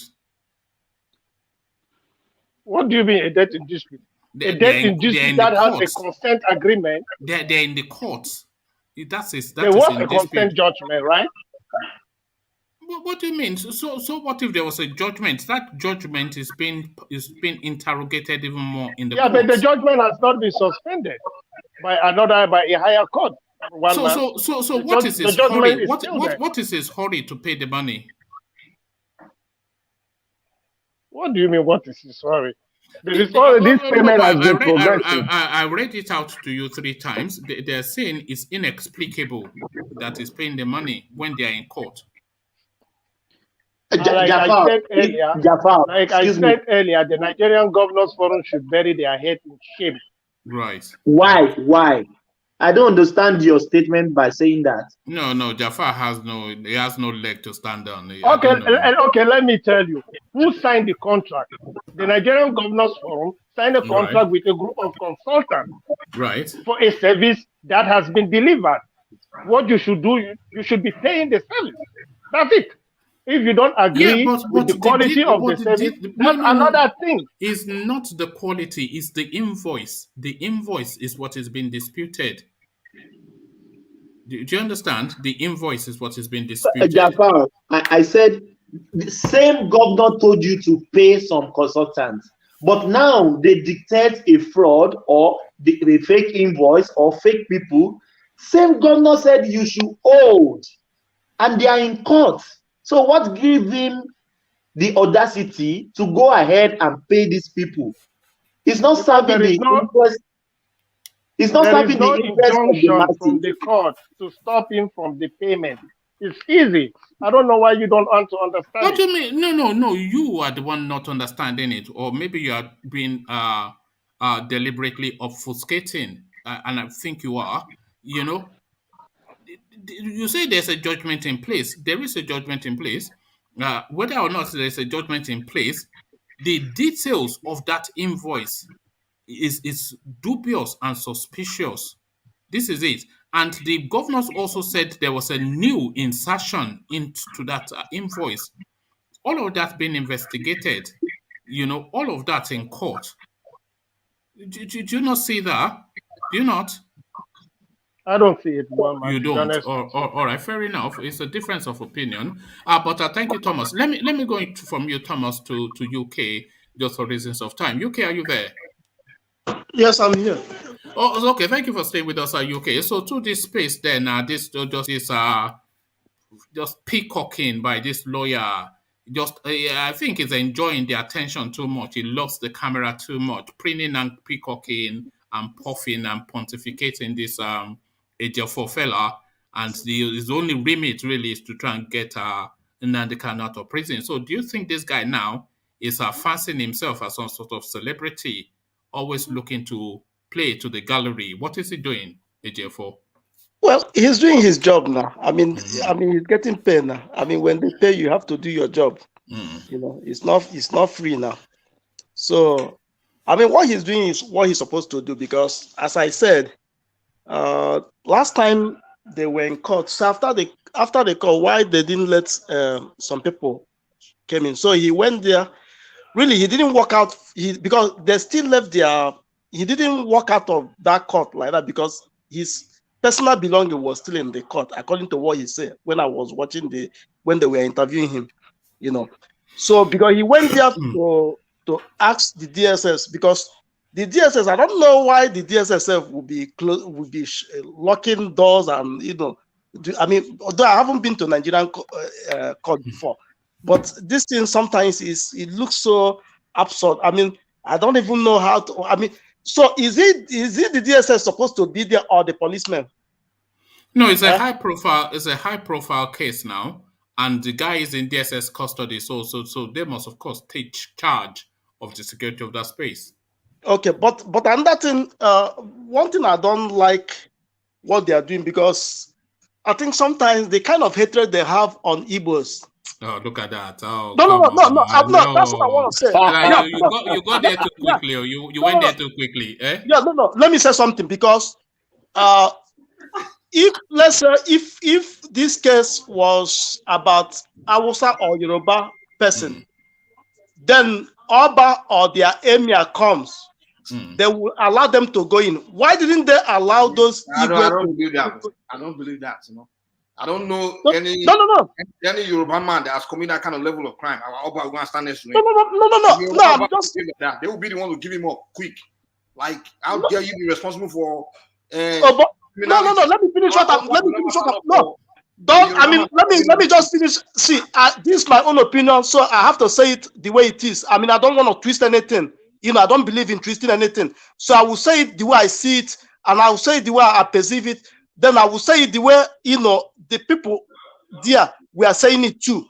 So my question is that if it is an emir or oba that came to see to represent or to see what is going on, wouldn't they allow them to go in? That's my question. Can you answer me that? Can you answer that question? They will not allow them. They would not. First of all, they will even report them to their traditional council. Like, what kind of leader is this? Joining, supporting someone that's charged with treason? They won't. Okay. I mean, I already said what I want to say. So, I mean, that's why. I mean, that's my opinion. Treason. He's entitled to his opinion, Mike. Yeah. You think a governor will commit treason? Okay, they capture and then no, Mike, don't say that. What of those Boko Haram? Have they convicted any Boko Haram? Say want to support No. Just Boko Haram. Just Boko Haram that is killing people. Have they convicted any of Boko Haram? No, that's not the argument. The argument I'm making is if they capture one Boko Haram or one crazy guy that they are. Okay, no, but okay, one man just go. I don't want to delay others. That's Mike. You know Mike. One man. Sorry, yeah. I want to ask everybody if it is Igbo. We're trying to. No, sorry, I don't want to open up that space. Let me just make it as a statement rather than a question. Yeah. If it is Igbo that was captured and bring to the court, if like Oni of Ile-Ife or Awujale of Ijebu, or the big one, or Obasanjo came to court, do you think they will not allow them to enter the court? I think that's the point that UK is making. Yes, and I think they will allow. Nobody's they going to will allow them. Yeah. Why don't they allow the Easterner to go into the court? Okay. A former governor. Okay, thank you. All right, thank you, Thomas. I think that is the point. That is the point. All right. Thank you, Mike. But I think what Thomas just said is the wider point that I think UK was making. So I think Thomas concurs with you on that UK. That there's a mild ethnic tonality to it. A mild ethnic tonality. No, one man. Well, it's your distance. Just talk. Go on. No, you can disagree. You know I welcome disagreement. So disagree. No. Well, I like the way you structure your your distance, but it's okay. That's okay. It's not mild, is what you want to say. It's a full it's racism, isn't it? It's racism. Yeah. You want to throw everything at it. Okay. One man. Yes, sir. Have you heard on this platform several times that there are no kings in Igbo land? Yes, they tell us they are Republican. This seems to be their new language. We are Republicans. Yes. Okay, so I don't think it's a fair comparison to compare it with Awujale or Oni of Ife and all that. Those are kings. Yeah, but they have Igwes now. They have Igwes now. I mean, it's the same comparison. Black League. No, because on this platform we hear the narrative that there are no kings in Igbo land. No. I mean, no, they shouldn't say that. I mean, there's. I mean, we have our own Igwe, which we refer as kings too. But just that the way you guys, the way Yoruba and Hausa see their people, it's not the way. I mean, sometimes when the Igwe, if there's some things they will say in the community. Come on now, it's just anybody can. Those Igwes, I know my Igbo friend tell me the Igwes are not relevant. If there's no Igwe more relevant than Kanu in the East. No, they are. Mike, don't say that. They are if they do the right thing, because if you don't do the right thing, the community will be against you. I mean, that's the way we operate in Igbo land. If you don't say the truth, everybody will come against you. Yeah. Okay, continue. All right, thank you. Thank you, UK. So UK to that space, then this they've gone and picked up the man selling tomatoes down the road, and the one selling bokoto, 2 streets later, and they've lined them up in an orderly file, and they are pointing at them as being responsible for invading Justice Odili's home. So what are you making of this ridiculousness, this parade?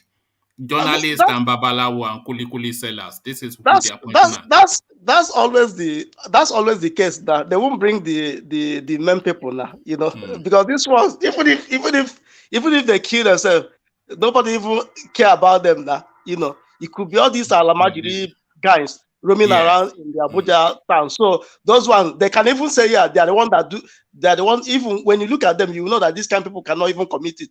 But for the fact is Nigeria now, they will just label to them that that's the people that committed, the offense, So that's all I can say about, in that space. And to Aisha Yesufu's idea that it's now time for that alliance to take place. It's a natural synergy. They are all just juggernauting they're both rather juggernauting in the same direction. So why don't they just converge to form now this entity that we can all identify as the East? IPO-APGA?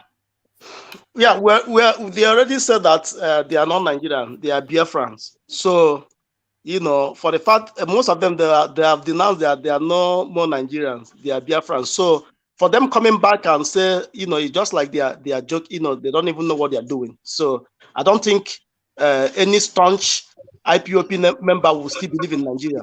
So that's what I would say in that space. But they have Nigerian passports traveling everywhere. Most of them have burned their passport now. So what are they using to travel then? What are they using to travel? What are they using to travel? They can go together and just you get Nigeria passport. Of course now. It's somebody that that you are building a whole estate in a whole community. I don't have a Nigerian passport. Yeah, but you are not Nigerian, are you? No, I'm Biafran. Of course I'm not Biafran. You are not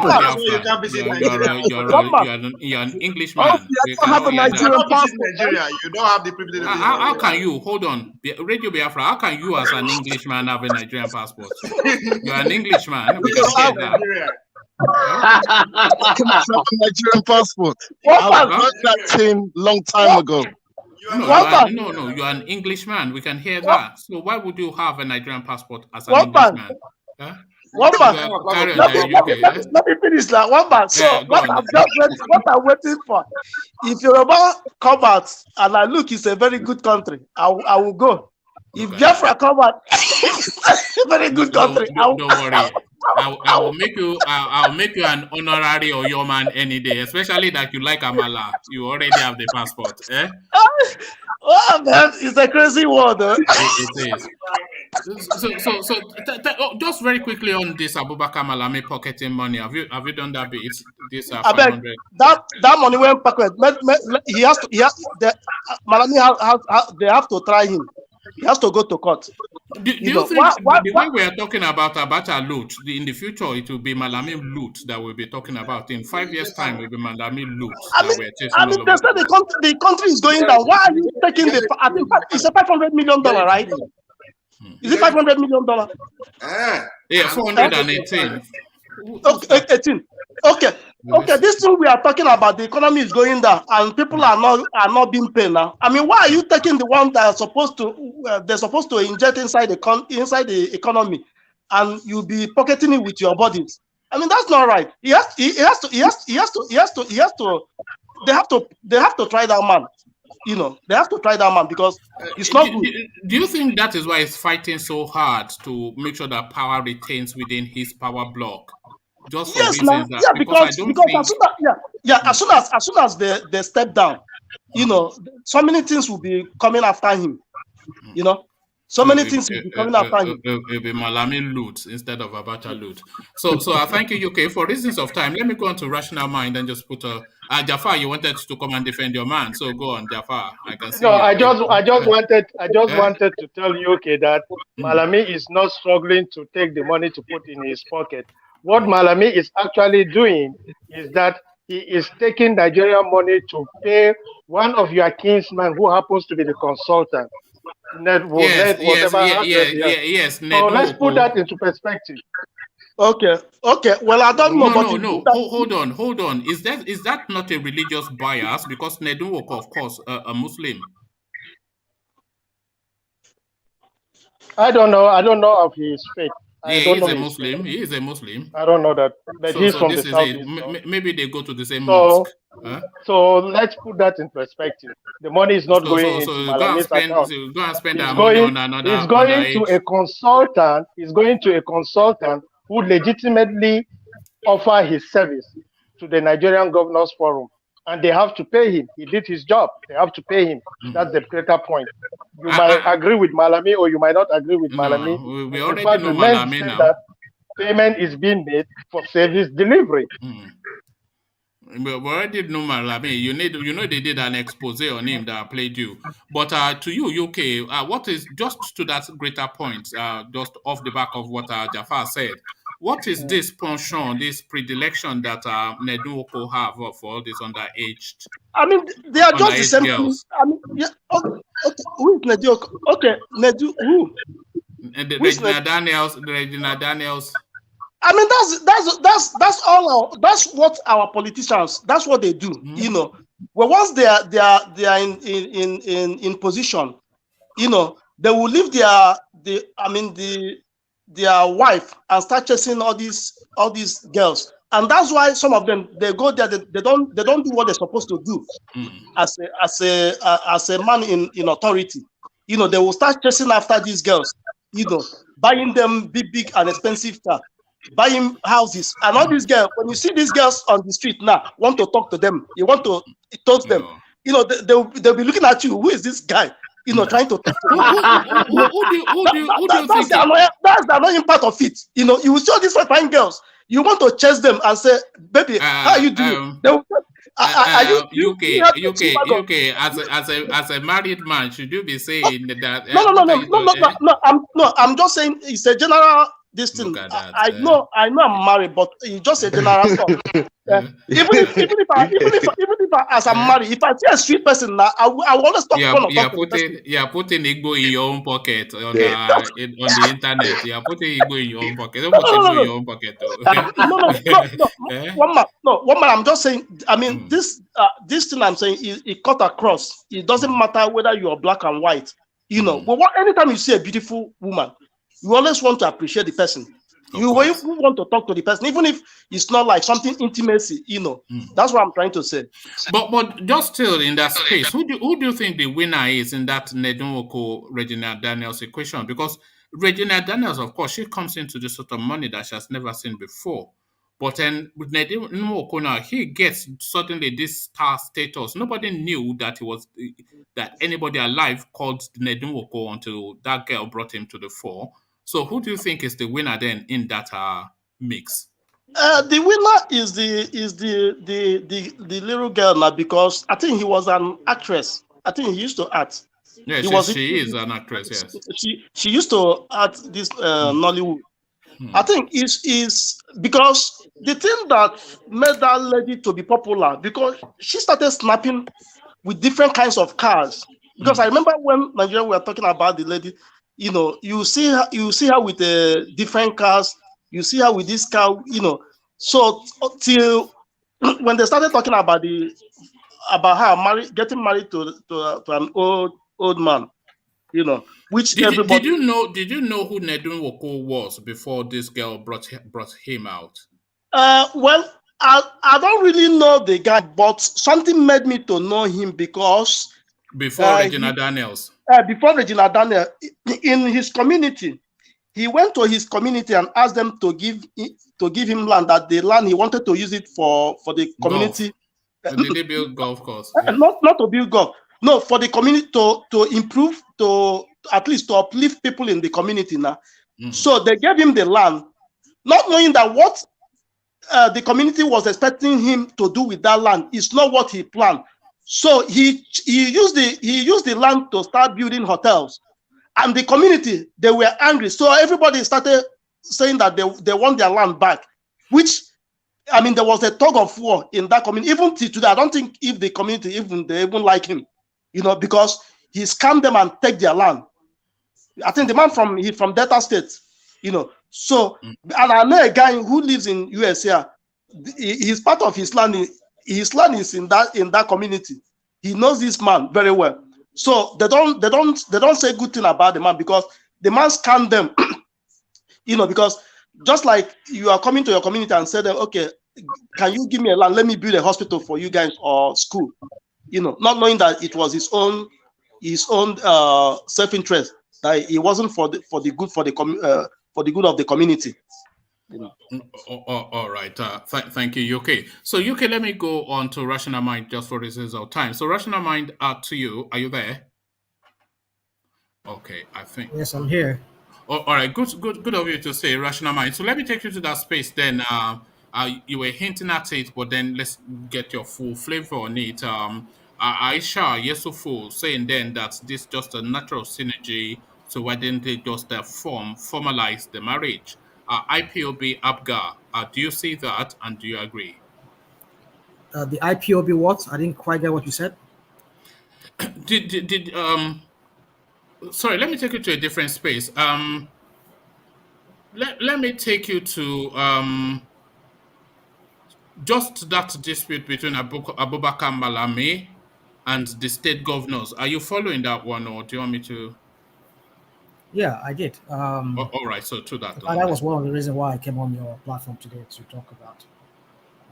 I heard what was said by so many people, including Jafar. For me, I don't know if Jafar, if you listen to the chairman of the Governors Forum, Nigerian Governors Forum, because I think after Malami was interviewed, I think there was another interview that was granted the chairman of the Nigerian Governors Forum, which is Ekiti Governor Fayemi. And in fact, when you listen to Malami, the way he dodged so many questions that was thrown at him, and in his usual manner and the way he speaks, um, he wasn't that too forthcoming with information as to, or should I say, there's what they call half truth. He didn't give the whole truth about the matter. He was only one-sided in the whole thing. And as some people has rightly pointed out here, and even online, you can see a lot of people were asking the questions. Is this man an attorney general of the federation or an attorney general for the federal government led by Buhari?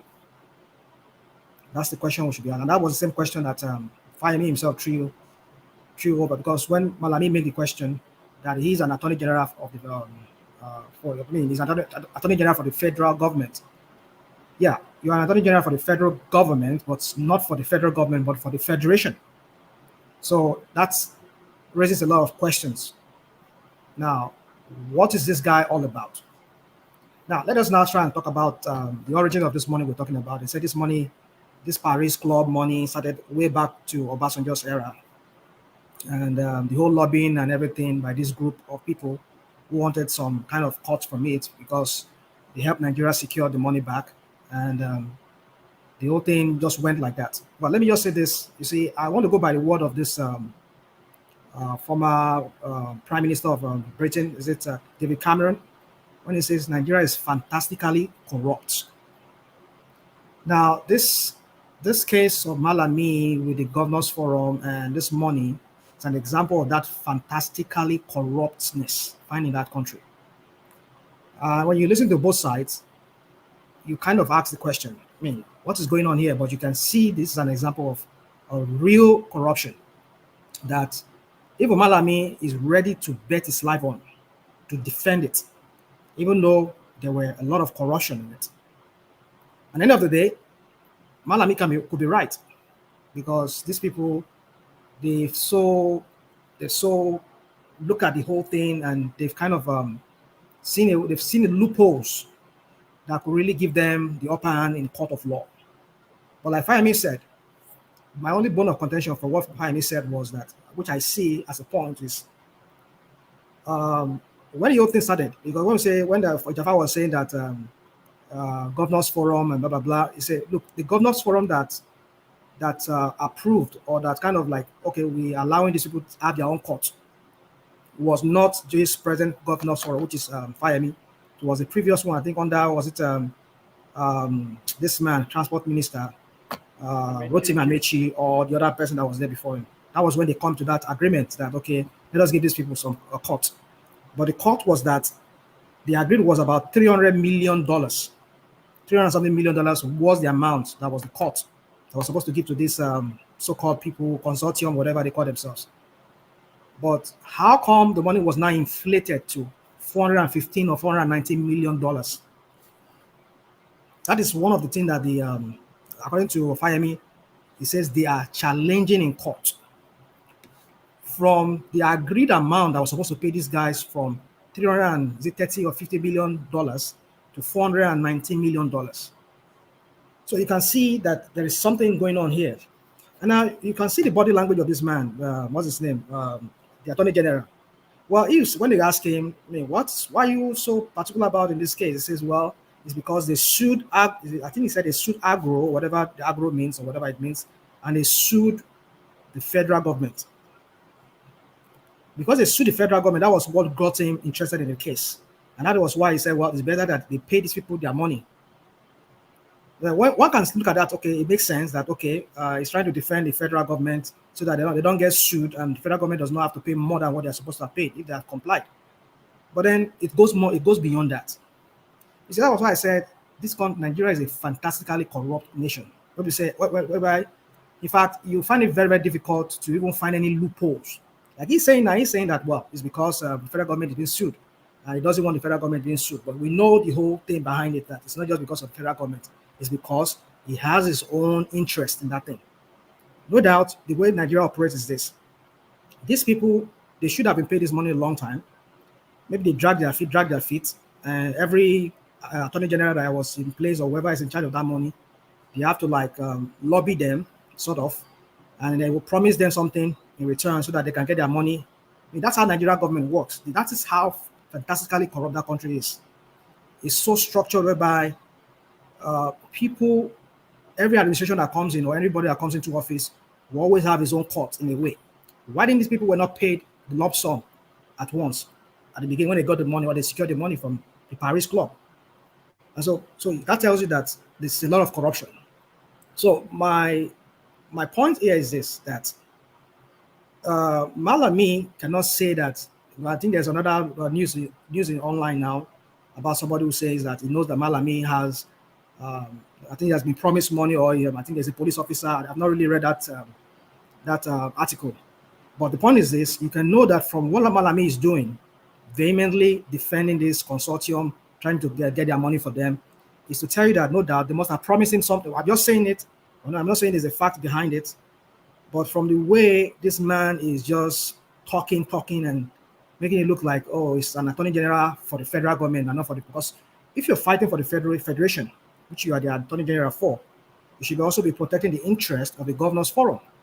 The governors forum that signed these things were not the present governors forum. It was a previous one. And they said EFCC got involved, ICPC got involved. EFCC came with the conclusion that there's an element of corruption in this whole thing. But why didn't he investigate it? This is the same idiot attorney general that there was a court ruling in London that Nigerian government were asked to pay, was it about $10 billion? And they had opportunity of challenging it. He never challenged it. But now he's accusing the governors forum for not challenging it in time. That they should have challenged that matter in time.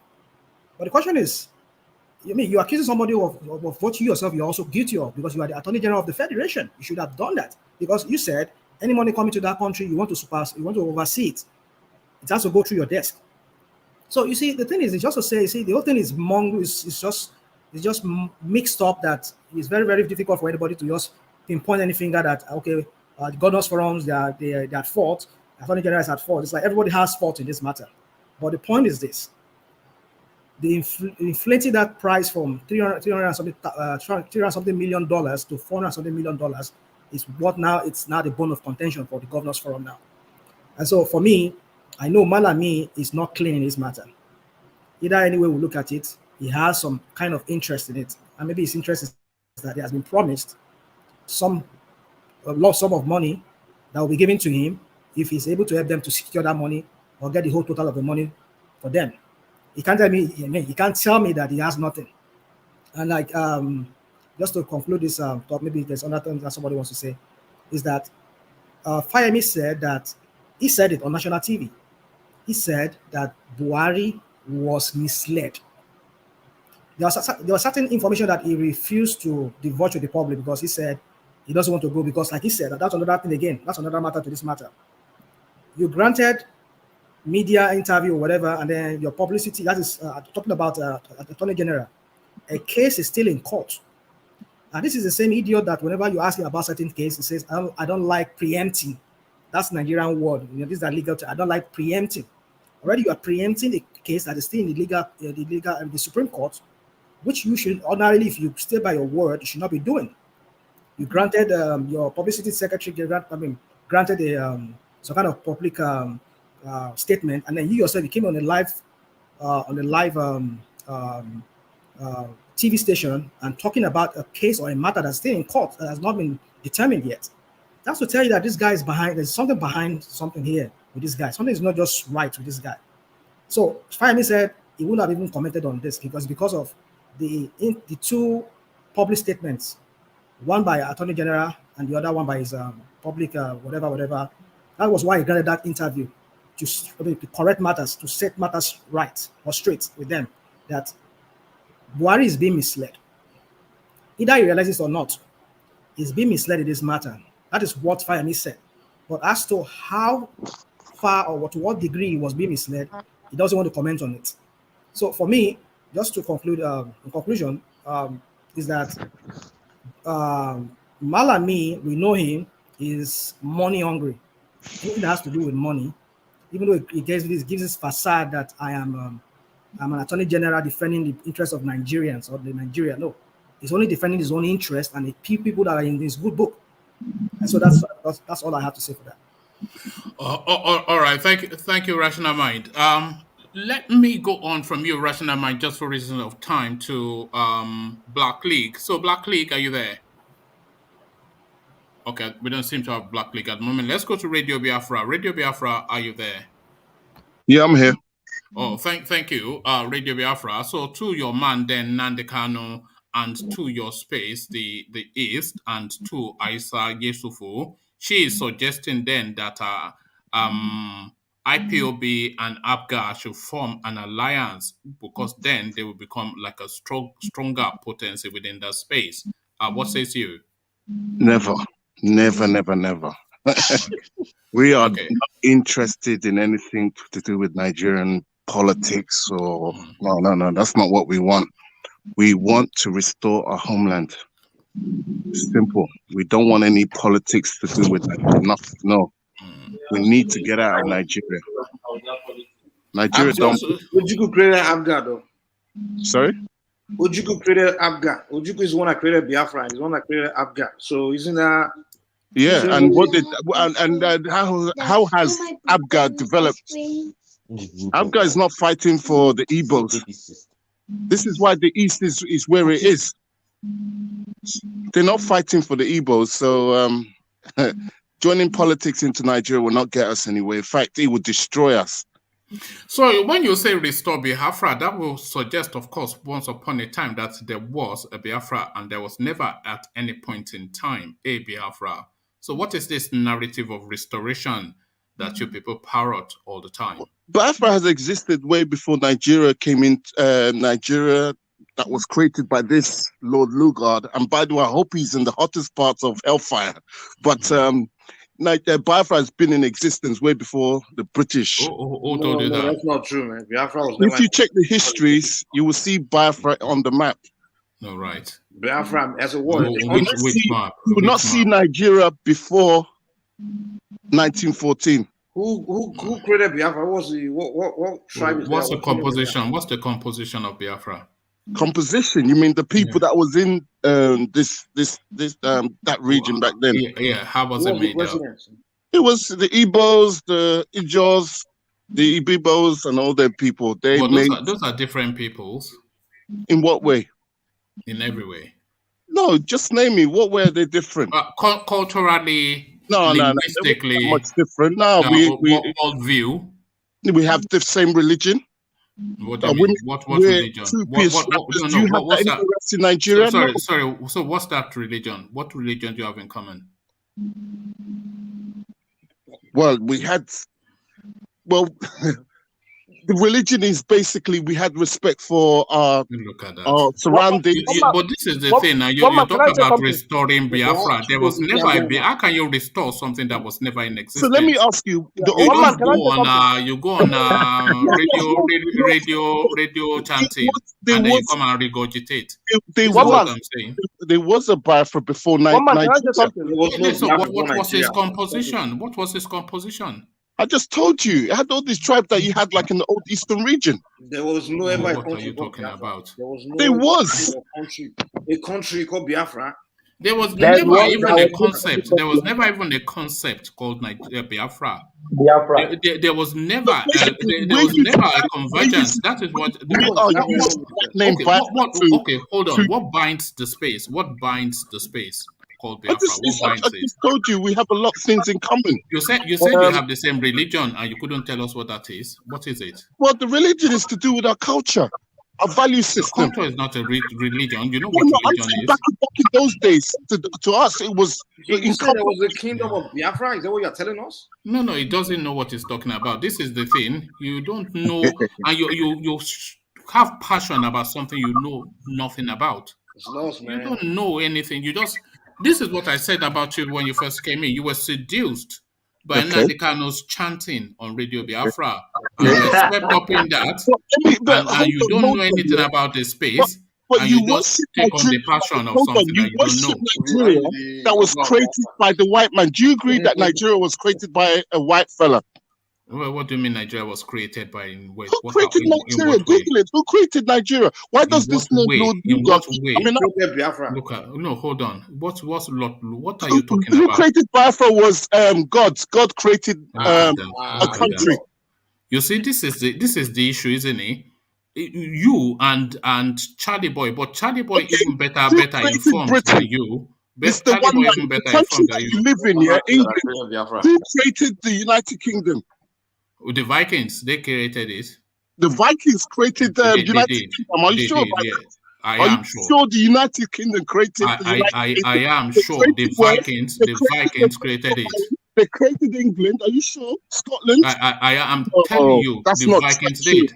That is not quite true. You know that. But what are you talking about? What Biafra are you asking to be restored? A country.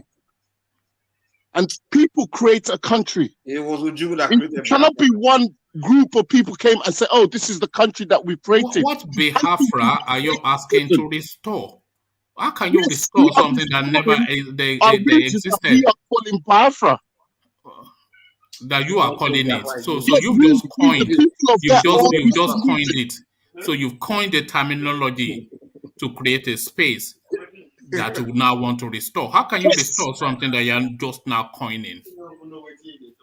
You don't know what they talk now. I'm not going to set Nigeria because that was created by the white man. Nigeria is not my identity. It's not my grandparents and ancestors' identity. So what is your identity? I just told you it's Biafra. But there is no Biafra. There is a Biafra, and Biafra did exist in 1967 to 1970. It existed. 1960. What are you talking about? From when to when? 1967 to 1970. Biafra existed. Oh, you mean during the Civil War? Yes, it existed for 3 years. So that was before Nigeria. This is the issue,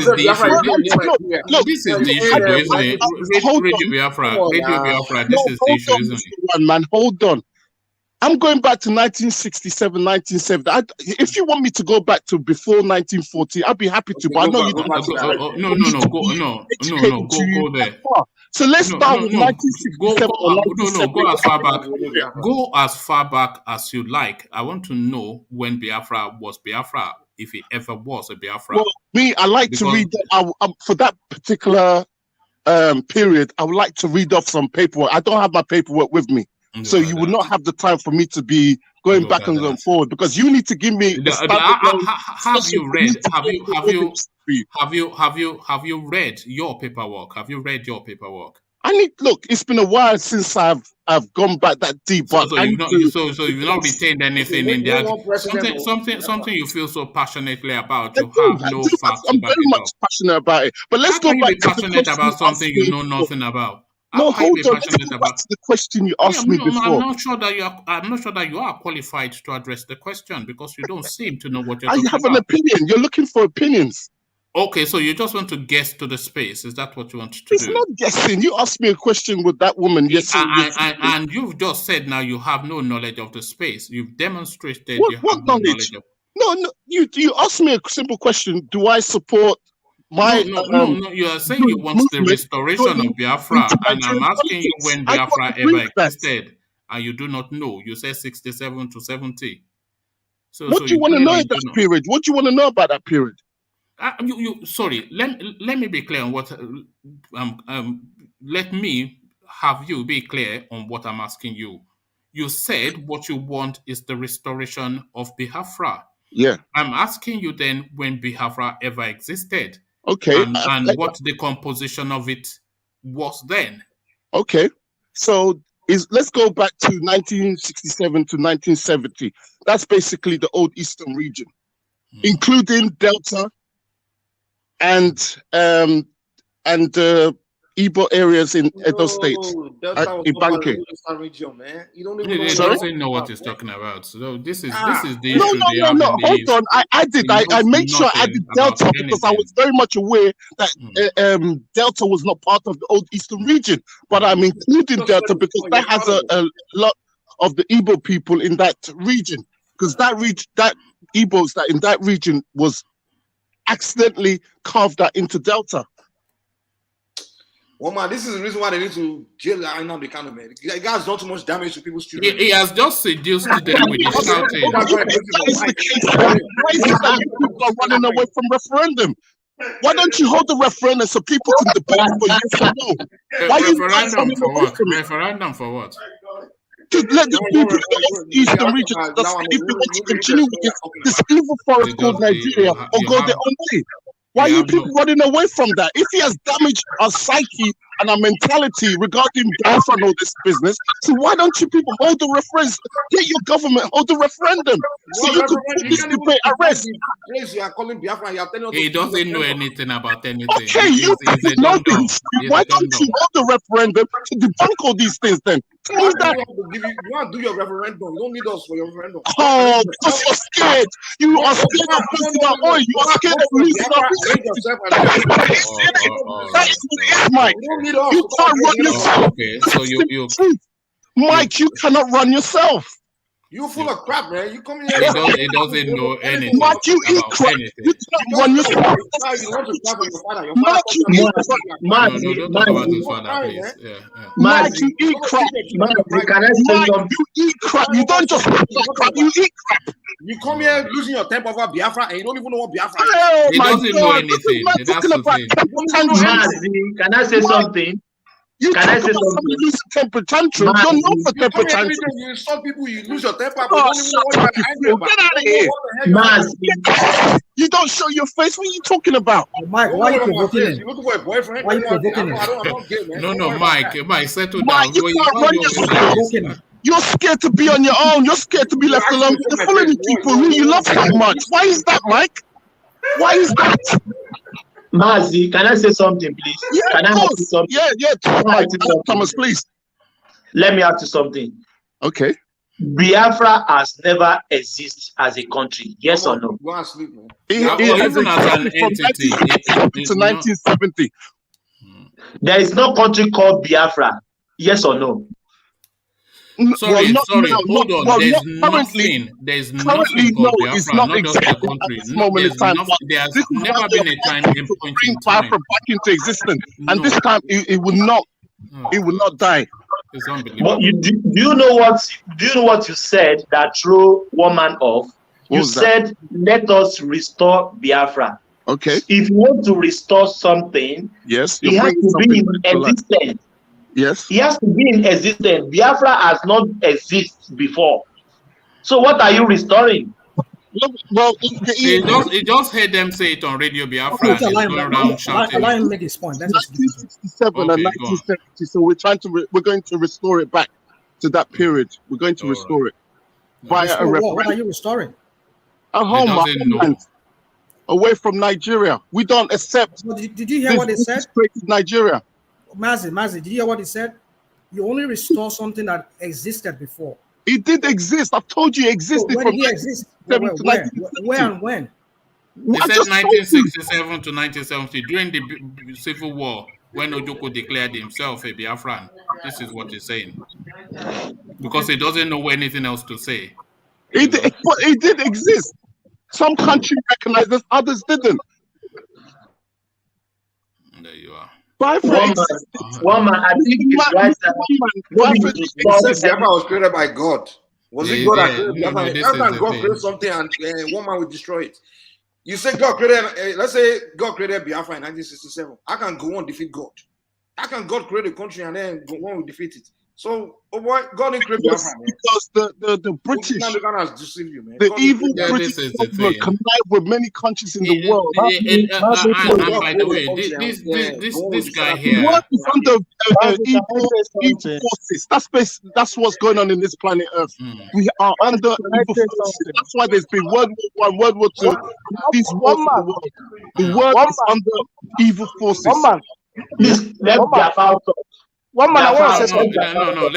Let's hear from you. Okay, go on. Okay. Yeah, let me tell you, one man, this is an ideology. You remember what you were saying, that this kind of ideology, for the fact Nnamdi Kanu have captured the heart of people, so there's nothing you will say.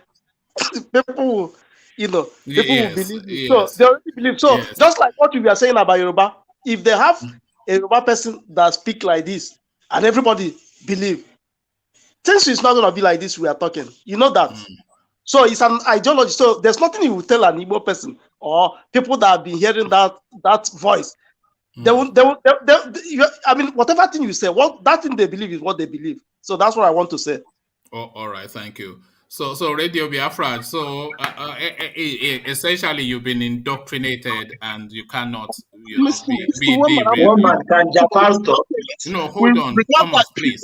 That needs to be a standalone for me to discuss that with you in better time. No, but you don't have the grounding. You don't have the grounding for that conversation. Okay, I don't have the grounding for now, so that's why you don't have the knowledge base. You don't have the Hold on. You don't have the knowledge base. You don't have the cultural affiliation, even though you might have a genetic affiliation. You don't have a grasp of the space. Okay, then you don't have the feel for the nuances. You are not in the space. You're an Englishman. Let's take what you just you're an Englishman of Igbo ancestry. That is the totality of it. Okay, say what you want to say. Yeah, but let me take what you just said. You said that so you don't know anything about the space. You don't. Okay, hold on a second. Let me just answer something quickly. You just said that I don't have any DNA or whatever with. No. I said you have no cultural affiliation outside of DNA. You are genetically Igbo, but that is just the totality of it. What, with the people in the old eastern region? Is that what you're saying? No, Igbo land. Well, I'm talking about the old eastern region that we want to restore. Who created the whole eastern region? He doesn't know what he's talking about. It was the British. You know that, right? The whole eastern region was created by the British. Yeah, the guy is just from 1967 to 1970. Oh, all right, okay, and there we are. You see, Nnamdi Kanu has a lot. We will add you. I'm going to add you. Hold on. I'm going to add you. Can you hold on? I'm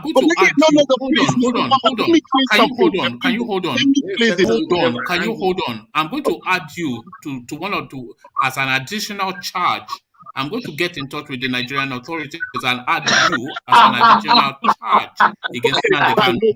No worries. You are one of the crimes that Nnamdi Kanu committed. You are a crime that Nnamdi Kanu committed. You have to be one of the charges that he has to answer for. You want me to be in the same space with people, or even Yoruba people. I don't have any business with your time. If it wasn't for the British, I wouldn't be talking to you. I wouldn't have any. Let me tell you something. Igbos have always been coming to Yoruba land. Edo people, Yoruba people, and Hausas and Fulani people. I have no business with you people. What do I have in common with you people? I have nothing. I don't mean that I hate you people. You're talking the opposite, my friend. Let me tell you something. There are more Igbos that migrate to Yoruba land than any Yoruba. Because of that's done in Nigeria. That's why we happen to find ourselves in alien land, Yoruba land. I have no business with you people. Yoruba people have more business with people in Benin. Why are people coming to my Yoruba land in their millions? But Yoruba are not with Benin people. You are a big people who they call our ritualists, kidnappers, robbers. It doesn't make sense. Why you people so much want to be in Nigeria with all these people who you label as ritualists, terrorists, killers, and all this thing? But you have more in common with people in Benin Republic, but you're not agitating to be with them. Hold on. Can you hold on, please? Radio Biafra. Let me tell you this. You know that Enugu and Ebonyi State, their rights just walking distance from Benue, Kogi, and then Nasarawa. Do you know that? Okay. Yes. Okay. Yes, and Benue people, we have our people in Benue State that have been carved out to that region as well. So, and Kogi State and Nasarawa. Yes. And Taraba. So what are we doing there? Because these people, when they created the state, they carved out. Do you know that? Huh? What is our people doing? Let me tell you the great. Can you hold on? Let me tell you the greater point that I am making, Radio Biafra. Okay. The greater point that I'm making, you say you have no business with these people. That is the British that created this thing. But before the British came, you've always been with these people. No, it's not. So can you hold on? Can you hold okay. on? Before the British came, you've always been with the Tarabans who are of northern extraction. They've always been your neighbors. They've always been your cousins. Long before the British came, since the beginning of time, since that time period, you've always lived in the same geographical distance from Yoruba land that you are now. The British did not create the geographical distance, so you've always had that interaction long before you even knew that there was the color of skin different from yours. It's there to show that we had interaction with the people in Taraba. Are you all right? Are you all right? I told you now that. Sorry, hold on. Can you hold on, please? What are you talking about, Radio Biafra? I told you that Enugu is walking distance. Yes. From Benue, which is just within the same course as Taraba. So what evidence do you need? You are walking distance from somebody. You say you don't have a relationship with them. People in Edo State, yeah, but the Ibanka people that are in Edo State, do they speak any Benin language? You don't get it, do you? You don't get it. You don't. No, I do get it. But you're saying that because we have boundaries here, that means that we were have boundaries. There was a border post, Abi. Before the British came, there was a border post between you and Taraba. What are you talking about? Look, Mr. One Man, yeah? Look, I come in peace. I don't come here to preach or anything. No. However you come. Hold on. Don't come in peace. Come with facts. Don't come with peace. Come with facts. All right, look, come with knowledge. You have to give me a standalone. Hold on. You don't merit it though. From what you have just said, you don't merit it. You caught me off guard today. Yeah, I caught you off guard. You are preaching for Biafra. You don't have facts to back it up. Fine, but I say to you, for Biafra. You don't have facts to back it up. Standalone session, yeah, and I will bring facts to you. Like you did with Kogi. You had a standalone session. Go back to your tea and crumpets. Go back to your tea and crumpets. So one man, give me whatever it is, your fish and chips. No, we are not talking fish and chips here. We're talking a bar. I'm pounded. Not fish and chips. Not fish and chips. A bar. I'm pounded here. Not fish and chips. Look at this guy. You have some Englishman coming here to disturb our peace. You're disturbing the peace. Yes. Can I say something, please? Yeah, come in, Jafar. Look at this Englishman who come into our territory to come and cause disruptions among us Nigerians. So Matthew, you said the Nigerian state don't want to give you a referendum. Yes. Someone just told you can organize it yourself, which I think is the most smartest thing to do. You want to know if your people really believe in Nigeria, just ask every one of them to go back home. But let me ask you, yeah, hold on,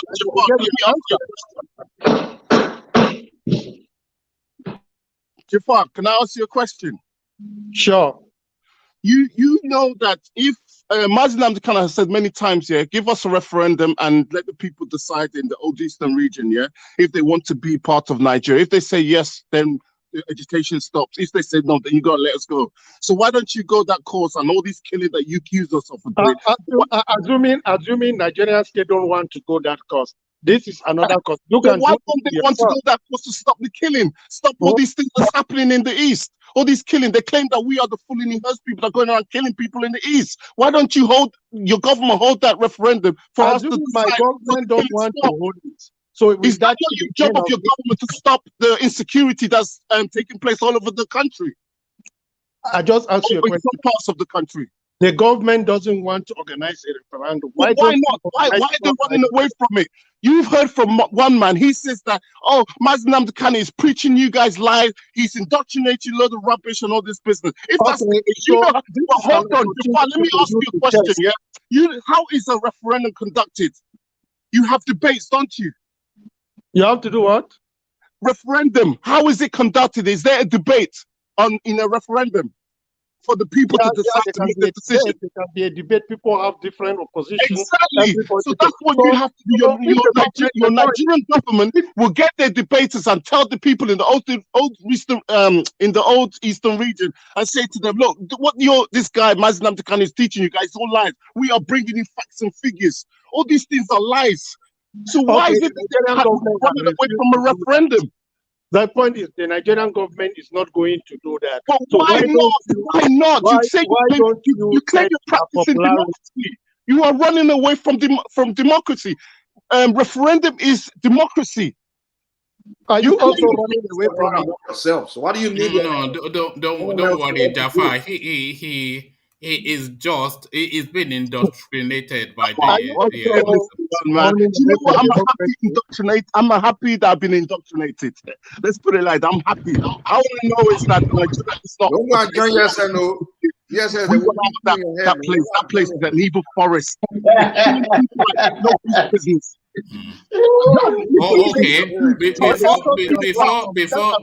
Before I go on to Black League and round off, Radio Biafra, you have to give us a rendition of the Holy Holy song. So Holy Holy, oh yeah, go on. There's nothing to be holy.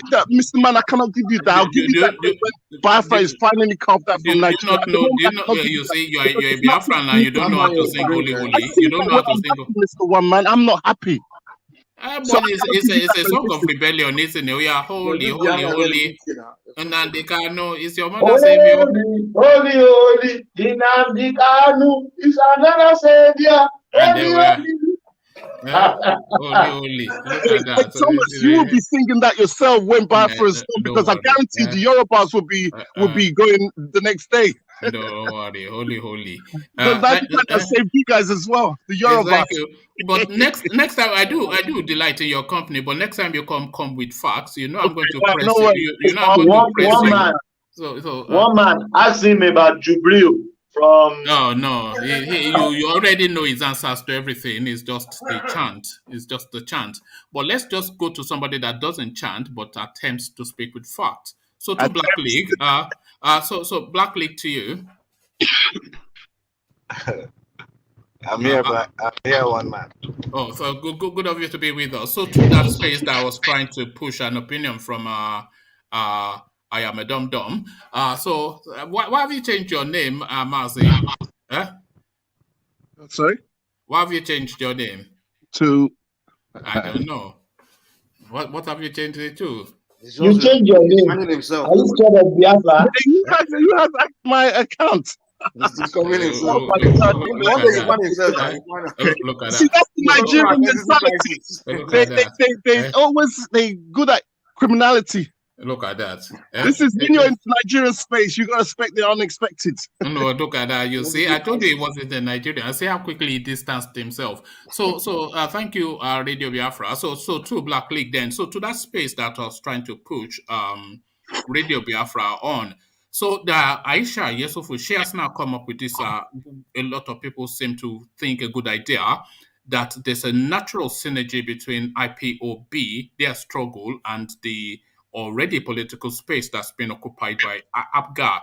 So why don't they then have that marriage of convenience, and together they can seize the entire eastern space and then become a real potent force? Do you see some merit to that, Black League?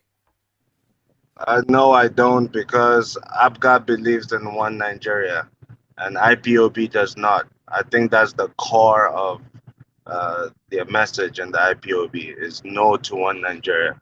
So I don't see how that coalition would occur, although it would be a smart move for them to, be together with APGA.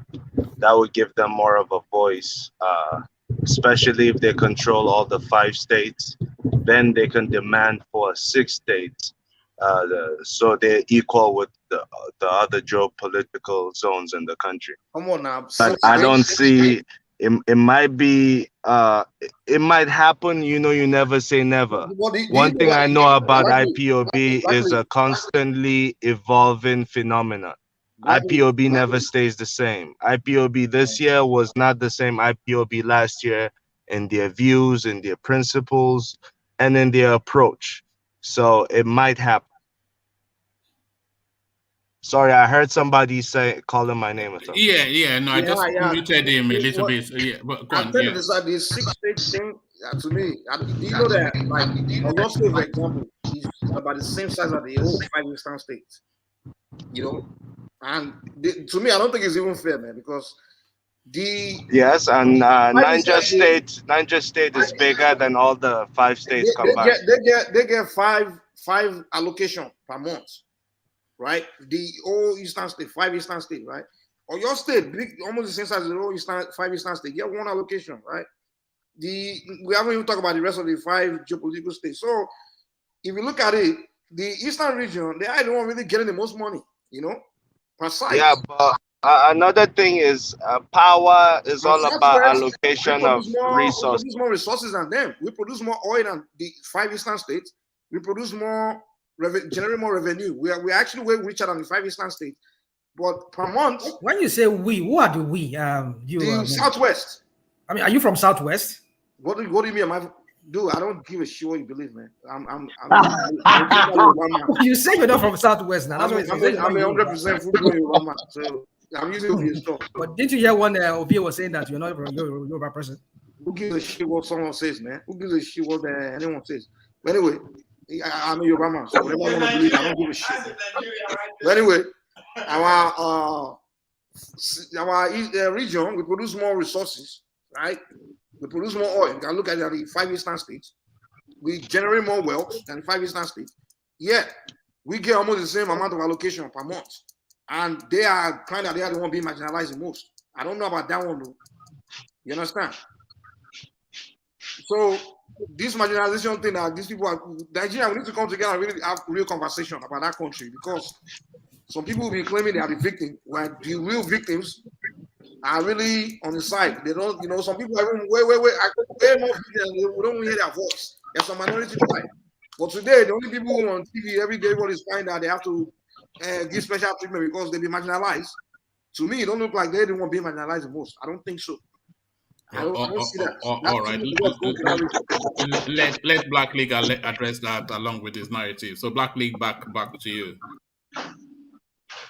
Yes, I think to be fair to the Southeast, there is apparent concerns for, you know, marginalization, and it's not baseless. But that I also agree with you that is not secluded to the Southeast.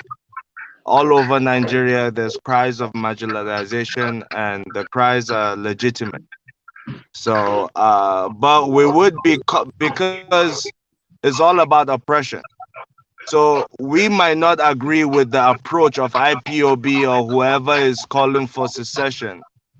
But at the same time, if we don't have the answer to cure, if I may use that word, the oppression, we might be complicit in the oppression. Well, whatever the oppression is, we have to define it. That's the thing. But when we ask, what's the oppression? They're giving you something like, you know, we need one more state. And we are like, okay, the amount of money you are receiving relative to the size that you have, it's like you are getting them. Even the call for one more state, I just said it, but I've never heard the Southeast as a bloc demand for another state. I haven't heard it.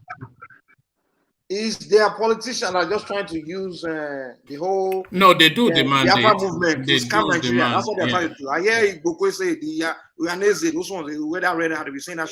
Yeah, they demand it individually. I said Southeast as a bloc, as a geopolitical zone. And before you know it, we have one Yoruba leader like that. We agree with that. Oh yeah, we need to give them yes, so we fall for that rubbish.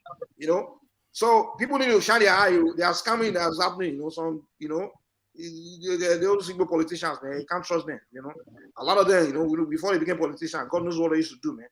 Maybe they used to, you know, like, you know, we don't know, you know, scam or something. So you can't come and scam us with that fifth, the sixth state. That doesn't make sense. You are this your ego hating. You are over here. No, This no, guy we are is talking true here, man. We are talking true. Look at the comment section. I see the guy insulting at the college. And you want me to come and be if they want me to be gentle, they need to stop insulting me in that comment section. And I will gentle. You to stop provoking them and then stop insulting you. All right, thank you. So Black League. So then you don't see, because I can see it, and you're saying that that would then make them political actors, which will go against the core value that they seem to want to promote.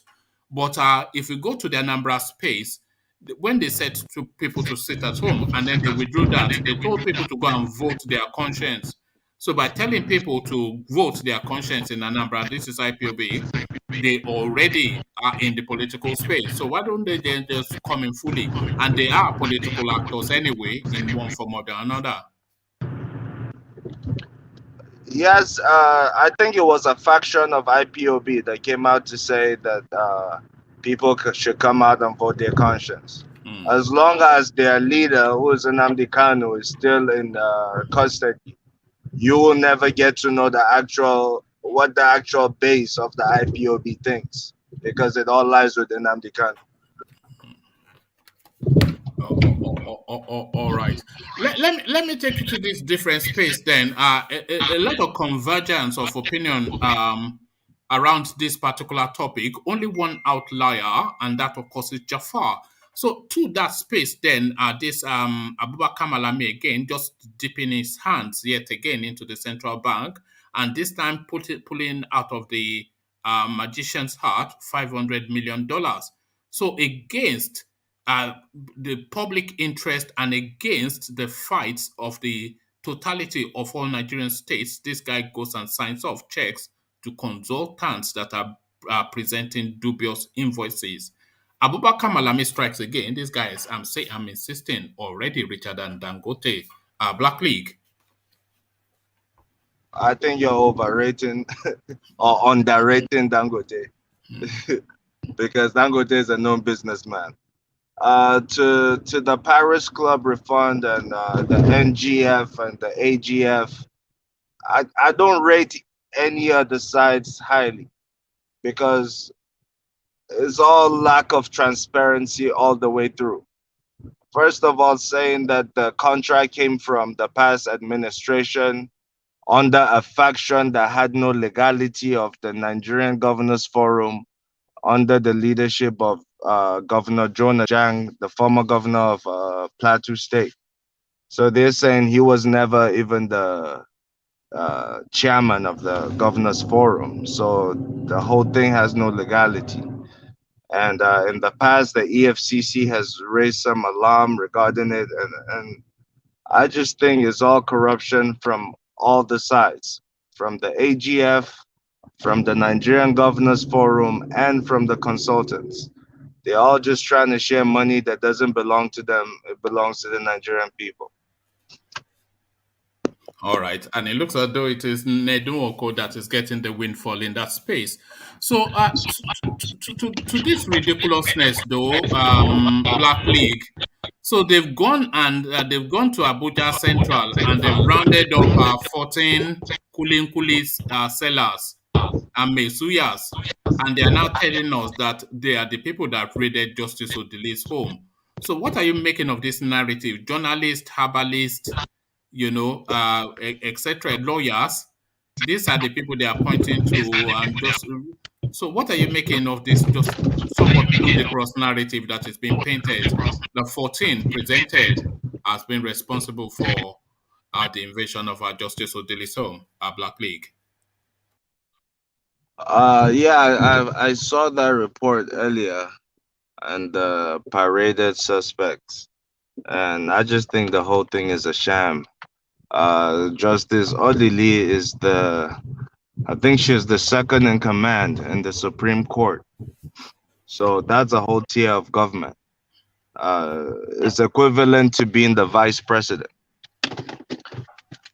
And it might be a political move because she might have some opposition. Maybe somebody somewhere doesn't want her to get to the actual seat of the Chief Justice. That's my own reading of the situation. And I don't think it's those people that were paraded. I personally don't think they had anything to do with it. No, it's just scapegoating, isn't it? Yeah. But one of them did point at Abubakar Malami, saying he works as a consultant for him, and we know there's an association because the ID card that was found on that guy or that he presented was signed by Abubakar Malami. So all fingers point to Abubakar Malami in this matter. And funnily enough, he's setting up a probe panel to investigate it. So essentially, you're asking Lawrence Anini to go and investigate himself. And what are you just making of this Abubakar Malami as an entity? What is he? What's that space all about, in your opinion, Black League? He is the Attorney General. I don't have anything personal against him. I think the way the office is structured, it's open to a lot of abuse. Why? Because there should be a separate office for the Minister of Justice, who is an appointee of the President, and there should be a separate office for the Attorney General of the Federation that will not be an appointee of the President. So I think because you have that clash and those two offices are now one office, that's why that office is the only recognized minister in the Constitution. It's because it's attached to the office of the Attorney General. So I think this administration should look into that, and the coming administration should also look into that, and our representatives should look to, amend the Constitution to see that there is a separation between those two offices. Okay, and finally, crime and punishment, Nigerian style, is still 2 billion naira, and then you get imprisoned in Nikon Noga Hilton Hotel. So what are you then making then of this plush environment that they're calling a prison for MAINA? 5-star treatment all the way through. Is just the punishment fits the crime, do you think? I personally don't even think he's in that 5-star hotel that you call it. Because anything happens in Nigeria, he's probably at home with his family. This is because the high-profile cases like that get a special treatment. And it's not just, let's not seclude Nigeria to that. It happens all over the world. Yes. Not just in Nigeria. All right, brilliant. Thank you, Blackley. Are you driving? I can hear a bit of traffic in the background where you are. Yes, I'm actually outside right now. All right, brilliant. Okay, I'll seek to round off here because we've hit that 5-hour threshold, and I've promised never to go there, but I skipped a day, so I just thought maybe we're allowed just for a bit more space. So we start to round off to London U Black League, and we go UK, Radio Biafra, Thomas, OVA, Rational Mind. One man, can I say before I want to go and sleep, Yeah, no, I said we start with you, and then we go with okay. Yeah. So well, to you then, yeah. Well, I mean, my own wish, I wish that country, Nigeria, like everybody will love one another, because, like what we are going through is not what we are supposed to be going through as a country. But I wish things would have been better, like every tribe will love one another. You can travel from south to north, without any problem. We can do things in common, to push the country forward and make that country more greater. And so that, anytime we talk about Nigeria, people will get scared of us in our mightiness, or in everything about us. Like other people will even come to serve us, but it's just a wish, but I don't know if it can happen in our lifetime. I wish it would be like that, but it is what it is. It's a crazy world. That's what I want to say. All right. Thank you, UK. And thank you for staying the duration. I know you don't usually like these long sessions, but thank you, UK. So from UK to Radio Biafra, just as succinctly as UK was, to you, Radio Biafra. Yeah, again, as I said before, I come in peace and my people come in peace. We are the one telling the truth about this contraption called Nigeria. It cannot work. It will never work. The Indians and Pakistanis in 1947 came together with a brilliant minds and said, look here, this is not going to work as a whole India. So they came and carved Pakistan from India. Why can't Nigeria do that? Why is everything has to be by force? We must be together. Oh, we just need a good leader. It's not going to work. Everybody should be agitating for referendum. Let people decide. If the whole people in Nigeria decide they want to be together, fine. Let them be. Carry on. But if they don't want to be, if a part decide they don't want to be part of Nigeria, they should be allowed to go. And that is what we are agitating for. We want a referendum. Give us a referendum. We don't know if the whole of this space we call Biafra will be from the old Eastern region. There might be some that don't want to be part. They want to be with the Yorubas, the North, whatever. But if it's going to be the whole 5 states, the other Igbos that have been carved out to these alien lands in Nigeria, let it be. I'll be happy to take the 5 Eastern states if that's going to be it. But I know it won't be. But we should be demanding for referendum. Let the people decide where they want to be. Nigeria is never going to work. It's only for parasites and killers. All right. Thank you, Radio Biafra. So Radio Biafra now an imagined voice within the space. So thank you, Radio Biafra. And thank you for being a good sport. We did put you under a bit of pressure. So to you now, Rational Mind, your thoughts. Oh, I think we've lost the Rational Mind. So I'm still here. Oh, well, all right. Yeah. So yes, I think a lot has been said. We've had some kind of heated debate here on the way and manner the Nigerian government has been prosecuting this KANU'S case, which for me is an international embarrassment. And then when Jafar was saying that Nigeria is a great nation, well, it should be a great nation, going by its size, its population, and the skills that its citizens has right from after independence. I mean, I won't talk about right now. So for that reason, I won't call it a great nation. It should be a great nation, but it's not a great nation. It's overhyped. A great nation is a nation that respects its citizens, that respects the rule of law, and allows rule of law to prevail in any matter. If you're very sure of what you're doing, that this guy is guilty of what you say, why don't you let him go through the process? Why do you have to frustrate the whole process? That's to show that you have nothing. I mean, this guy that is the Attorney General of that country, he has lost cases after cases. It's not fit for purpose. In fact, it's the one who is even #1 lawbreaker in that country. The law is supposed to have to defend it. So for me, I don't see the narrative of calling Nigeria a great nation. A great nation is a nation that respects its citizens, that the rule of law prevails, and they allow its citizens to exercise their franchise, not stifling democracy in any way. And so for me, I would want to end on that note that Nigeria is not working. And if it's not working, it's either we tour the path of reconstruction or restructuring of that country, or like my other people have been saying here, let people have their referendum and go their separate ways. That's all I have to say. Oh, all right. Thank you, Rational Mind. So from Rational Mind, we've gone to Thomas. Thomas, to you. Thank you, everyone. Thank you, our listener. Thank you, co-debater.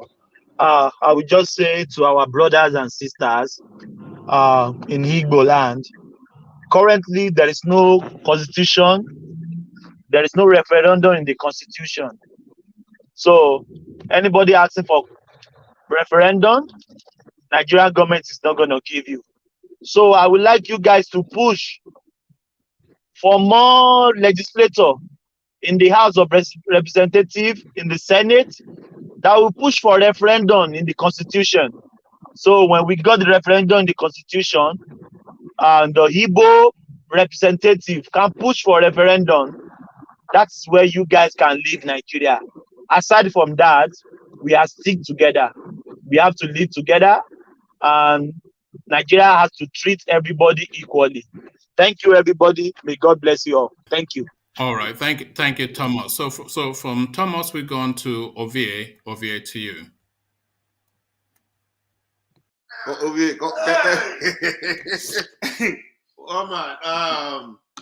It's let me just conclude by answering in direct to Actually, before you conclude, just this question to you and Black League as part of your summing up. So but just condense it though. What does restructuring mean to you? So just condense that as part of your closing remark, and to you, Black League, as well. I mean, what does this? I think restructuring. I think it's happening every day as the country move forward. I mean, every day there is. The one they're asking for is what I'm saying. Like the one way they activate from. Like they change the system. To me, I mean, okay. I think I was. I all right, Ovie, abandon that. Just give us your closing remark. You are too far gone. Just give us your closing remark. Biafra man was very strong in his what he's trying to say. Now, so our uncle Chuku said, shout. He ended up contesting for election. This the idea of what is it called? Referendum. This energy where they use they sit at home to canvas vote for APGA and whatever. Let them channel it to a referendum and see no. If they want to support the Iranese and the Igbo leaders, the energy they use to agitate for Anambra election, they use that same energy to come out and agitate for the referendum. Then we know they are serious. You know, that's who Radio Biafra is going to be talking to. They are Iranese and their leaders. The way they all came out to fight for the Anambra election to take place, they should come out and fight for referendum. Use the same energy to fight for the referendum, and then we'll take them seriously. So, well, I mean, Nigeria, they should shut up at this point as far as I'm concerned. They do election for their house, and they praise Buhari for conducting a free and fair election. So what's the problem? If they are giving the INEC and Buhari all the credit for conducting a free and fair election in their land, so what's the whole point of on a distraction anyway? Last, we all come together and sing, say Baba, or say whatever for 2023. All right. Thank you, V. So Rational Mind, you now have the floor to round it off. So not Rational Mind, Black League. So to you then, Black League. Thank you, V. So Black League, to you. Yeah, to your question on what does restructuring mean, in my perspective, it means running a system of government that is of benefit to the people living in that nation.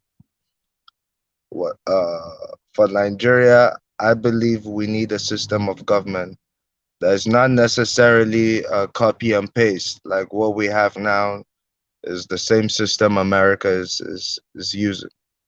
I believe every country needs their own system of government, whatever suits their people, that puts into perspective the culture of the people, the way of life, the religion or religions being practiced, and just in general, how the people communicate with one another. That has to be put into consideration before forming a government. In Nigeria, we have a clash to where we have a traditional system where the king used to be the president. He used to oversee immigration, he used to oversee the courts, he used to oversee the parliament and all that. Now a king is reduced to being under local government chairman. So it's all different now. But people still revere kings, and in some areas, people don't revere kings as much. So all that has to be put into consideration before we form a country and eventually form a nation. The system we're practicing now has failed us repeatedly. The system we're practicing now still has challenges in where we copied and pasted it from, which is America. We've seen it during the time of Obama, the whole government shutting down at the federal level. We've seen it during Trump, where a sitting president is accusing top politicians of corruption and the major parties and saying all the politicians bought a sitting president in Donald Trump. So we still see challenges in over 300 years of practice. We would have thought that we'll see perfection by now, but that's not necessarily the case. So we shouldn't just copy for copying's sake.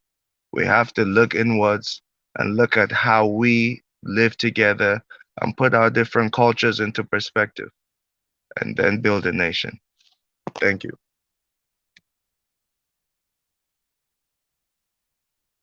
All right, thank you, Black League. So that was Black League, a voice you had missed, and I didn't even push him on the bet with Alexander, because if I'd pushed him on that, he would probably run away for another 6 months again. But I'm keeping tabs and I'm tracking you down if you don't turn up when the bet is. I think it was Okorocha that the bet is on, isn't it? So that is still in situation, but don't worry, it's only a friendly thing. Nobody will push you to part with money. Yeah, so all of the big voices you've heard, I think the only voice that was missing was Ajanle Koko, who popped in and out, but I think he's either too busy or a system connection. But the session has resumed, and so things are as normal. So we carry on as we always do. You say I want to say regular as clockwork, but then I missed yesterday, so you probably say, what do you mean? But regular as regular can be, at 10 o'clock tomorrow, we reconvene and we chew the fat all over again. So I'll leave it here. Carry the conversation on within the comment section, but here, say peace.